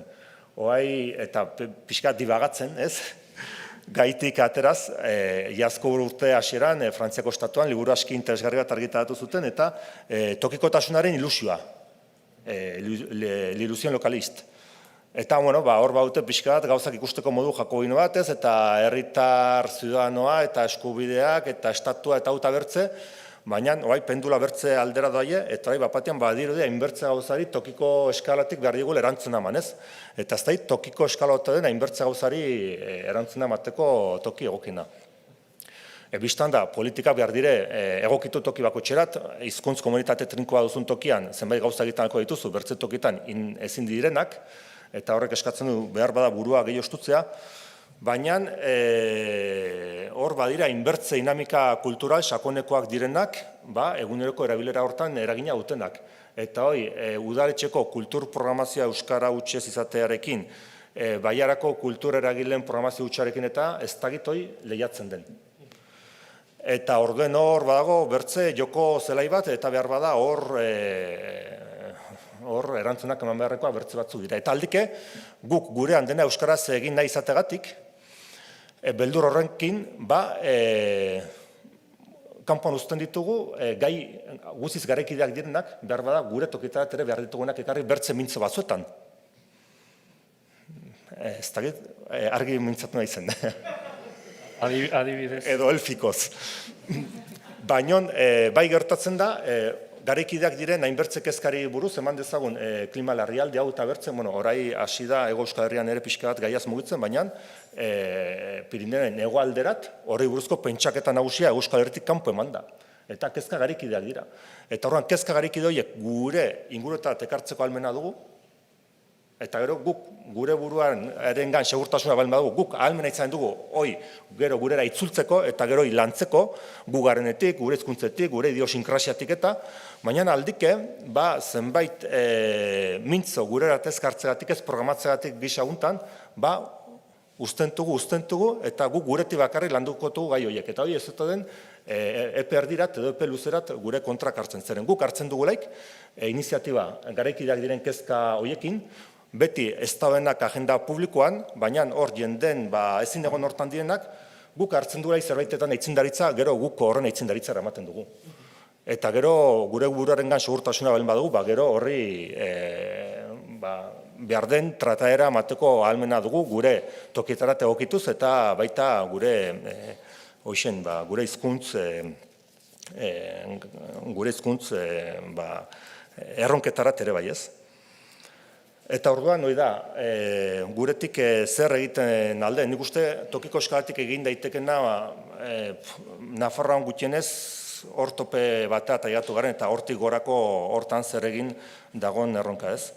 Eta gero, bizitza komunitatea bizi berritzeari buruz, indartzeari buruz, auspotzeari buruz, hor nolazpaitere joku dialektiko bada ez, herritarrek berez, beren bulkaldiz badakartena eta administrazioak hor nola jokatu dezaken. Kuriosoa da, lehengo batean uztaritzeko jendekin solasean, eta han udalak kulturari buruz ez omen du deus programatzen. Udala aurrekontu guzia da herriko taldeak finantziatzeko. Gurean berriz, hori biltzen gara ez, aldike, udalek beharrote duten dena finantziatu, udal politikak zenbat nahi behar nahi markatu, gurean udalak programatzen du, nik uste udalak behar dela programatu. Herriko taldei ematen zaie ere laguntza kozkor bat, laguntzeko beren herriko dinamizazioan garrantzitsuak baitira, eta herritarrak beren burua antolatzea eta modu hortan bideratzea gauzak. Baina herriko bizitzaren bultzatzea, uspotzea, nik uste hori lehendabizik herritarrei dagokion, eta hor udalak beharren egon, pixke bat bultzatzen, eta tortzen diren eskaeren arabera laguntzen. Eta kusten bada sektore sozial batzuk prozesu horietatik kanpo gelitzen direla, biztan da, hori detektatzen eta hor baliabideak jartzen. Zeren gure gizartea gero eta nitzagokoak dire, gero eta konplexutasun gehiago dute, eta hor erne ibili behar gara, kohesio sozial hori mantendu ahal izateko. Ados, Oier? Bueno, gurei gertatzen zaiguna da, lehen esan dizuen bezala oso herri txikiek, azkenen Donostin etxe bloke baten bizidekin jendea bizida birin, gutxi gora bera. Eta orduan funtzionatzen dugu, komunidade sentimentu horrekin ez, eta funtzionatzen dugu udalak beak ere erabakik ez ditu hartzen autonomoki, baizik eta azkenen batzorde irikiktan lantzen die, daren gaiek, edo proposamenak batzorde iriki bitartez lantzen die, eta orduan udalak egiten dona da, herrin langile bat bezala, haiek proposautako hartu, eta nundi noa bidera deiken horrei irteerea, nundi noa eman diken, ez? Orduan guk udalen gare, baino ez dugu beste herritako alkate batek funtzionatu dezaken bezala funtzionatzen, azkenen dana konsultauta datorkiu eta gutzako galde harren. Azkenen asko ze responsabilitate gutxi dauke, herrik esaten diulako ez, nola funtzionau behar den. Eta orduan, herrik dauken potentzial hori balion jarrita daukeu eta iruditzen zaigu oso garrantzitsu dela hori mantentzea, komunidade o talde sentimentu hori, eta hortako udalak oantxe bertan hartu duen erabakitako bat izan da, batzordek aipauta eta aurrea eman dona behintzet, herrik erosi ditu terreno batzuk, etxe bizitzak egin ahal izateko, eta etxe bizitza horiek herriko gaztek gelditu ahal izateko modu bat izan daitezen, ez? Galdu nahi ez deuna da, herrin daun potentzial hori, gabirin ez dago etxe ikiteko moduik, eta guazen behasaina, o zumarra, eta horrek alduko luke guztiz herrik dauken potentzial hori, ez? Orduan guk bultzau nahi deuna hori da. Euskeran lanketan aldetio gertatzen zaiuna eta gertau deikiuna eta bildur pixkat ematen diuna bai da, hori, dana euskeraz ikusten dugu. Dana funtzionamentu osoa euskeraz egiten dugu batzar danetan, aktibidade guztik euskeraz izaten die, ez da plantea hori egin beste hizkuntza baten ezer, ingleseko klase partikularren bat ezpaldin bada, eta orduan gertau deiken abai da kontzientzi galera hori ez, ez konturatzea, ostia, aldeien, nahi zaigu, kasu batzutan, puntualki ez, situazio batzutan, igual uste nahi geha pixkat eskutik ez, komodidade hortan sartu geha, eta neu konturatzen naiz, etxe numek marrazki ikusten igual, da hostia, eta erdeazkok ikusten nahi, eta zer gaitik, ez? Zek bultzatzen ditu horta, zer da, kalidade gutxiko telebizioa daukeu, ez? Badaukeu, defentsak pixkat libre esego uzten ditugu igual etxeko ze hortan, ez? Da horreatik igual ikusten dugu, etxeko erabilera hori geisteko modue izan daikela hori, ez dauzkeula beti antena atente eta ez garela beti horrekin zentrauta. Eta horrek ematen diun bildur hori, bai, nola bait, bilau beharren gare, nola sartu daikeun jendei burun ze garrantzi dauken, guk normaltzat hartuta daukeun bizimodu horrek, ez? Hori da, gure erronka nagusi esango nukena. Mira, Olatz? Bai, beste bitxikeri bat, Tolosa Uztaritzekin anaikidetuta da, Uztaritz nola aipatu da, egia da iparraldean, beste antolaketa bat, beste eskumenak eta dituztela, eta beste erabatu egiten dutela, ez? Baina nik aipatu nahi dut, uste eta hasieran aipatu dituzuela datuak, ez? Tolosan 1985 urtetik ari dira sistematikotik kalen erabilera neurketak egiten, eta horrek ibilbidearen argazkia ematen digu, ez? Argazki horren baitan, garai batean, Tolosan, helduak baldin bat ziren euskeraz gehien hitz egiten zuten adintarteko personak, gaur egungo datuei erreparatuz gero, eta adintartei begira, orain helduak dira erabilera bajoena ematen dutenak, eta aldiz gazteenak gehien erabiltzen dutenak, ez? Orduan hor gertatu da iraultza bat, paradigma aldaketa bat, ez? Eta argazki berri honek arnasgunearen iraunkortasuna bermatzeko aukera handiagoak ematen ditu. Eta aukera handiagoak ematearekin batera, erantzunkizuna ere hor dago, ez? Aukera baldin badago erronkari heldu behar zaio eta helburu horietara bideratutako politika publiko garatu behar dira, ez? Baina komunitatea aipatzen zenuten lehenago eta nik uste dut komunitatean dagoela gakoa, ez? Uste dut elkarlana eta sareak osatzea ezinbestekoa dela, ez? Nolabaiteko paisai lingustikoa ere aldatu ahal izateko, ez? Elkarlana indartzea. Hizkuntza politika elkarlanean eta modu koordinatuan garatzeko topaguneak sortzea, ez? Adibide bezala, momentu honetan, orain Tolosan, Euskararen aholku kontseilurako erreglamentua era, egia da, helburua da Tolosako udala eta gizarte eragile guztien artean hizkuntza politika partekatuak batzea, ezta? Tradizioz, Tolosako udaletxean bai euskara saila eta baita parekidetasun saila gaiak jorratu izan dituzte modu irikian, izan dira batzorde irikiak, ez? Nolabait, egiteko modu hori orain erreglamentu batekin jantu nahi dugu, ezta? Euskararen normalizazioa bideratzeko gizarte eragileen eskutik joatea, nik uste dut ezinbestekoa dela, eta elkarlanean aritzea. Nik hemen aipatu behar dut, Galtzaundi euskara taldeak Tolosan egindako lana, nik uste dut Galtzaundi euskara taldeak euskararen ibilbidean egindako lana, protagonismo handia eta oso izan dela ezinbestekoa.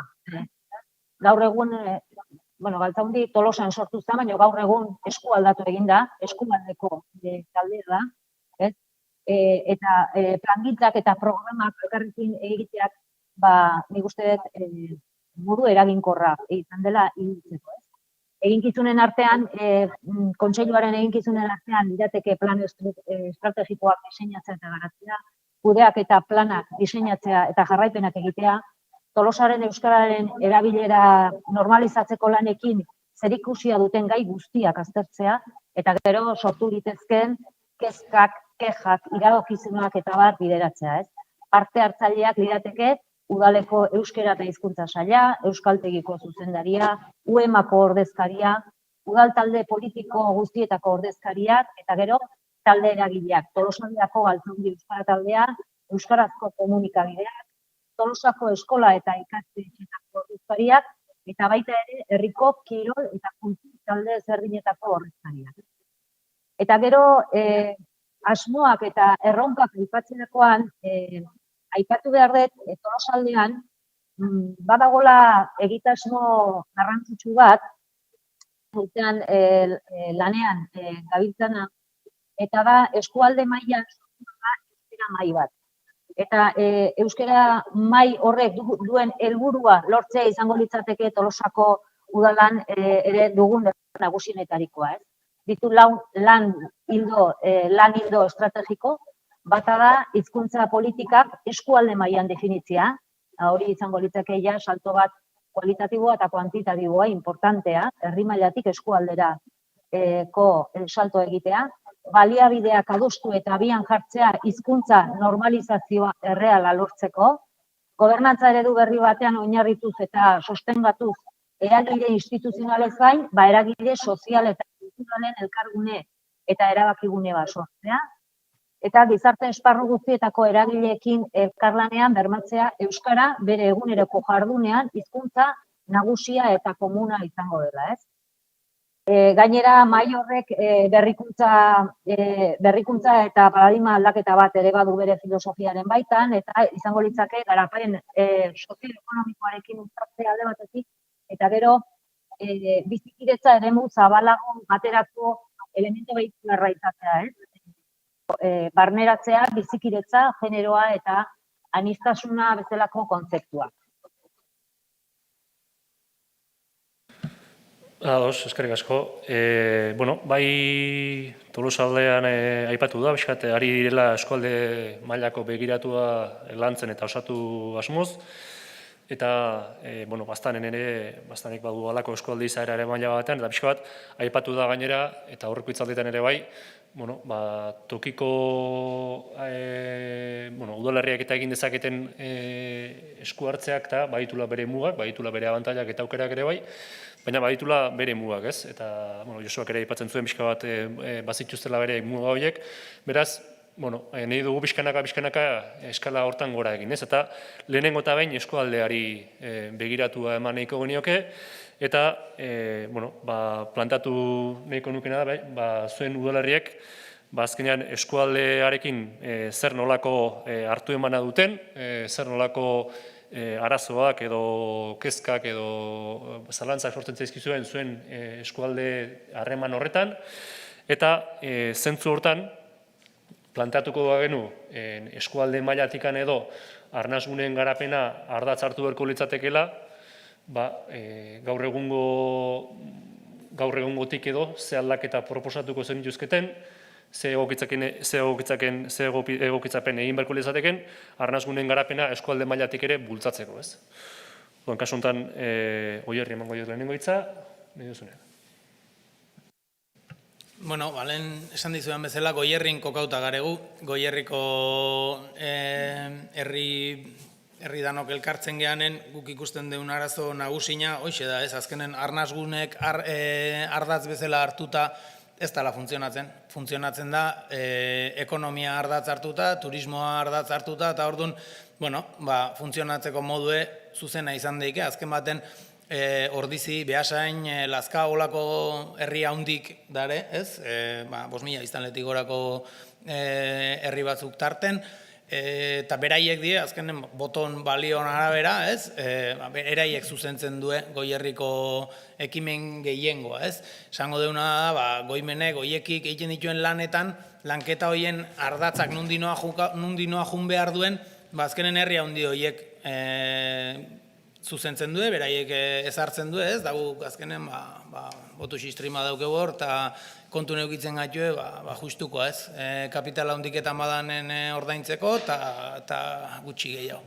Azkenen gaina gertatzen dena da, Goierri gure ustez landa eremu bat da, industri garrantzitsua dauken eremu bate bai, baina landa eremu garrantzitsua daukena, eta iruditzen zaigu, azkenen Goierri zuzentzen duen herrik, Beasain eta Ordizi baldin badie, boto gehiengoa daukienak, landa eremu zaintzeko arazo bat sortzen dola horrek azkenen herrik dielako, hirik dielako, eta zentro urbano bat dalako beraien ezagutza eremu, ez?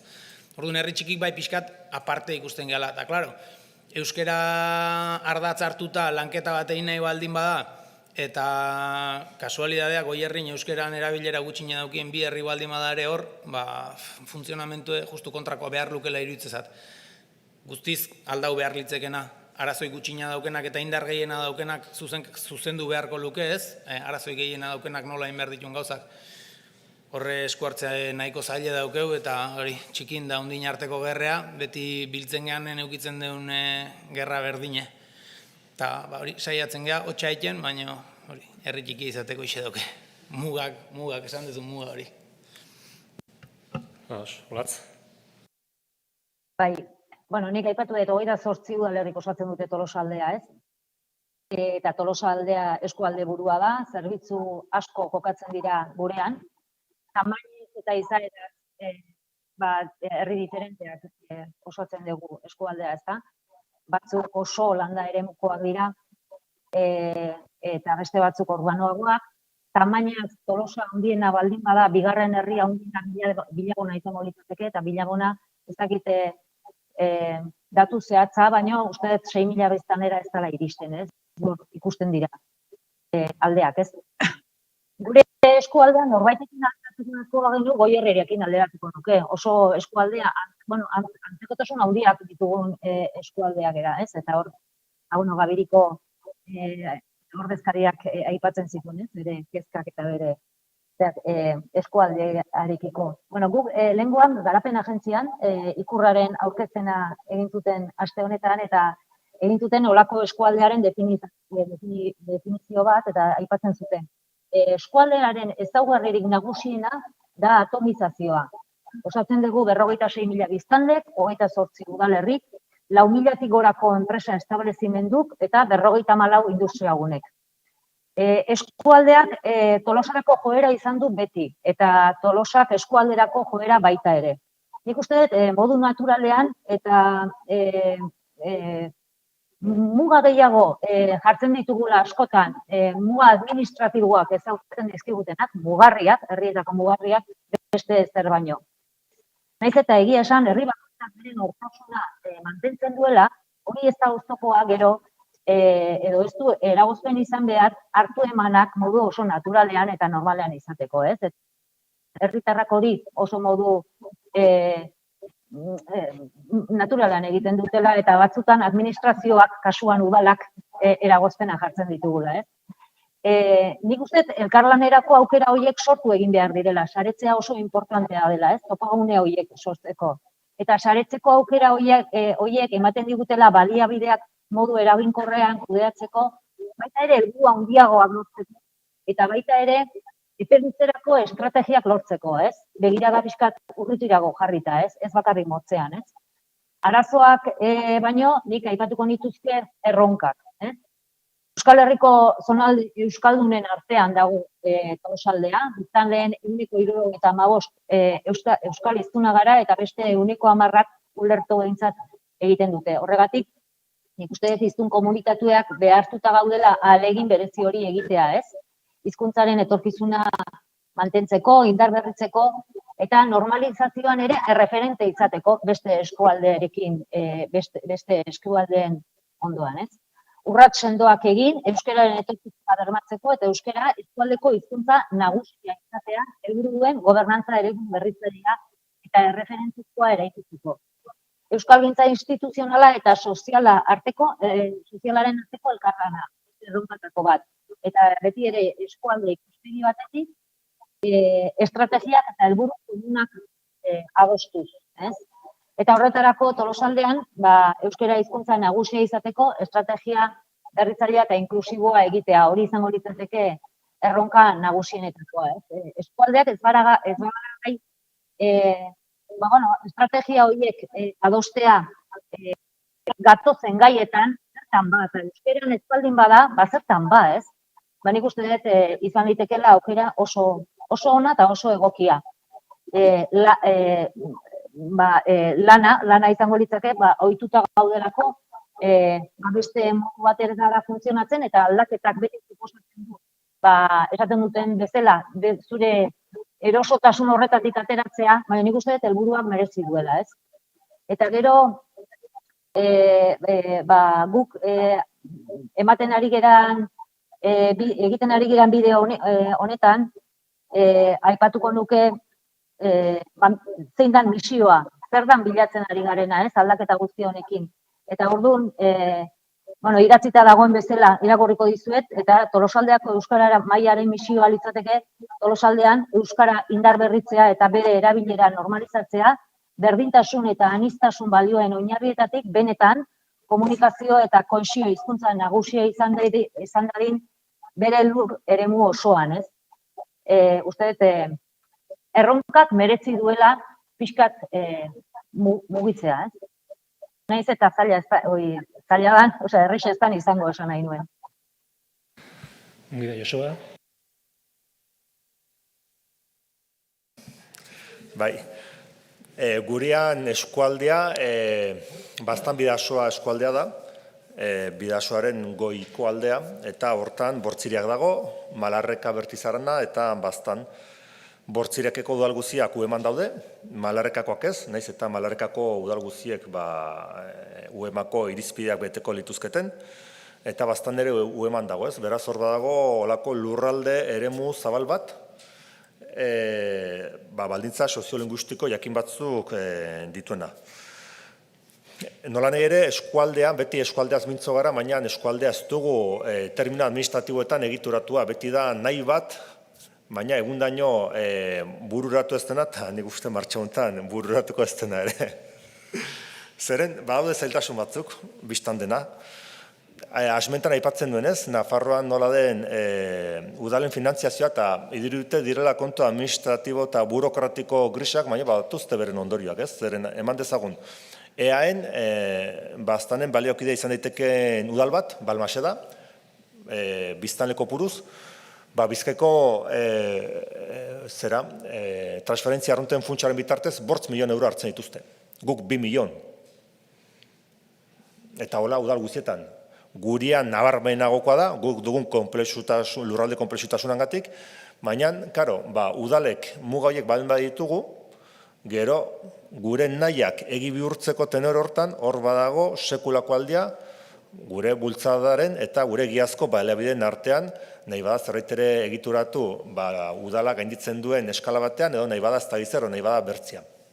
Orduen solasetatik hartago, nekagarri gertatzen den antolatzeko eskala geografiko bat da eskualdearena. Naiz eta, harremanak naturalak badauden, garai batean behar bada gehiago, fabrika handien garai hortan, edo hezkuntza zela eta mugikortasun handiagokoa zagolaik, gaurko gunean bertze maila batekoa ez. Orduen da, egundaino bururatu ez den promesa horren gisakoa gure eskualdea.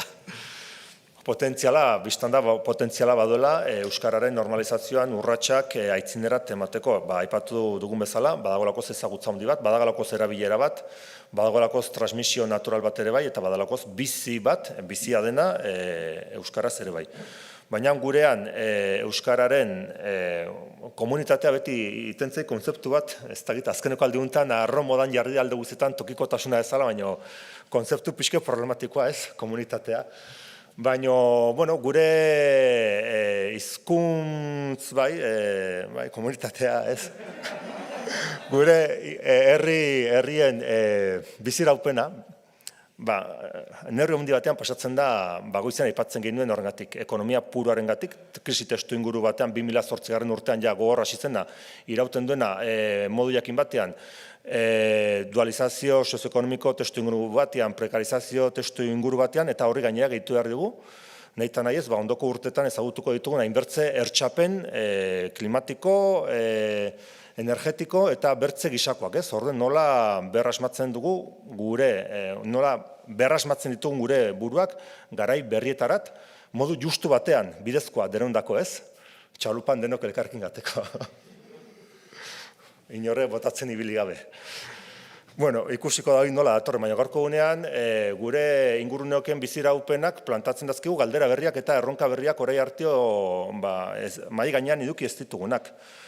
Eta ikusiko da horietara nola egokituko garen, zeren denok baditugu aspirazio vital batzuk, norbanakoenak eta kolektiboak kulturalki gure testu inguruak emana datozenak, eta biztan da horiek modu hortan ez dela gehiago bideragarri. Eta hor, gero eta nabarmenago tensio batzu sortuko dire frustrazio individual eta kolektibo batzuk, eta hor sortuko da giro bat, gero eta kudeatzeko zailagokoa izanen dena, dagoeneko ikusten nahi garen bezala alde guztietan hasi jaka horietatik, edo ez da gizer, edo bakizer, edo denerat, ez? Eta orduan, karo, gure komunitate komunitatea, gurean, 23.000 pertsona, bastan bidasoa aldean, hainbertz komunitate hoixen beharran dugun bezala guzian, sistema, tokiko sistema irekiak, hainbertze jarioetara eta hainbertze dinamikak gurean bereziki sortzen, baldintzatzen ez diena, baina gurera eta llegatzen direnak, ordena irekita dago. Eta ez dakigunek norat evoluzionatuko duen. Eta orduen, hoi hola den neurrian, nik uste dut guk ere aurreritzirik gabe behar dugule jokatu, eta behar dugun jokatu ausart eta gure buruengan konfiantzarekin. Aizten aipatzen den gisa hortan ez, gaiak tratatzeko tenorean ez badugu gure ingurunean norbait ere dakinik, bertze mintzo batetik, karriz jendea, hoietat ekartzeko eta guk eduki abilezia ulertzeko nondik heldu diren erronka garaikide berriak eta hoietarat lotzeko ahaleginak egiteko, biztan da. Gehiengoek behar bada momentu jakin batean ez dute ikusten, zeren bat horrena egunerokoan gaudelaik ez dugu ikusi nahi. Eta hor, pedagogia egin behar izaten da, behar dire denborak akonpasatu, behar da pragmatikoa izen, behar da jokatu modu kontradiktorio batean, behar da loian ibili, ez?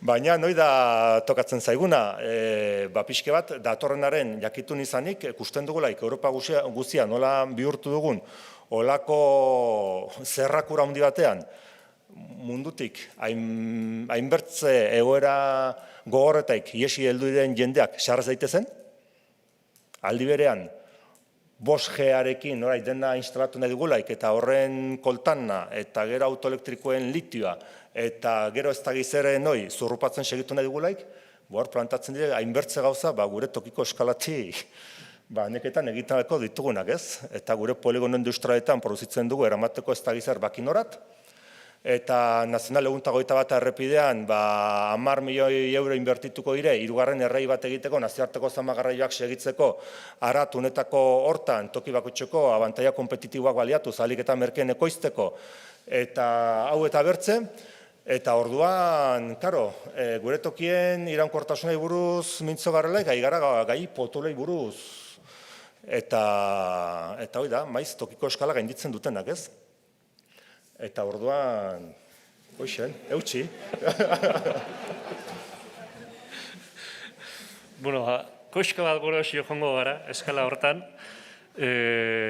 Josuak aipatutakoa gehiago da, oraindik gorago tokatuko liratekela ziurrenikan, baina bai, hizkuntza politika orokorrei buruz bi hitz egiteko tartetxo bat hartu nahiko genuke, eta hemen bi galdera pausatuko izke, lehenengo bat, eta hori lotzen da pixka bat, egun guztian zehar, gure artean egon den oinarrizko batekin, ideia batekin, eta alegia, azkenean hizkuntza politiken izaera zeharkakoa, politika publiko guztiek nolara egiten duten hizkuntza normalizazioan eta arrasgunen garapenean, eta beraz, batetikan aipatuko nahiko nuke, edo galdetu nahiko nuke, bereek horren inguruan zer nola ikusten duten, alegia benetan arnasgunen garapena eta hizkuntza normalizazioa kokatzen ote da politika publiko guztietan, eta ote du benetako izaera zeharkako hori gaur egun, eta hori pausatuta gero galdera bezala, horrekin lotuko nuke, beraiek horri nola erantzungo lioketen, beraiek horren ardura izango balute, ez? Alegia, saiatzea gogoeta bat egitea, beraiek jartzea hizkuntza politikako arduradunen lekuan, eta esatea, hori egoki garatzeko eta arnasgunen garapena oinarri hartuta olako politika garatzeko, beraiek zer egingo luketen, bururatzen altzaien ideiarikan, egokitu beharrekorikan, edo alakorik, ez? Aldik eta sintetiko eta laburren egiten baduze, hobe. Olatz? Bai, batatik aipatu euskararen lege berriak eragin linguistikoaren ebaluazioan adibidez, ez? Maila ezberdinak bereizten ditu, arnasguneak babesteko eta irizpide amankomunak ezartzen ditu, ez? Dekreto horretan, besteak beste eragin linguistikoaren ebaluazioa egiteko, nondik norakoak nola garatu ziren, proiektu eta jarduerak bertako errealitate linguistikoa izan dezaketen eragina aztertu behar izaten da, aurrikusi, identifikatu eta ebaluatzeko, ez? Tolosa arnasgune izanik, lan hori ere egitea egokitu zaigu, eta horrela 2020 urtean, bai Jurramendiko plan berezian, bai hiri antolamenduko plan berezia Zubizarreta azpieremuko partzeletan eta bai mugikortasun plana garatu dugunean, eragin linguistikoaren ebaluazio hori eginda. Kasu hauetan, ikusi da eragin nabarmenik ez zuela, eta orduan euskararen erabileran, eta orduan ez dira neurri zuzentzailerik hartu, ez? Aldiz aurten, Amaroz auzoan, plan bereziaren eragina aztertuko da. Han aurreikusita daude, gutxi gora bera, 300 bat etxe bizitza. Biztanle berrien kopurua handia denez, eragina izan lezake, seguruenik izango du euskararen erabileran, eta hortaz, neurri zuzentzaileak lantzeko, batzorde bat osatuko da, hainbat udal teknikariekin, hizkuntza inpaktuaren azterlan hori egiteko eta jakiteko ze neurri zuzentzaileak hartu beharko ditugun, ez? Bada aurreko egoeratikan salto bat, ez? Eta baita ere, aipatu, hori legeari esker, eragin linguistikoan ebaluazioan euskara sailak hirigintza sailerekin elkarlanean aritu dan bezala, beste sailetan ere hori egiteko aukera eta bidea eman da, ez? Bai kontratazioari dagokionez, bai gizarte zerbitzutako alorrean eta abar, ez?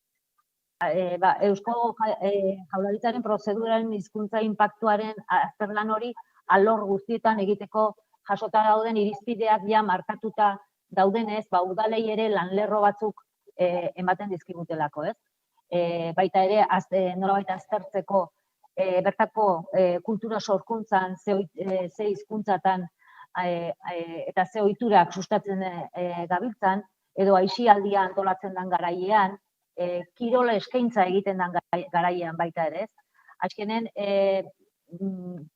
tokiko estrategia guztietan hizkuntzaren aldagaia txertatzea litzateke, ez? Nik askotan euskararen politikak alderatzen ditut berdintasun politikokin, ez? Antzekotasun handiak ikusten dizkiot, ez? Erresak dira esaten eta aplikatzen oso zailak, ez? Eta, ez dakit, nik ez dakit ze aldagai berria sartu beharko litzateken oraindik eraginkorragoa izateko hartzen dira neurriak, ez? Baina zeharkakotasun hori gauzatu ahal izateko, ez? Baina nik hola aipatzekotan aipatuko nituzke harrera protokoloak, uste harrera protokoloetan hizkuntza irizpideak arautzeko proposamenak landu egin behar direla, ze hor badago lanketa handi bat egiteko, azken finean gure herrietako argazkia aldatzen nahi da, Tolosan Balengoan garapen agentzian emandako datua da, 7% da atzerritik etortzen diren personak, eta orduan portzentaia berez ez da oso handia, baina herri txikiei, tamaina txikiko herrietan eragin linguistikoa handia izaten ari da, ez? Eta herritar hauek gure kultura eta gure hizkuntzara gerturatu behar ditugu, jakinik ere haiengandik asko daukagula jasotzeko, ez? Aurre iritziak baztertu eta euskara erakargarria eta baliagarria izatea zain, aukera berriak irikitzeko bide egokia izan dadien estrategia horiek garatzea, eta inklusioa lantzeko. Euskara lagun izan dadin inklusio bide horretan eta ez oztopo, ez? Eta gero beste zerbait aipatzekotan aipatuko nuke baita ere, lan munduan, ikasketa prozesuetan euskara txertatzeko beharra edo bi horiek aipatuko nituzke. Soa? Bai, hierran zaila da. Bai, hizkuntz politikak zeharkako izaura ote duen, baita ez, aldike udal barnetaik gaiak arloko ikuspegi batetik ikusteko joera dugu, eta zaila da arlokako ikuspegioi gainditzia. Hor badago, solasetatik haratago, ez da egite, prozeduretan edo lan egiteko maneretan nolako inertzia handi bat, nik uste aldike pertsonaren borondatea bera gainditzen duena, eta horrek haunitz zailtzen du edozein gairi zeharkokotasun izaera bat ematea. Zaren zeharkokotasun izaera ematea, ez zaitu duritzen bakarri denik txosten baten egitea o plan estrategiko baten egitea baizik, eta hoi egunerokoan aplikatzea.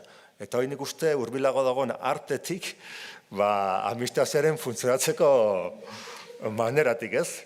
Eta orduen goizean aipatzen zelaik plan estrategikoak haunitzetan nola izan dien olako paper multzo kozkorrak eta ordena sartu nahi izan eta ordena ongi finkatu eta utzi nahi izan, ez ote duten izen behar harinago ibiltzeko olako kantinplora batzuk.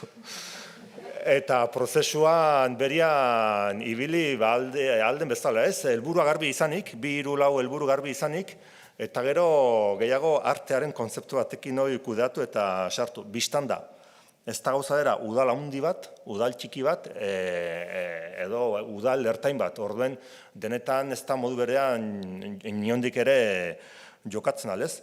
Baina zeharkako hortan jokatzeko nahi eta nahi ez behar da konplizitate haunitz izan. Eta konplizitatea da ez da sortzen dekretuz. Konplizitatea haunitzetan da lehenagotik, hor koinzidentzia izan daiteke. Toki jakin batean, momentu jakin batean, dagoen jende jakin bat, hainbertza gauza konpartitzen dituena. Hoi ere landu daiteke, baina zeharkakotasunez lantzeko hoi ez da erresa gertatzen ez, eta orduan bai gertatzen da, aldike bikoizketak, arloen artean, bikoizketak udal eta udalen gainetik dauden egituren artean, bikoizketak udalen gainetik eta gobernuen artean, eta holako gauzak mugatuak diren baliabideak ditugulaik ez. Eta pentsatzen dut gehienoko hartuko garela, baina gero badirudi arronzaia dela horri nolazpeiteko konpunbidea ematia ez. Eta orduen, etengabeko egin ahala izanagatik, beti ez da egite asmatzen den hortan edo lortzen dugun. Baina biztan da, hizkuntzak zeharka dena gurutzatu beharko lukela hala da. Eta pentsatu nahi dut, neurri batean nola iten dugula eta islatzen dela egunerokoan udal jardun guztian eta horren ondorioz, gizartean noraino ailegatu behar garen, ailegatu beharreko toki horietan denetan. Zer egiten litzateken eta nola, hor sortzen dire zalantza honitzez. Alde batetik nik uste, gibelak begiratuta, atzerat begiratuta, adinaren arabera ez, batzuetan izatzen dugu olako ezin egon bat, inpazientzia bat, eta emaitzek orai beharrute izan, eta gero, adin gehixoakin hasten zara gibelak begiratzen, gauzen ibilbideaz, eta bartzen zara, aldike gauzen tempusa, ez dela lau urteko tempus bat, baizik, eta hor dagoela komponente generazional bat. Eta orduan da, belaunaldi batek egin beharreko bultzada bat, modu kontradiktorio batean, biztan da horrek ez du horren nahi, gatazkari gabekoa eta gatazkari sortu beharri gabekoa ez. Baina gurean bederen,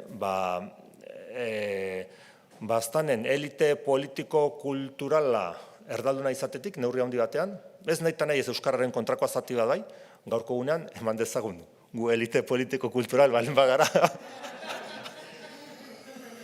Euskalduna da, eta Baiarako toki garrantzitsunetan lanean dagoen jendea Euskalduna da. Eta hor badago komponente generazional bat, aitzinetik batzuk egin zutena, beren kontradikzioak kudatuz, gu horren segidan heldu gara, eta belaunaldi ikuspegi batean plantatu beharreko gauza da ez. Amek aldiz haitu dugu Euskararen normalizazioan, agorpen puntu batean iritsi garela, eta hori nahiko nabarmena da, egin beharkoa zein den garbi ez dakit, baina izan beharko zaraitere, belaunaldi oso bat ukitu beharko dena ez. Eta alde hortaik, Euskararen ezagutza gure tokietan, hain handiaren tokietan, ez dakit, eremu formal hortan nola tematzen garen, nik da eremu formaletan eragitea erresago dela. Aizan, egintzan hau, bale. Baina hortik haratago ez da horrek alako eragin praktikoa den erabileran ez. Eta garai batean, administrazioa espazio formalak erdaraz mintzo ziren, eta herri euskaldunak gintituen. Ez da inola. Baina hortek ere bazen. Eta kuriosoa da, zeren gaurko gunean espazio formalak gero eta euskaldunago ditugu, lurralderen toki batzuetan eta ez espazio guztiak biztan dena, baina gero karrikako erabilera eta bertzeremuetako erabilera gero eta alago daie. Eta ez erabilera, baizik eta kalitatea, zen hor sartuko bagine. Hoia bertze gauza da ez, eta hemendik 30 urtetara zer izanen dugun, edo zertan mintzatuko garen, bertze kontua da. Oier? Nik zeharkakotasunen ingurun esango nukena da, gure herrin adibidez, plegu guztitan hizkuntz baldintzak jartzen ditugu, zehatz bete arazten ditugu, egiten dien gauzak guztik euskera hutsen egiten saiatzen geha. Ikusten deuna da, hortik zenbat eta entidade hondigotara zoatzen, zailtasun gehi hau euskeraz gauzak egiteko eta euskeraz normal gauzak egiteko ez. Ikusi ditugu, adibidez, hirigintza plan orokorretan ele egin beharra jarri duela, pauso bada, baina baita bestaldetik gertatu zaizkigu, eta udaletan denok ikusiko den duen, pandemia dela eta iritsi dien zirkular guztik araudi berrikin eta ze hizkuntzatan etorri dien dena dakigu. Goierri mailan gertatu zaigu langabetuntzako kursillo batzuk, Goierri eskolak eta lanbideek, bik elkarlanen jarri dituztenak, 5 kursillo jarri dituzte langabetuntzako eta danak erderaz jarri dituzte. Orduan, zeharkakotasune, nik uste dela zeharkakotasune baino diagonaltasune ez. Herri txikitan hasten da bai, baino gora dijoneran desagertu egiten da ez. Eta hor, zeharkakotasun hori bultzatzeko edo funtzionatze ez dola ikusteko adibide errex bat da bilerak noiz jartzen dien. Guk hori ikusi du udaletik eta harrituta gelditzen gara. Udal txikitan, bai kontzejal garenak edo alkate garenak, ez gare libera, eta guk gure lana daukeu. Orduan, lan ordutegi bat daukeu, lan ordutegi normal bat, eta suerte daukena goizetik bakarrik lana egiten du. Bilera danak, aldunditik datozen, foru aldunditik datozen bilera deialdi danak goizez izaten die. Asten zehar eta goizez. Herri txiki bateko udalen daun persona batek 180 ezingo dojun. Zen egun halko do herri handitako liberauta daun jendek edo haien teknikarik. Orduan, zeharkakotasun horrek hola oso zaile da funtzionatzea. Ze azkenen erabakik hartuko dituzte beti berdinek, gero esaten dut tamaino gestola importa, baina sobrare bai. Beti tamaino handikok eukiko du eskutan, ez? Bilera hoitan ze erabaki hartu, ze proposamenein, eta herri txikitakok erantzun beharko diegu beraien korreoi, erantzuten digun bezala, ezin deu, eta atxaldetan jartzen haste zeaten arte, ezingo deu gaina. Orduan, adibide horrekin nik uste nahiko garbi gelditzen dela, gauza asko darela iteko zeharkakotasun horrek funtzionau dezan. Ados, galderan bat beste geratu zeite egiteke, baina denbora aurrera doanez uste dut komeni dela izten joatea. Baineko nuke utzi aukeraren bat, galderaren bat behintzat egiteko hemen zaudetenen artean. Badakite sarean badabiltzala, eztabaidan eta gaiak sortu dela interesa itxura denez, hori hona bintzat, eta zuen aldetikan izango bazen dute mainguruko kidei galderaren bat egiteko interesa, ontsi duzu aukera.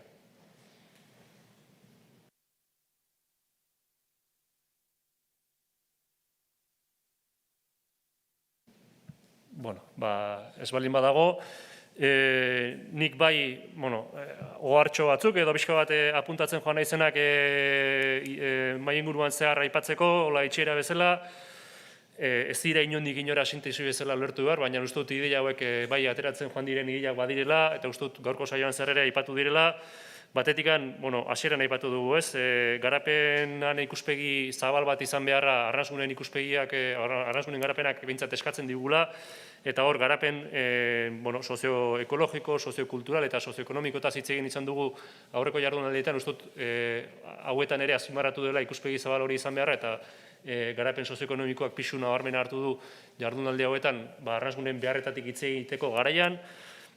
Uste dut hitz egin dela ere bai komunitatean garrantzia eta pixka bat komunitate horrek ere bai parte hartze bat izan behar duela zuzenean hizkuntza politiken definizioan eta garapenean, eta hor ere bai arnasgunek beraiek ere eta arnasgunetak ordezkariek pixu bat hartu dutela politika publiko guztien definizioan eta garapenean.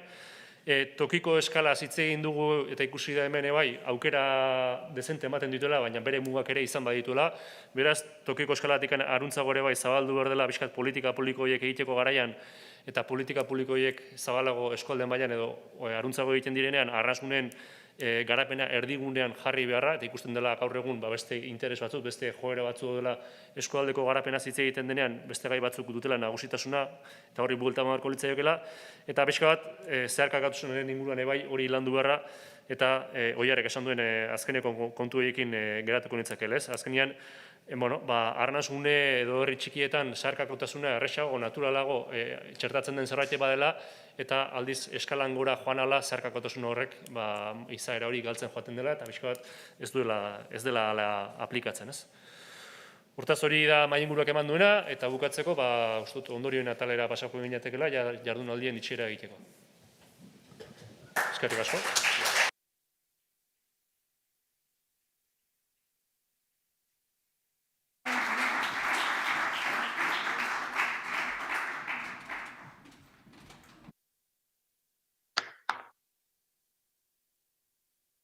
Bai.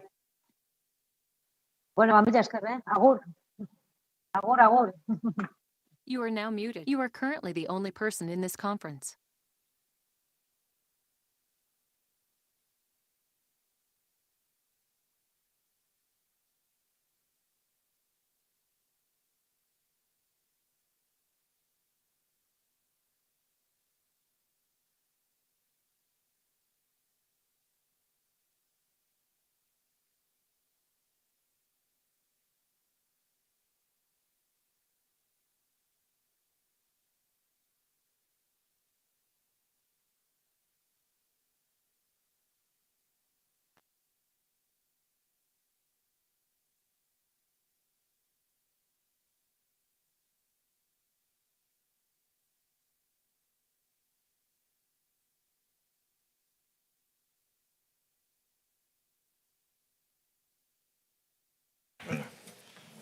Honezkidoia gaurko egun luze eta trinkoari amaiera emateko,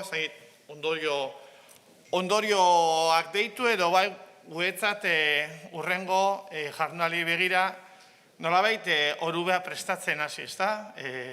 Hau bonatuko zaizue edo azkenean gure ustez atara diren hausnargai batzuk, gehien bat ere sarrean esan dutez, bosgarrena dira, baina ez azkenak, zigarrena ja buruan baditugu, eta orduan, gaur atara diren hainbat elementu, beste batzuk ez diratera, ikerrek ere egin du azken bai inguruaren nolabaiteko sintesiez, baina bai aurra atara diren hainbat ideia nagusi, eta orduan, iraitz eguen bako lehenak eta biok irakurriko ditugu, ez da ondorio deitu, gutxienez bai, gaur atara diren hainbat elementu, etorkizun baterako hausnargaiak izango direnak, ez da? Lehenik eta behin hori, gatozi asko jardunaldietatik eta iruditzen zaigu arnasgunen garapenari begira esarritako 3 ardatzek eta 7 erronkek presente jarraitzen dutela, batzen baduzue, 2019an arnasgunen garapen jasangarriari lotutako jardunaldietan, garapen jasangarriari begira handu beharreko 3 ardatz zehaztu genituen. Garapen sozioekonomikoa, garapen soziokulturala eta garapen sozioekologikoa. Arrazoien baitan, gainera, lanerako 7 erronka nagusi definitu genituen.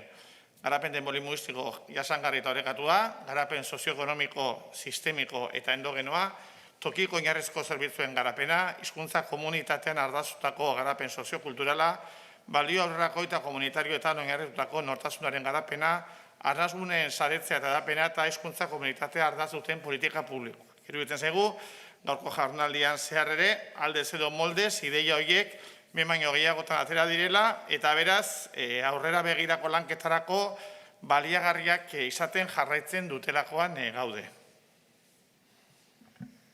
Bigarren ondorioak zerikusia dauka arnasgunean zaurgarritasunakin eta inguruarekin dauken interdependentziakin.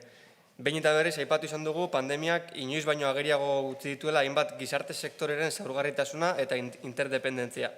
Arnasgunei dagokienez ere, begien biztan dago hizkuntzaren normalizazio prozesuetan duten garrantziarekin batera euren izaera zenbateraino den zaurgarria. Are gehiago, globalizazio prozesua azkartzen ari delarik, inguruarekin duten interdependentziak gero eta sakonagoa den garaiotan. Gaur egungo garaio bideek eta edabideek mugikortasuna eta beste lekuekin edo sarearekin konexioa izugarri erraztu eta areagotu dute, eta horrek arnasgunetako eguneroko bizitzan goitik beherako eragina izan du. Aldi berean, pandemiak erakutsi digu bertokoa eta gertukoa balioan jartzen, bai eta hirigunen aldean arnasgunetako bizimoldeak bestelako aukera ematen digula ere. Harremanak, gertuko komunitatea, laguntza sareak, ingurumenakin harreman egokiak esaterako. Garai konplexuei erantzun konplexuak.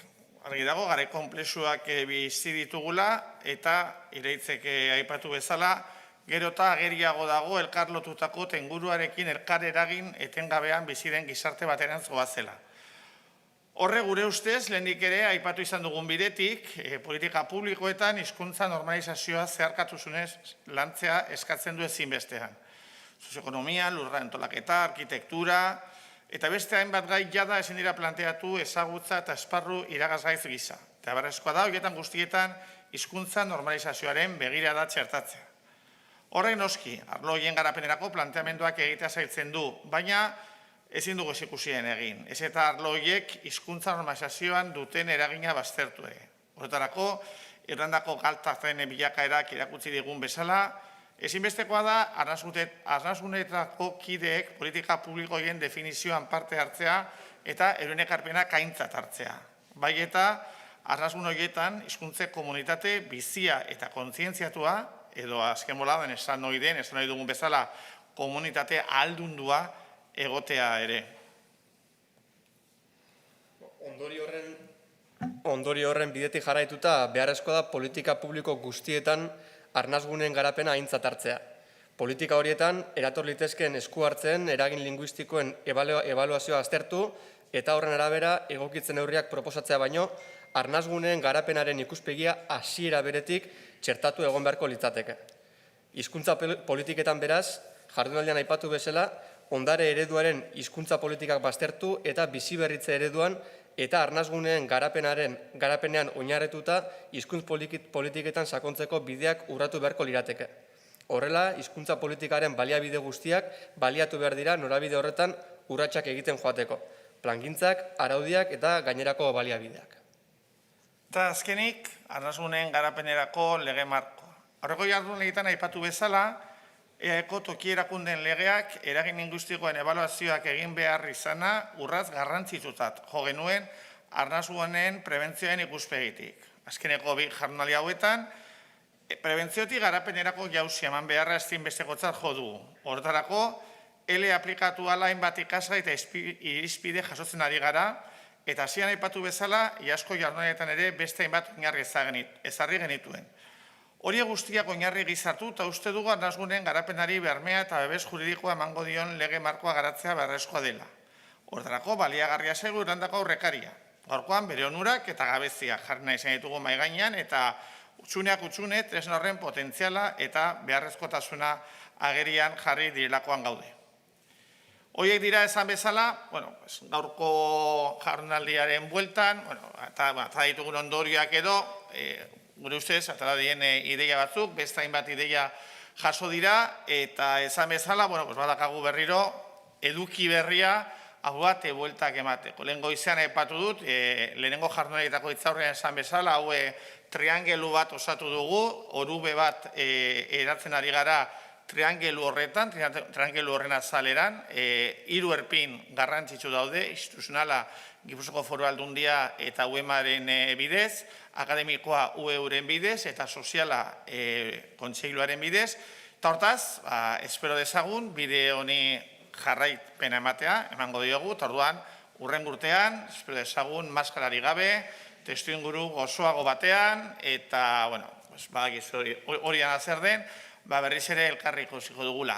Mila esker, hemen zaudetonoi, eta mila esker online jarratzen ari diren guztioi.